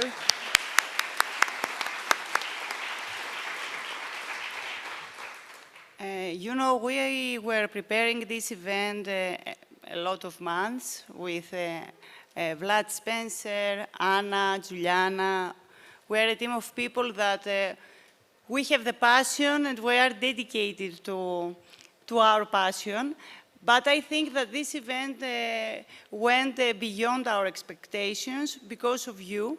I would like to highlight the power of the network and the power of the people, because we have, during the 2 days, all these meetings and all these conversations with you, you came up with ideas, with a lot of brainstorming, and your energy give us the energy, because of the jet lag, gave us the energy to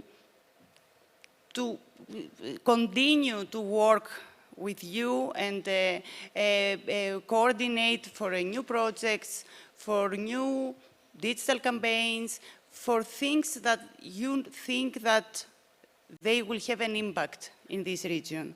So today, it's the last day of the conference, but it's the beginning of a new era, let's say, which is so much important in this difficult information landscape, which is super complex, and the challenges are a lot.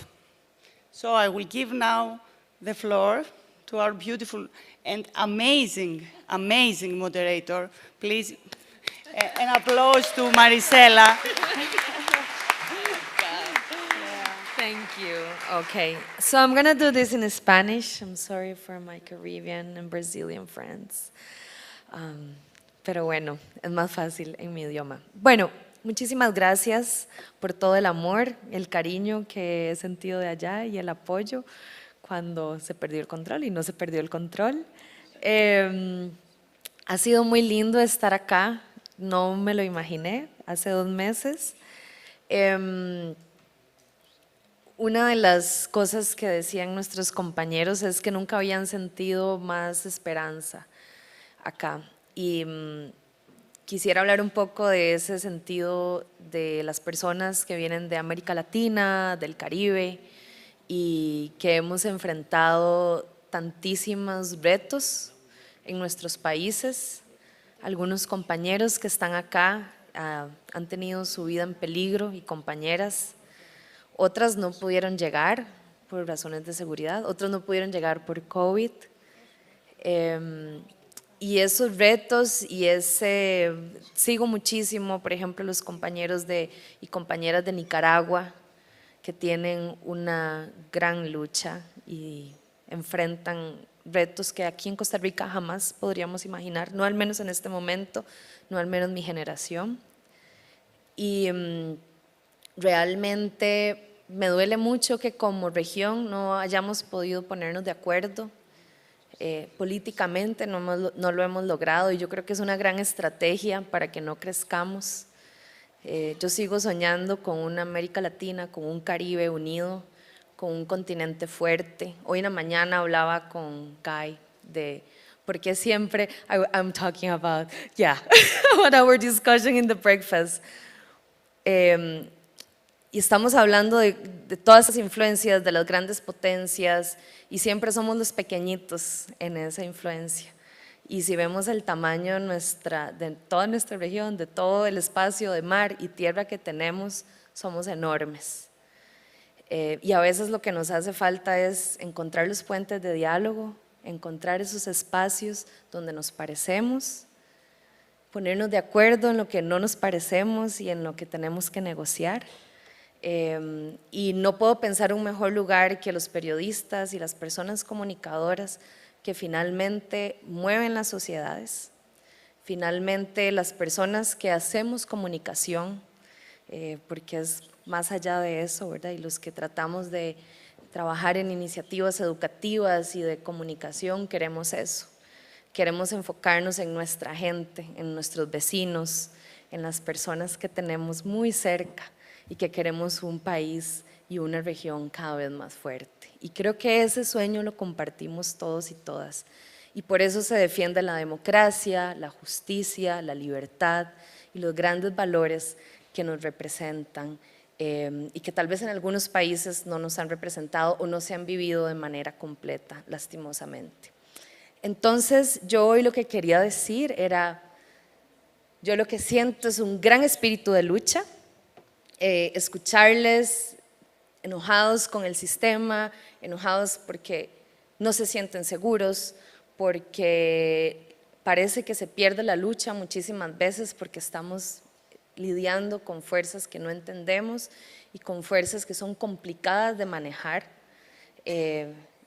Entonces, yo lo que quería era como decir, en este lugar se respira una lucha enorme, se respira una gran esperanza. Yo he tenido el privilegio de poder coordinar los esfuerzos de las Américas y espero poder estar para servirles. Ya hemos evaluado una serie de conversaciones que tuvimos, nos vamos a devolver con ustedes, vamos a seguir trabajando en la construcción, necesitamos su compromiso, su apoyo, no vamos a pedirles tantísimo tampoco, no queremos que se desgasten, pero sí queremos que sigan en la lucha y en el compromiso por sociedades más democráticas y libres, y queremos ser un canal para eso. Todas las cosas buenas y todas las cosas que no son tan buenas que nos tengan que decir, por favor díganlas.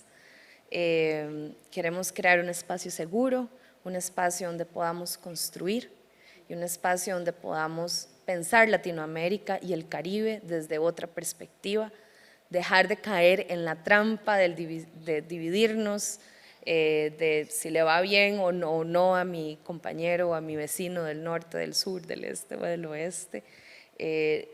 Somos todos uno y finalmente lo que le pasa a un país lo sentimos en otro y así lo hemos sentido, por ejemplo, con las migraciones forzadas que estamos viviendo en todo el continente. Lo podemos ver acá en San José. También vemos cosas terribles que pasan, entonces lo que pasa en un país nos explota en otro. Entonces, ¿cómo hacemos para llegar a ese punto medio? Y ustedes están en esa lucha, llevando la comunicación, llevando educación y tratando de unir a la sociedad civil, que finalmente creo que todos nos debemos a eso, a las personas. Entonces, les quiero proponer un espacio donde construyamos para las personas, donde construyamos seguridad para ustedes mismos, para que puedan seguir haciendo esa labor y ponerme a las órdenes. Estoy aquí para ayudarles y para ser parte de esto. Así que muchísimas gracias.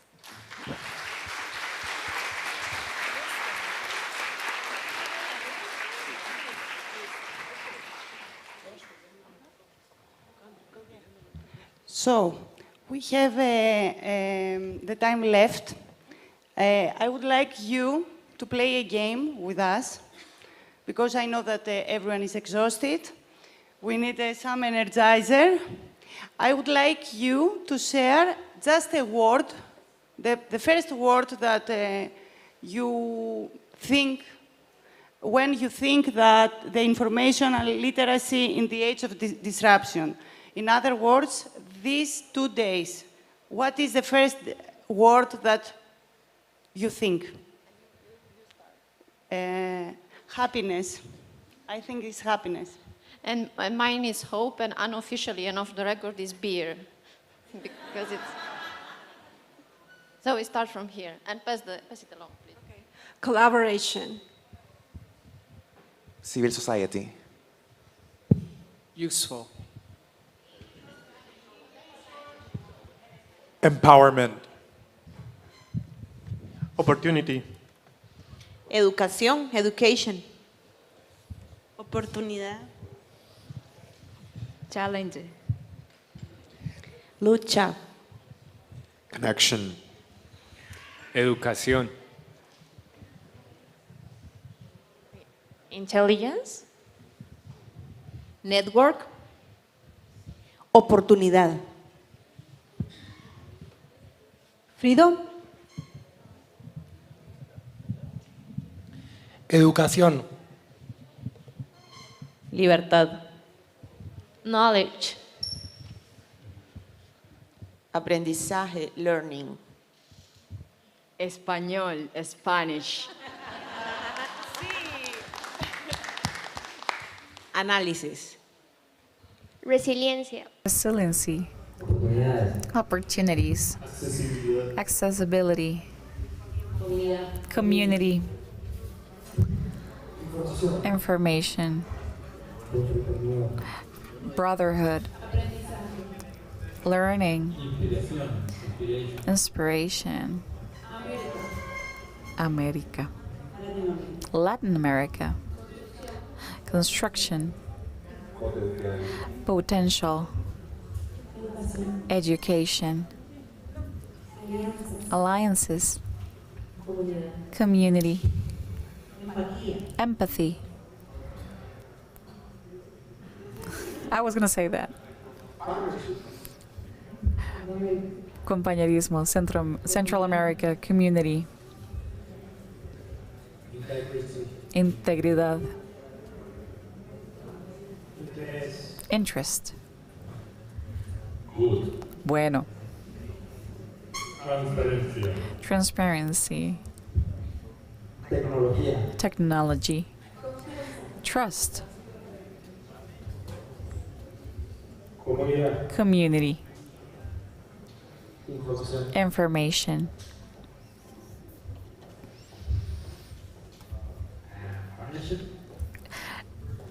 compañerismo, development, dialogue,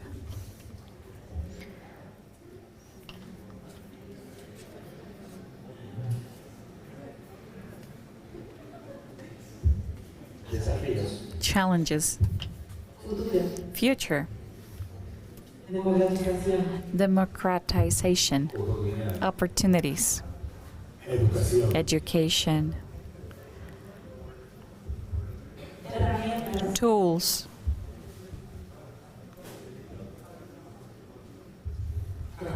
transparency, questioning, community, responsibility, learning, hope, multidisciplinarity, pedagogy, perspectiva, gente. El Wi-Fi no funciona. Disrupción. Innovation. Synergy. Bonds. Thankfulness. Reinvention. Development. Networks.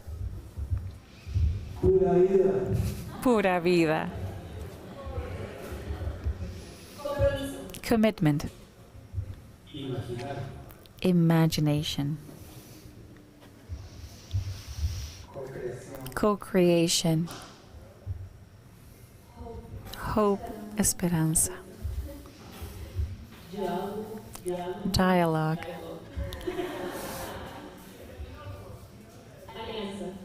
Alliances. Community.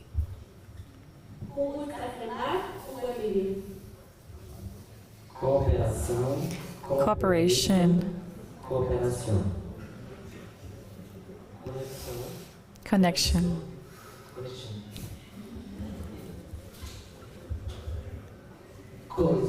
Cohesion. Power. No lo sé en portugués, pero cercanía. Closeness.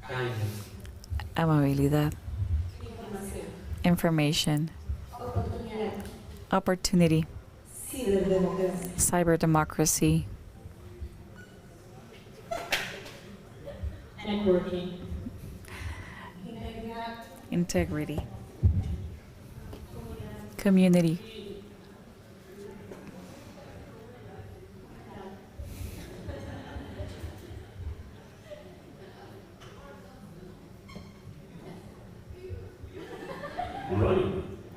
Corriendo.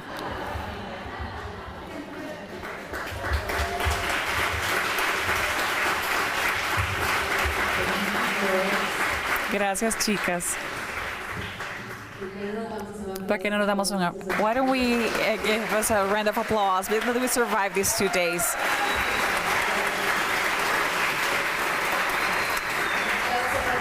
An applause for the team of DCN. Our dear technicians, that without them nothing would be possible. They're the people that are behind or backstage making everything work. We're going to the last thing that it's today, and then we go and eat. Vamos a... Okay, gracias, chicas, gracias. Well, we have here with us the U.S. Ambassador in Costa Rica, Dr. Cynthia Tejes, and she will do the final statements to wrap up the event. So I think we're ready. If you just give me a cue.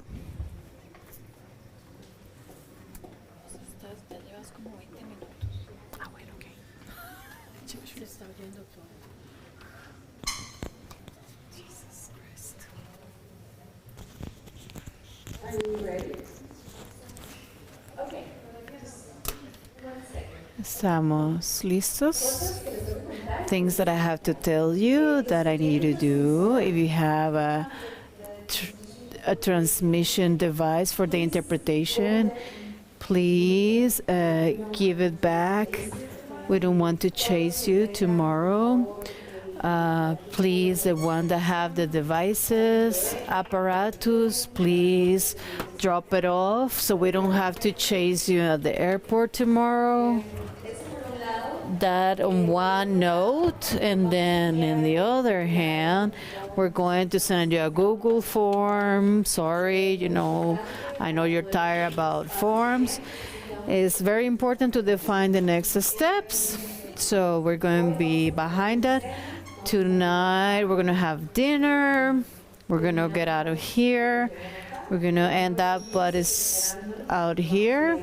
We're going to have buses waiting for us, which the ones that are not going to be in our transportation buses. We're going to be in the brewer's factory in Barrio Escalante.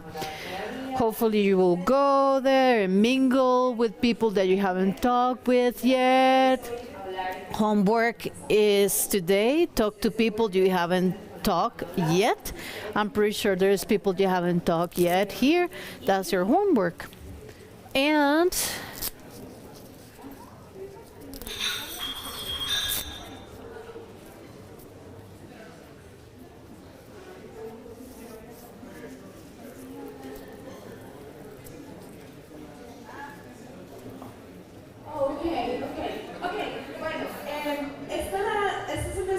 this is the result of the Slido of today. So some of us are already participating. We're going to talk about the countries that are here. Haiti, Salvador, Santo Domingo, Dominican Republic, Argentina, Guatemala, Argentina, Brazil, Honduras, Venezuela, El Salvador, Panama, Buenos Aires, Uruguay, Colombia, Suriname, Bolivia, Mexico, Barbados. So good to go to Barbados. Ecuador, United States. And then, let me see, Chile, DCN Global. We are all here. Peru. Then we have a lot of people from Brazil, from Honduras, a lot of people from Argentina, Guatemala, Brazil, Haiti. Our homework is that in the next one, more and more people from our countries have more representation, small representation, but they're still here. Few countries they're still here. Trinidad and Tobago is missing here. I don't know if there is a country here that haven't been noted. Bahamas. We have people from Bahamas. We have people from Bahamas. Wow. So, country list has been bigger. The ones that are in bigger caps are the ones that have more representation. Guatemala is winning by much. Woohoo! Yeah, very well. Okay, so it is still moving. Now our cities, Buenos Aires, Puerto Príncipe. I don't know how to pronounce that in French, but you know, that's one of my homeworks to learn French now. I believe I said them all. Now the list is getting bigger. Bolivia is bigger now. Very good. More people of Bolivia representing. Brazil is also very big. Peru. We have Peru girls that even have a uniform. Who are you? Here you are. Can we see your shirts, your hoodies? How's the name of the project? Hyper rights, hyperderechos. That representation of Peru is very nice, so organized with their own shirts. They have also beautiful flyers. If you haven't talked to them, go talk to them. Very well. We have a lot of participation, more people here, having more countries and representations. The homework for the next event that we don't know when is it and where is it going to be, to bring people from other countries that are not here. Let's review the list. Who did subscribe are the ones that really showed up, and who are the ones that stay left behind. And I can imagine that a lot of people will desire to have other media or their own countries that couldn't make it to be here.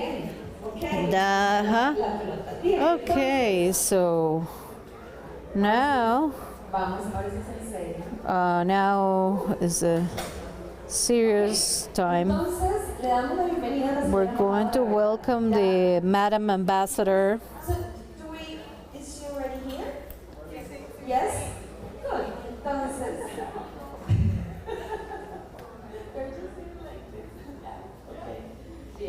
Bueno, entonces.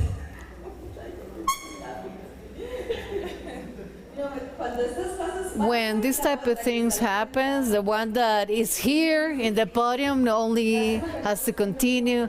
It's a shame that I don't do a stand-up comedy, because the next time we're going to do a stand-up comedy. No, I don't think so. Okay, well, so now our last intervention will be for the Madam Ambassador of the United States of America in Costa Rica. I have to say that she just arrived.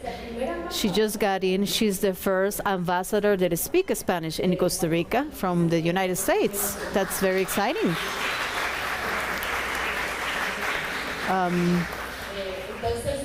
Well, we're going to give the welcome to the ambassador. No, not just yet. This is the moment that I should tell a joke. I don't have a joke. I should get to know some jokes. Yeah. Okay, very well. So, compromise.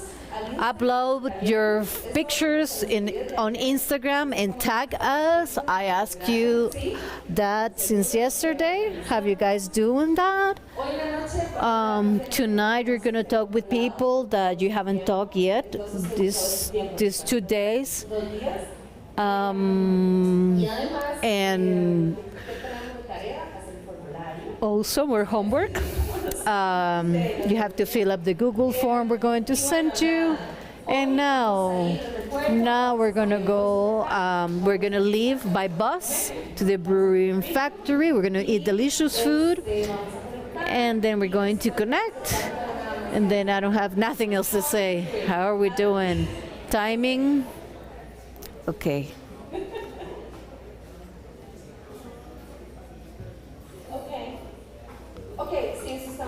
Very well.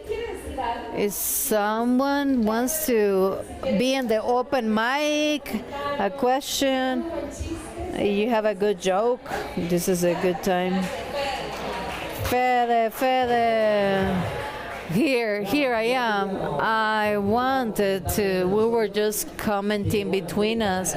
They're just thanking everyone from us. We want to thank you guys for the organization, what you have done. This is wonderful. People ask how we get here to DCN. No, we got a message from Vladdy, if it was fake or not. And this is Spanish, the English and Spanish that was weird. Fact-checking, contents, and DCN, the word learning context.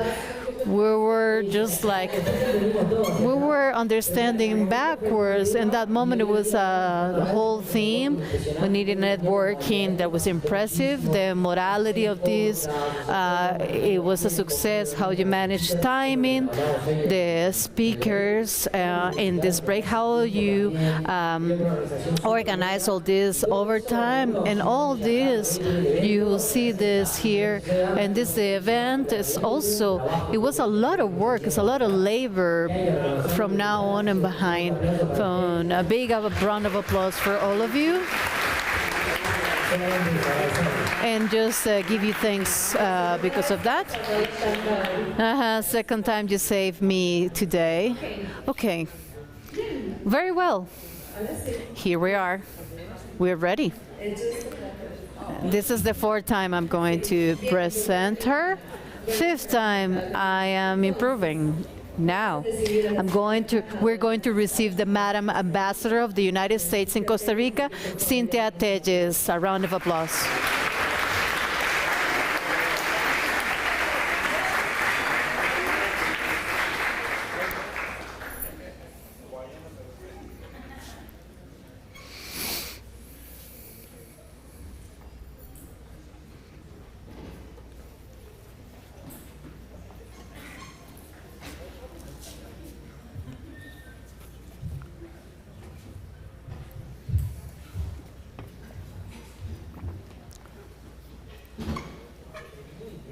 Very well. Spanish. Yeah, everyone speak Spanish here? Great. Oh, good afternoon, everyone. You can see me. Good afternoon. It's a pleasure for me to be here in this such important event. We're close in this event. You guys must be so tired, for these are just 2 days. I have worked so much. So nevertheless, it's an honor to be here. And all the team of the leadership of this network of digital communication, and the launching of this important event for the chapter of this network and relationship of the Americas. This conference have bring so many communicators, innovators of all the region in the continent, yeah?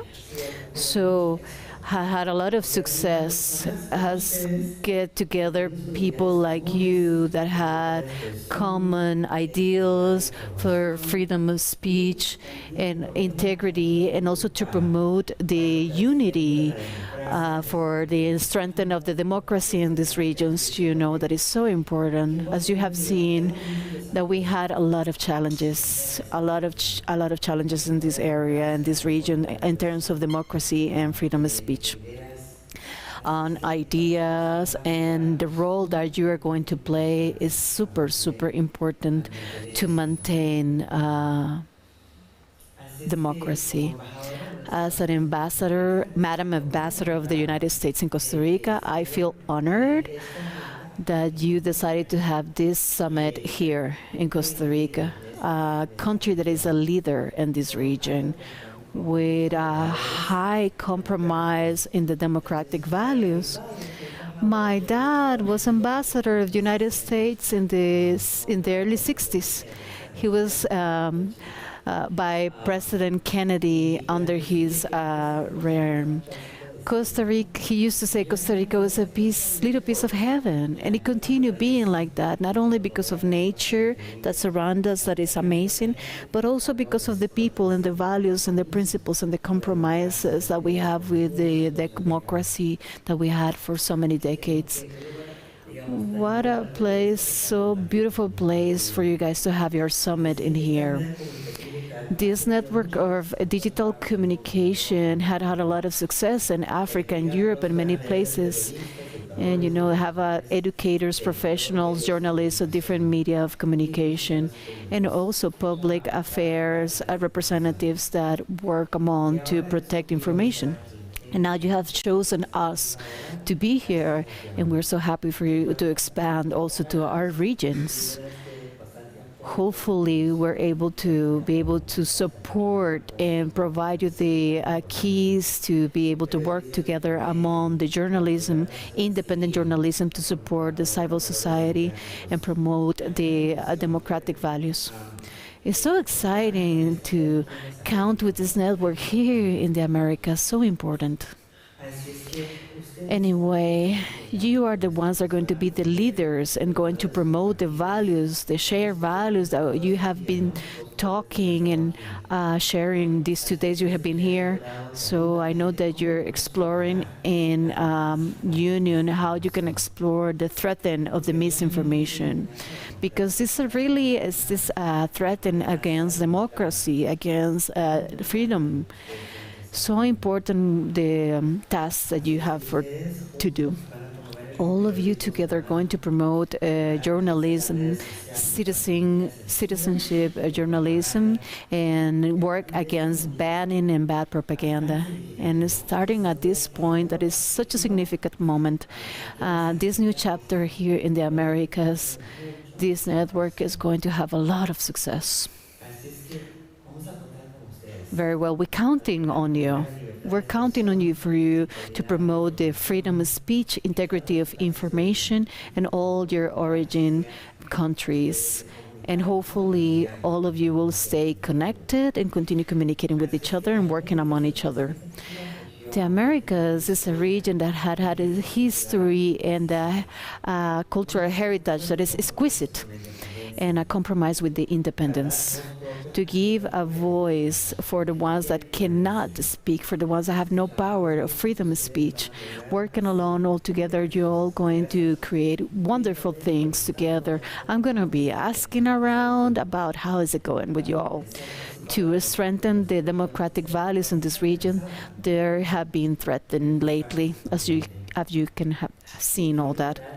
I want to thank all the organizers of this network, of their digital network, to share with you all. This is my moment. I know that you are all excited about what you have to do when you go back to your origin countries. And now you know that we are here to support you in whatever we can. And now I know that you're ready and in the right path to fulfill those achievements that you wanted to become and create together. Thank you for being here to participate in this summit, but I thank you for the things that you are going to do in the future for your countries, your families, your communities here in this continent. Thank you very much.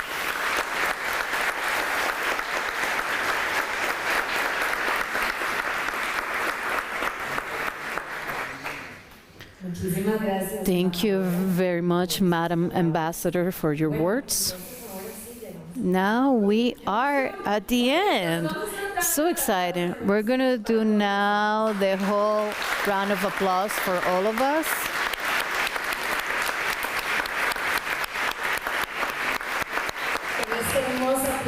This beautiful round of applause with this great energy that you all have, that you filled this place, this beautiful space that I repeat we love with our heart. Parque La Libertad, who is a mobilizer for all the culture that are here surrounding area communities. We wish there is so many Libertad parks here with all this hope, with this energy and this struggle. We close the DCN of Las Americas here in El Parque Libertad in San Jose, Costa Rica. Thank you for being here with us, and let's go celebrate. Thank you.